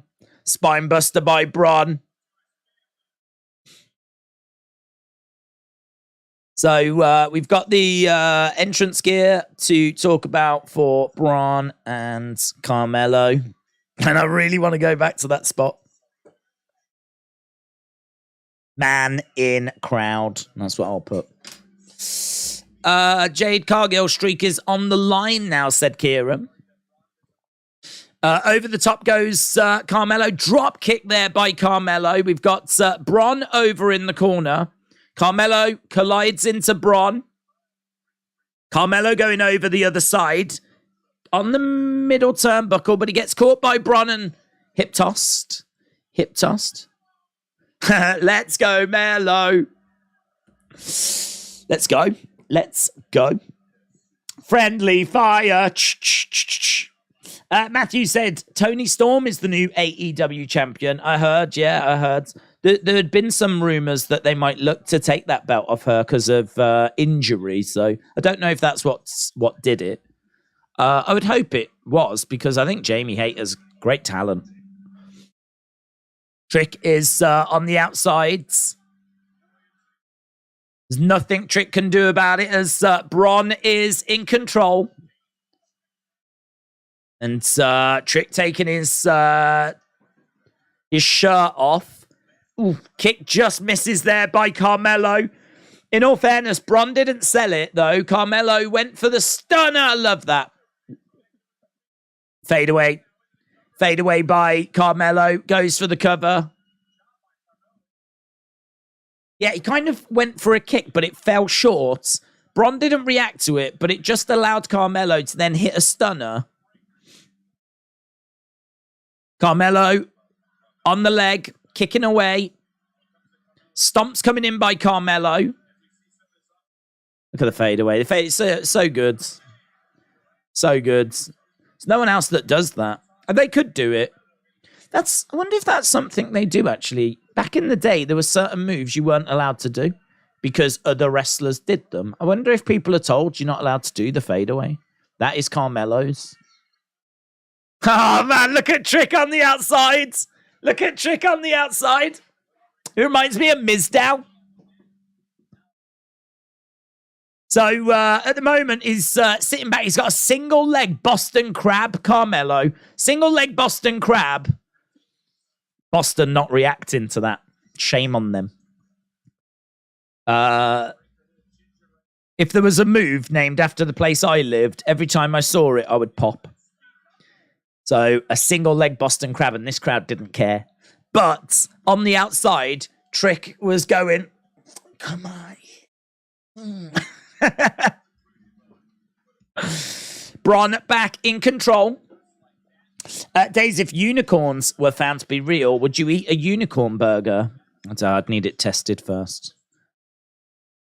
I don't know how the magic would interfere with me. If it was all above board, sure. Sure. What are they? They're like horses with horns. Would I eat horse burger? Yeah. I'd eat a horse burger. Is that bad? I don't know.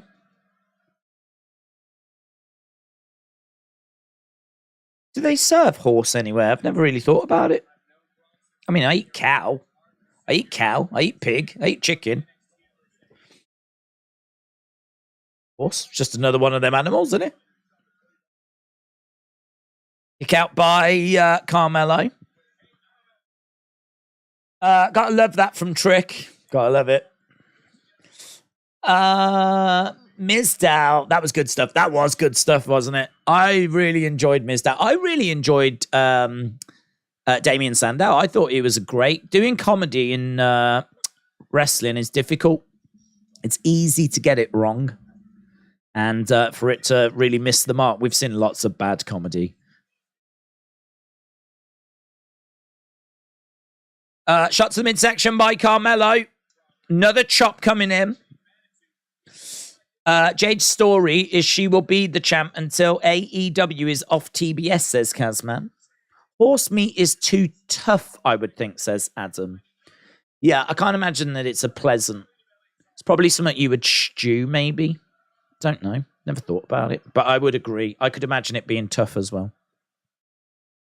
I mean, I'm not desperate to eat it. I'm just saying. It is strange, though. I suppose we don't really raise horses for food. You know, they're more for like doing work and racing and things like that. So they're not really raised for food, are they? So perhaps ages ago we found out what tasted nice and we just, raised them for foods. And anything else we were like, nah. We got the cows, we're fine. We got the bacon. We don't need anything else. Have you tried bacon? Oh, my God. You sure you don't want to try the horse? No, I don't need the horse. Have you tried bacon? It's amazing. Oh, nice. Hurricanrana as Bron goes for the cover. Shoulder up by Carmelo. Crowd are making some noise. I tell you what Bron's doing a good job of, and that is interacting with the crowd. There's a little smirk to the fans. He's trash talk the fans.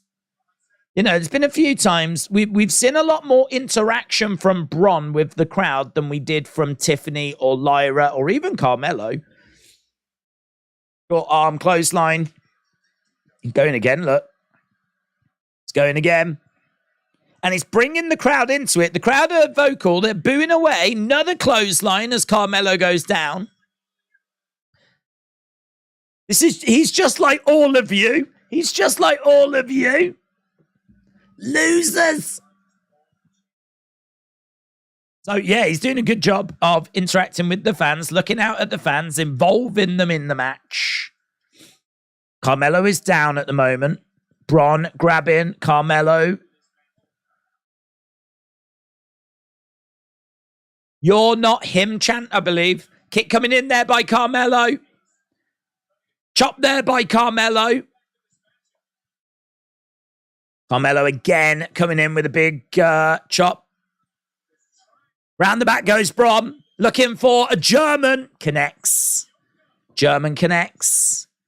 Trick on the outside looking concerned. Let's go, Melo.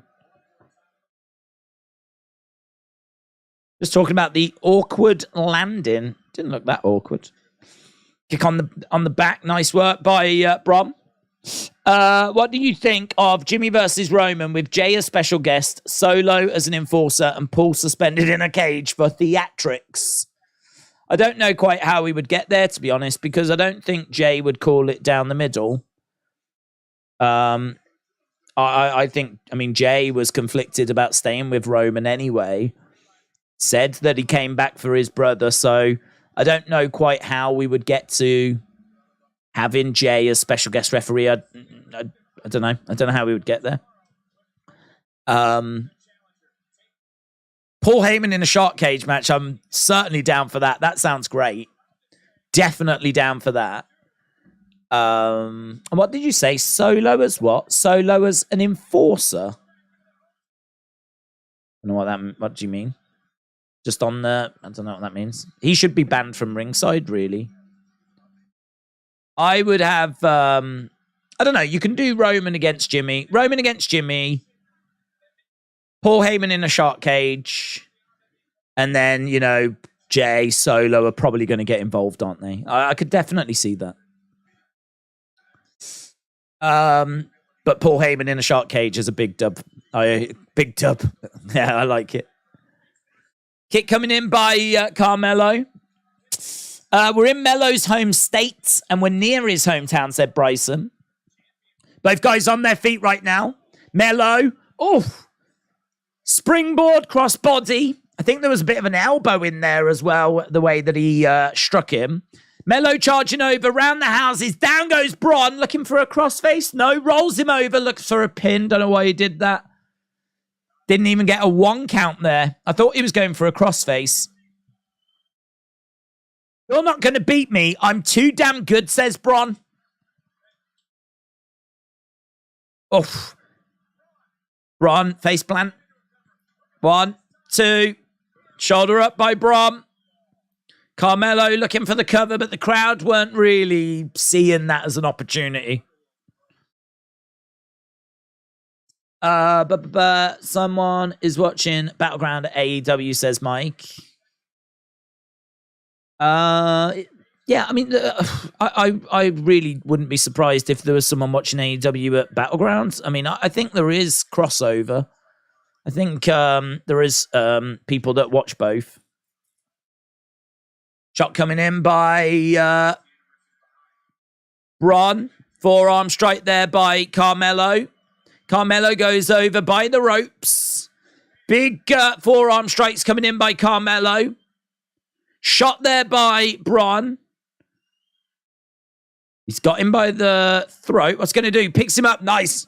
Good show of strength, but Carmelo reverses double knees. That was good counter by Carmelo. He goes over to the corner. He's climbing up.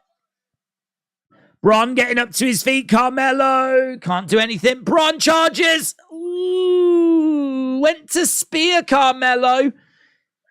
Hayes. Oh, wow. Wow, wow, wow. Oh, man, that spear midair. Carmelo off the ropes. Doing that crossbody springboard comp, and honestly, it is boom. That is, take a picture of that. Take a picture of that. Put that into a flipping textbook. The textbook of wrestling. Oh, my God. And it is just proper collision. Straps are coming down. Man, that was so hard. That was so brutal that I would imagine as Carmelo was on the floor and they were counting, he probably was like 1, 2. Desperately trying to suck in air. That's the best spear I've seen, says Ryan. Goldberg vibes, said Mr. Quake. It was mint. 1, 2, inside cradle. No joy for Carmelo. Kick coming in there by Carmelo. Super kick. Another super kick as well. Damn, man. Honestly, I feel like we need like aircraft investigators after that mid-air collision. Springboard back elbow right to the back of the head. Bron Breakker goes down. Call up the team. Get the aircraft investigators involved. Beautiful leg drop from the top. Bron Breakker goes down to... Oh, Melo wins? Melo wins with a leg drop from the top rope. Bit of a random finish, isn't it? Some nice moments in that match. Melo don't miss sign.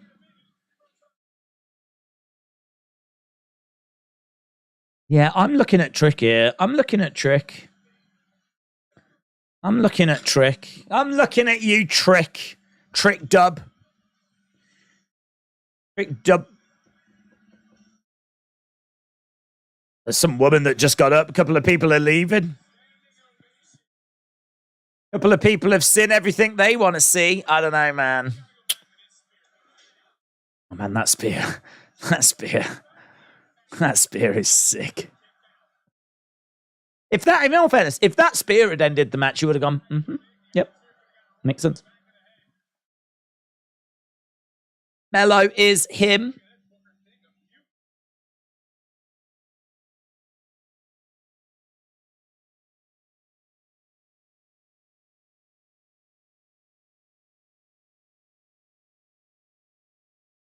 Well, there we go.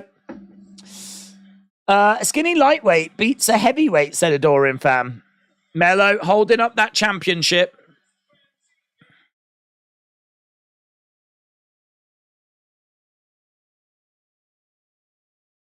Yeah, I'm not a big fan of his finish. I think it was an all right match.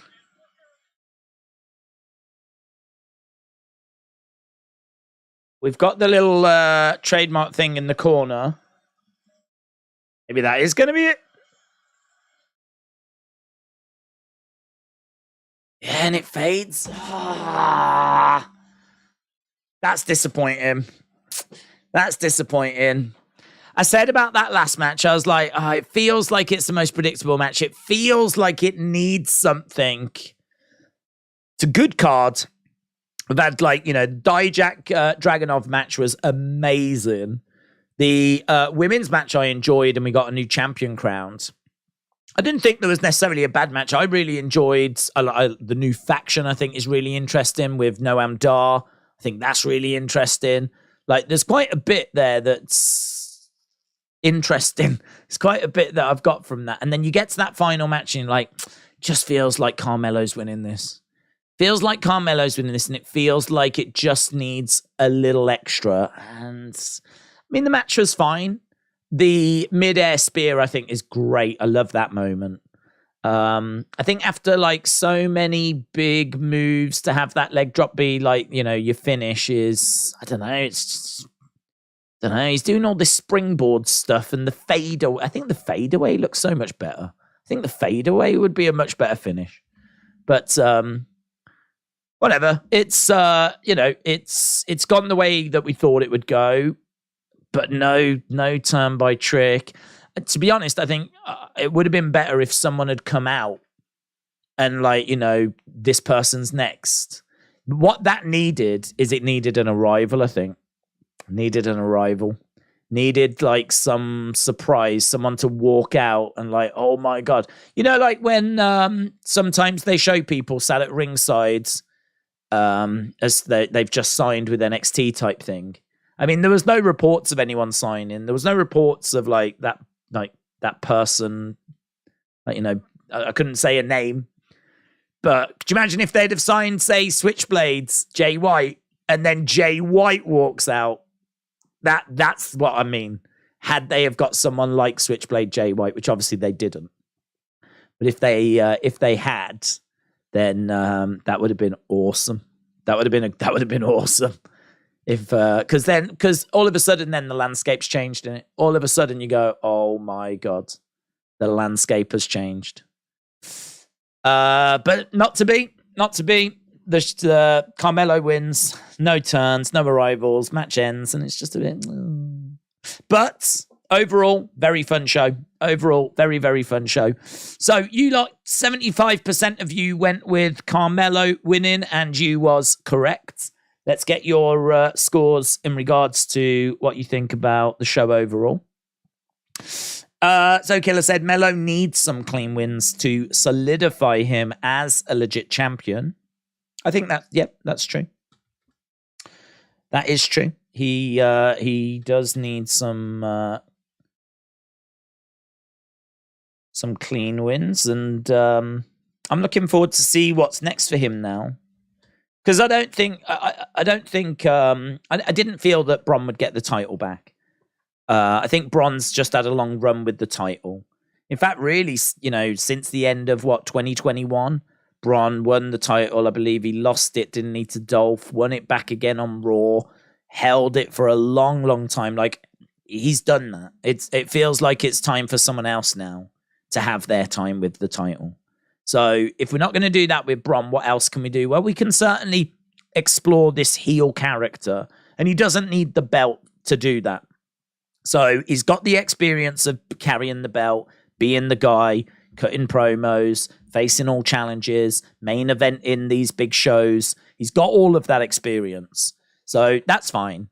But now we need to just explore this heel character a little bit more. And as we said, we can do that away from the title. But in regards to Carmelo, he needs this run now with this title and needs to carry the weight of the company and see like how that feels. It's a different position on the card, isn't it? So yeah, who next? Who next for Carmelo?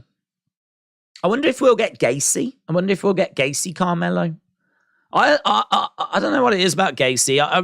I see something there, and I'm sure a lot of others do as well. I know I'm not alone. I see something in Gacy. He's just doing some stuff which I think is interesting. Like this, the problem with what he does is it's so close to cringe that it's so easy to slip into cringe, and we have slipped into cringe. We can't say we haven't. We have slipped into cringe. I think it's a very fine line to like stay the right side of cool and credible when you're doing that kind of stuff. And I think he's slipped into cringe a few times. If you can keep him the right side of cool and he can have hard hitting matches, he's a bigger guy, he's a brawler. So, do you know what I mean? If he was to have like matches, if he was to be fired up and hard hitting, I suppose in a way like Dragunov and Dijak are, and Dijak being sadistic and smashing Dragunov with that kendo stick, that should be Gacy. Gacy should be that sadistic person that doesn't have any boundaries. Gacy should be that person that just doesn't know when to stop, just actually wants to go further, enjoys it, enjoys hurting people, enjoys torturing people, doesn't just want to beat them 1, 2, 3, like wants to hurt them, maybe convert them. Do you know what I mean? Like just something around that kind of area. I feel like there's not anyone really else that's doing that. He provides something different. So I was thinking there was a chance he could get the North American title tonight. He didn't. But he is now arguably free to be an opponent for Carmelo, which could be interesting. And I really like Ava with him. I think she needs to find herself. She's on the outside of the ring, not quite knowing what to do. She just stands there. It doesn't seem like she knows like when to bang the ring or when to shout or what to shout, or is that what her character would do? I don't think she's kind of found that yet. So, and she's still green. She's still new. And this feud with Ivy Nile will be good for her. So, yeah, I mean, I feel like there's quite a few talking points coming out of tonight's show. Chris Statlander wins the TBS Championship. The gimmick is cringe, maybe something dark, says Horror King Mayhem. The gimmick is cringe, maybe something dark. I think the gimmick does stray into cringe. I think the fact that they're a bit directionless. I mean, what is it that they're trying to do? They 4 roots, 1 tree. You can say that sort of stuff, and you can be a bit of a cult, but if you're not actually doing anything, like what's it all about? What's it all about? So like, yeah, I like Gacy. I think he's a good competitor. I just think, yeah, we definitely need to clean that up a little bit.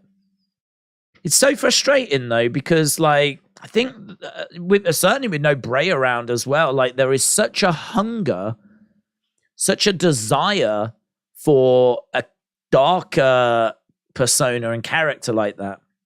You know, I mean, like Gacy could be killing it and it could really help NXT's ratings. NXT's rating, you don't need to stray into like, being Funhouse and all Bray and Fiend and all that. But I mean, why can't Gacy have an alter ego? I mean, it's not like Bray's got a copyright on alter egos. I mean, I've seen tons of wrestlers have alter egos. I mean, Finn Balor had the Demon, for example. So we've seen alter egos in wrestling, I mean, going way back. I think that Gacy could have an alter ego. You do have to be very careful because the comparisons to Bray are very easy, and so people will be like, "Oh, he's just copying Bray," but he's not, is he? I mean, like alter egos, as we said, to go way back. So, why can't we look at something along those lines? Why can't we flesh out the cult stuff? Why can't we give him some direction? Why can't he have some interesting vignettes? I just don't know why we're not doing more with him. I don't know why. I don't know what the barrier is there. I don't know what we're struggling with. I don't know. I mean, what I will say is I'm pleased that if we don't know what to do with him and we don't know how to book him, I am pleased that we're not just doing it for the sake of doing it. I am grateful for that, because what would be worse than not really giving him much to get his teeth into would be giving him awful things to get his teeth into. If we really don't know how to book him and we really don't know what to do, then I'd much rather we don't do anything than give him awful stuff that's just going to be embarrassing, right? So, I can't wait for UFC, says Tim. Darby Allin is dressed like Elvis right now. Sammy and Ty are revealing they're having a baby. Good for them. I have seen AEW punches. They look fake. Carmelo and Dragunov would be incredible. I don't know. I don't know. That one is interesting because they're both faces. And so Dragunov does well against heels that are vicious, that can brutalize him. I don't know how he does against a smaller babyface. I mean, Carmelo, I think, is smaller. I mean, he might be smaller than Dragunov. So I don't know how he would do against someone like, certainly at least his own size, that's also a babyface. I don't know, because Carmelo is not going to be like vicious with Dragunov because he's a babyface. I think Dragunov really shines against the likes of Dijak, Volta, Von Wagner, heel Von Wagner, those kind of heels, like a heel, I don't know, Sanger or whoever. I don't know how he does against Carmelo. I'm down for seeing it. I'm not saying it wouldn't be great, because they're both great talents, but I don't know quite. I think like you go into that match tonight, and I think we got what we expected. It was more brutal and it was better than what I expected, but we got what we expected. I just don't know what I would expect from Dragunov and Carmelo. I'd expect Carmelo to do his fadeaways, his springboards, and I'd expect Dragunov to, be quite hard hitting. And he can do some technical stuff as well, of course. He's not just smash and mouth, but he's largely smash and mouth, chops and all of that kind of stuff. How that chemistry would work, though, if that would result in a banger, I don't know. I'm not sure. I'm down for seeing it. Love the Dijak match. Yeah, I love the Dijak match. I enjoyed the Dijak match. I enjoyed the second part of the Heritage Cup. I enjoyed the women's match. Felt that Creeds and Gallus just struggled a little, but that might have been because of its placement on the card. Main events had some moments, so I thought that was okay. As I said, it just felt like it was missing something. First match was a bit too spot heavy for me. First match just had a bit too much, like Tyler Bate doing the airplane spin whilst doing the swing. Like it's just a little bit. I feel like it stops being a bit of like with Dijak and Dragunov, you saw two people really going at each other, trying to beat the other person. And in that first match, I think it was that, but a bit looser. It was more, how can we get these spots done? How can we do these, things that look impressive that are going to get the crowd fired up type thing. So that first match wasn't really for me. That's not the kind of thing I really look for. But there's an audience for it. I appreciate there's an audience for it. And it wasn't like embarrassing or anything. It was fine. But I would say that compared to Dijak Dragunov, I mean, that was just a different beast altogether. So yeah, well worth watching. Really good, really enjoyable. And it sets up a big NXT as well, because on NXT now, we're going to obviously hear from Tiffany and find out her next opponent. We need to find out what's next for Carmelo, because hopefully he's moving on from Bron now. So we got to move forward with Carmelo. We got to move forward with Carmelo. We got to move forward with Tiffany. We're going to find out the mystery person, who we think is Blair Davenport. But we're going to find out on Tuesday. They've already announced that. I don't know if this new faction gets a name, the new Noam Dar faction, but we're sure to hear from those guys as well. So we've got the fallout of tonight, so that should mean that Tuesday's going to be interesting. And Gigi Dolan, JC Jane, weaponized cage match. That opens the show on Tuesday. And of course, we are doing the watch along on Tuesday for NXT. It's going to be a lot of fun, man. It's going to be a lot of fun. Tim said the road to UFC has concluded after 2 days. A few jobbers will go in the tournament. Mr. Dell Jr. said 8 out of 10 for Battleground Days. What would you score it?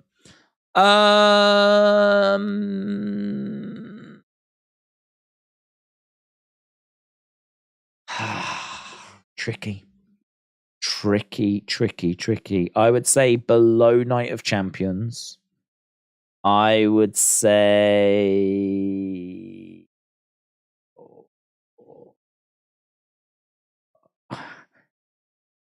I might go 7.75. You see,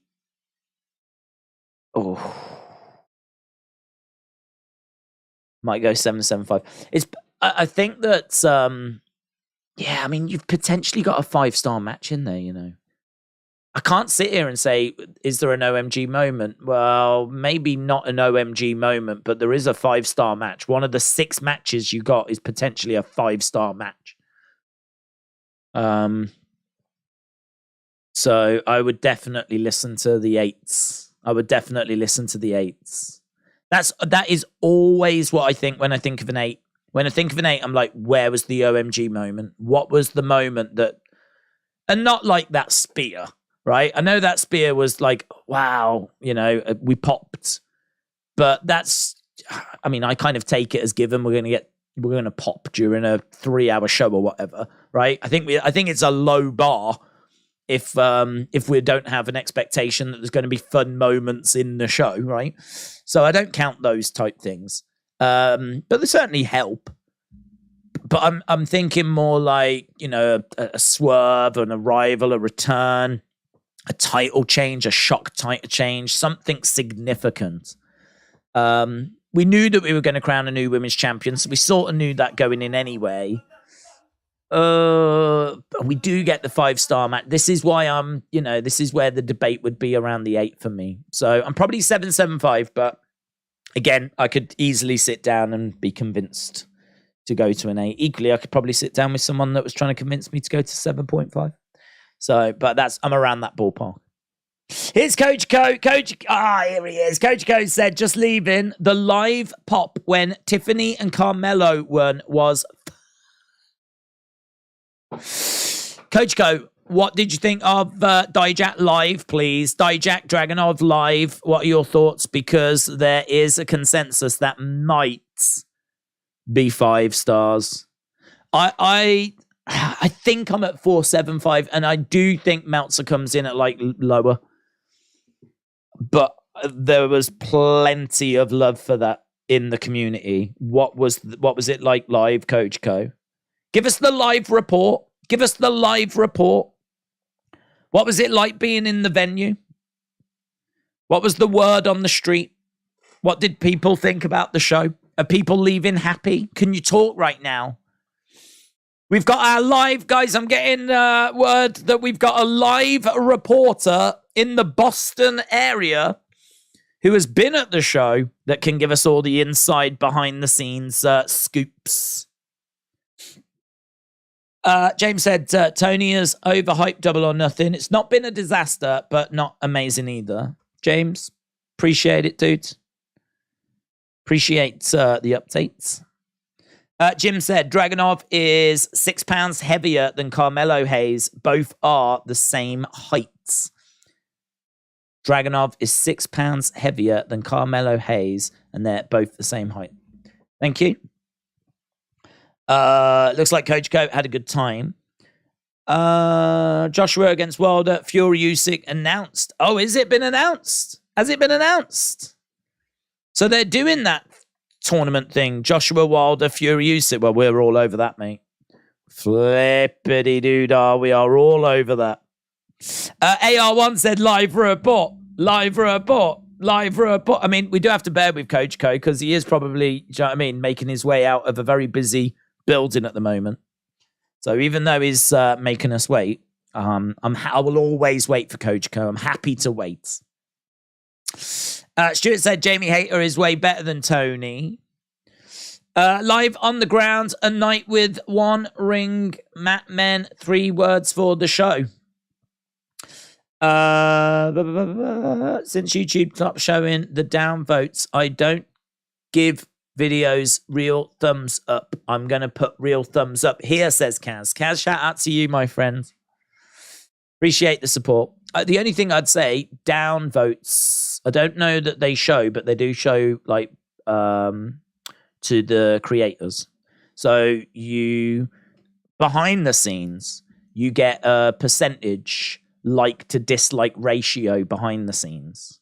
So if you do dislike videos, it will still show the creators if they look for it. I mean, like on the video page, it's got all your videos and then it's got your percentage like to dislike ratio. And most are normally around like 96. You're always going to get people dislike. So most are around like 96, 95%. But if there was something that you really didn't enjoy, you can dislike it and it will show the creator. So Coach Co's left us hanging, hasn't he? Coach Co's left, look at this. We've had 246 votes whilst we're just waiting to see if Coach Co will jump in. We'll stick around for 7 minutes. Makes sense, doesn't it? 7 minutes, we are at the hour mark, so we'll wrap it up in 7 minutes time. So scores at the moment then, 5-7-5 or below 6%, 6-6-7-5, 6%, 7-7-7-5, 31%, 8-10, 57%. So seems like the majority of people enjoyed the show. So 88% of people scored this 7 or above. 88% of people scored it 7 or above. Wasn't it something mental last night with like 90% scored it 8 or above? I seem to remember last night's score being pretty crazy. But there are extensions on Chrome that can show dislikes. Oh, is there? Is there really? There's a Chrome extension that can bring back and show dislikes. I never knew that. Have you heard the rumors about Ilja? No, what's the rumors? Jaden, what's going on? It's your boy Mason said, who do you think will win out of Joshua Wilder, Usyk, Fury? Good question. So I think that Wilder beats Joshua. I think Fury Usyk's really interesting, isn't it? Because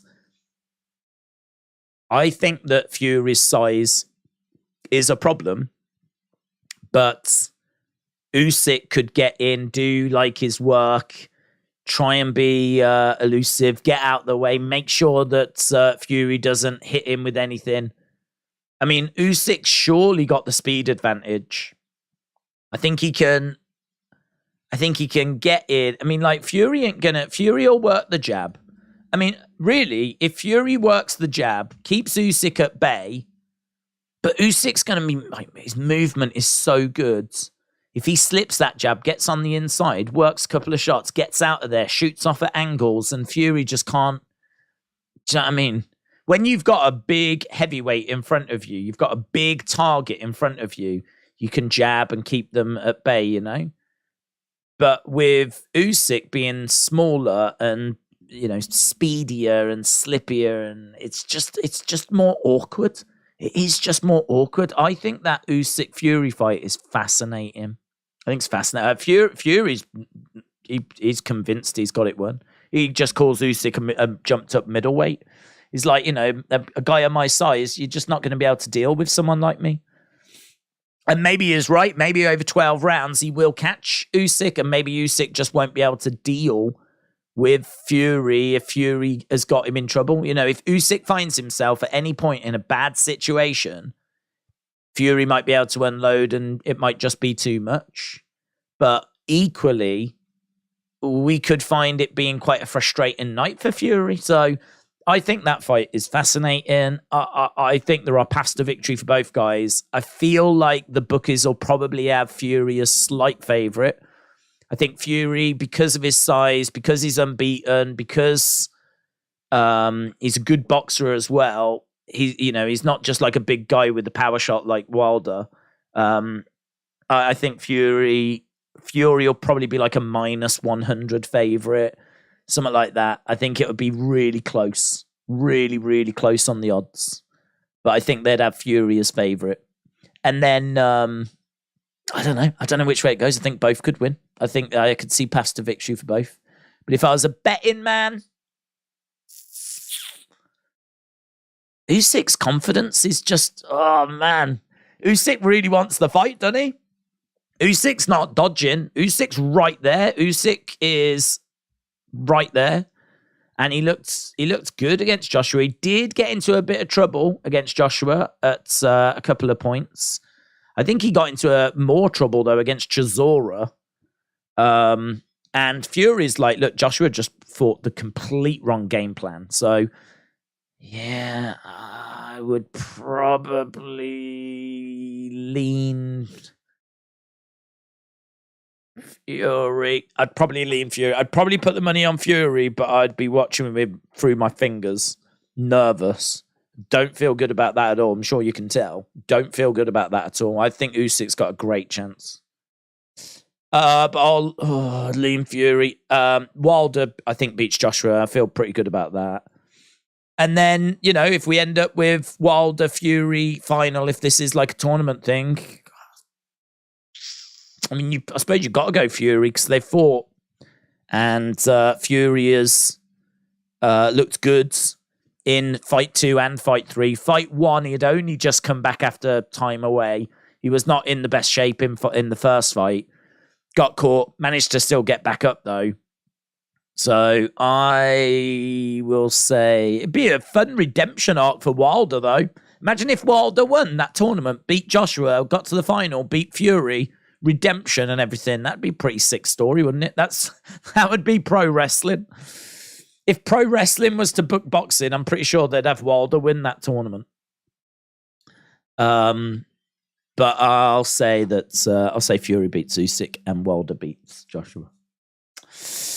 Right. Oh, here we go. Coach said, sorry, here you go. People I spoke with said Ilja Dragunov Dijak was the match of the night, whilst others said Creed's Gallus was the low point of the evening, says Coach Co.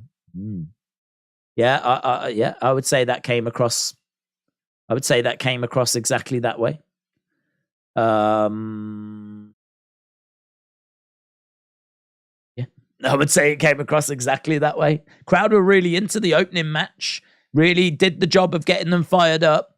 Ilja and I think the Heritage match started slow, but the end was great, and that new faction as well is really interesting.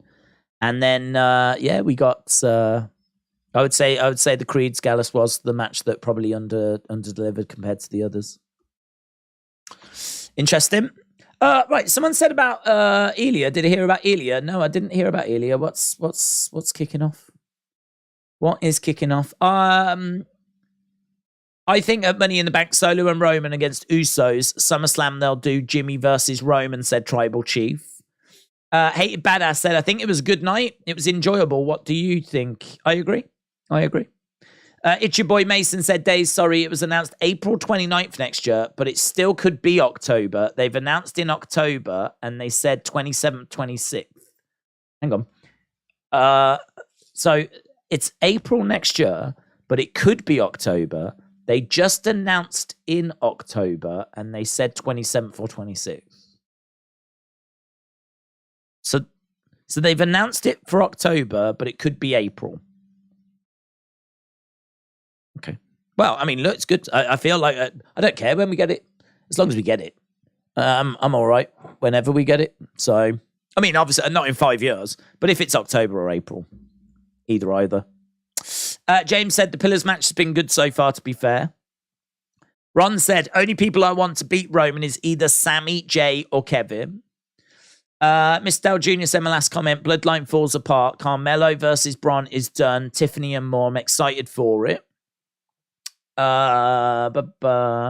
Major lag right now, said Tim. Looks good this end, but looks good this end. I like the new chef. Do you believe in aliens? Yes. I don't think they've ever visited us, but I do believe in them. I watched a video, actually. I watched this video that was, it was a TikTok that spoke about how big the universe is. And I don't know if it was correct in its information, and you may have seen it, but it shows you the Earth, right, as a little dot, as a dot. And then next to it is Jupiter, and it shows you how much bigger Jupiter is than the Earth. And then next to Jupiter is the sun, and it shows you how much bigger the sun is to Jupiter and to the Earth.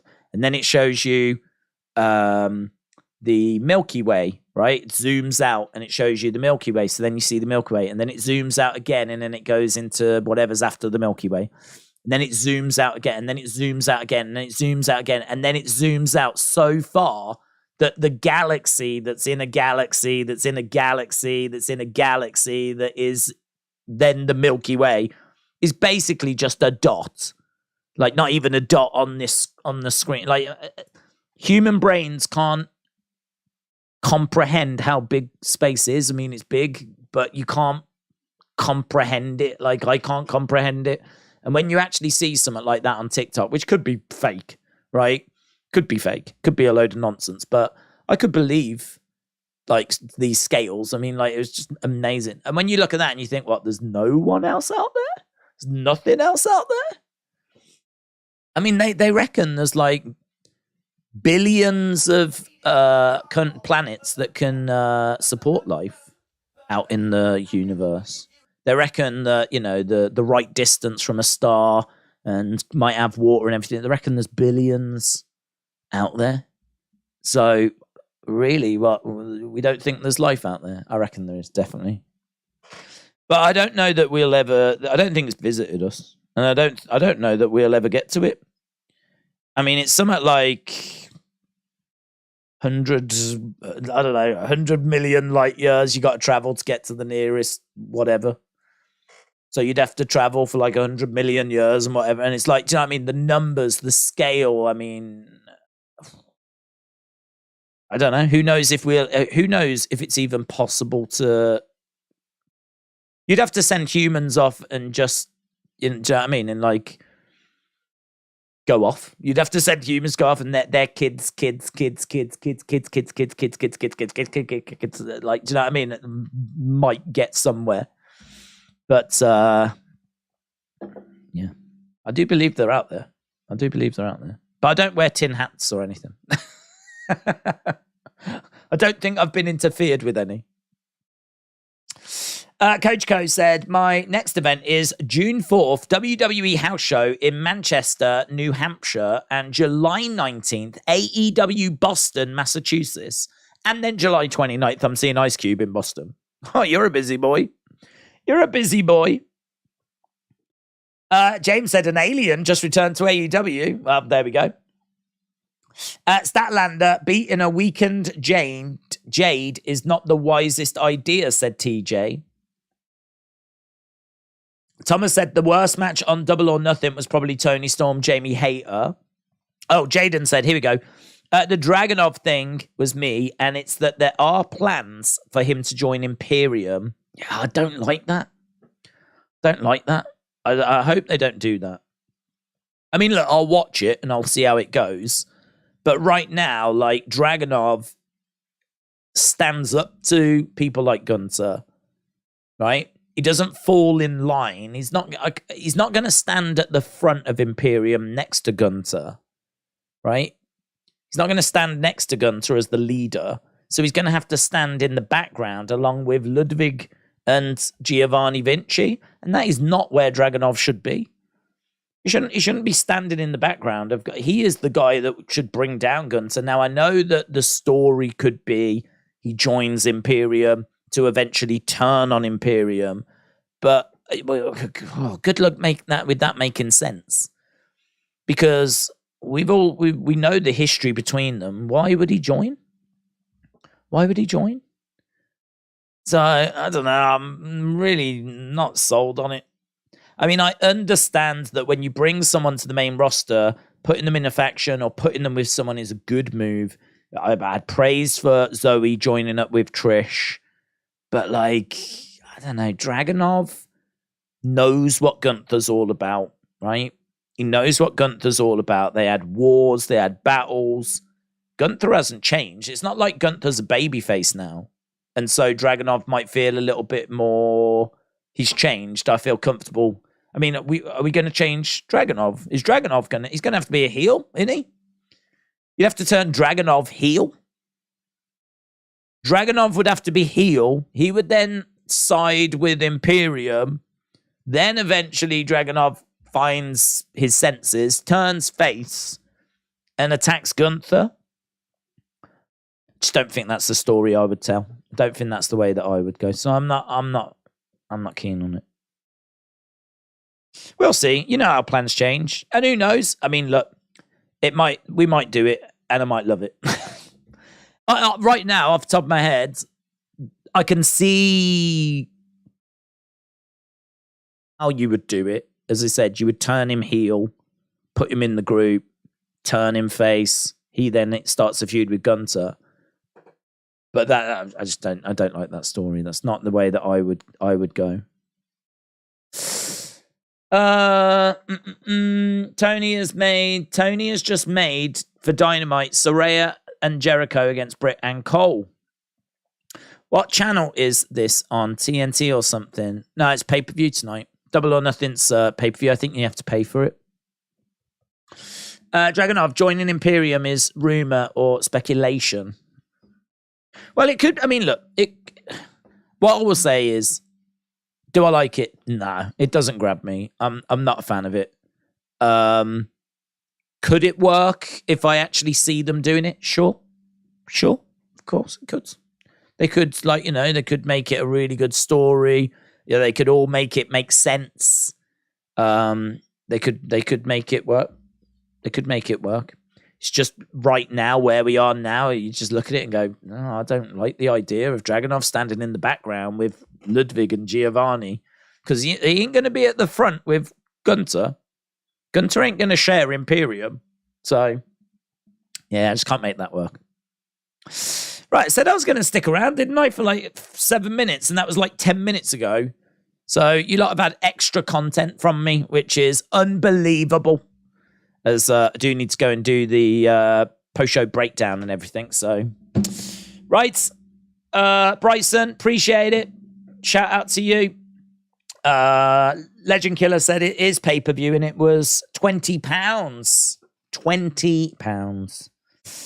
Well, there we go. Right, appreciate the support, guys. Don't forget, it's Sunday. This is mental.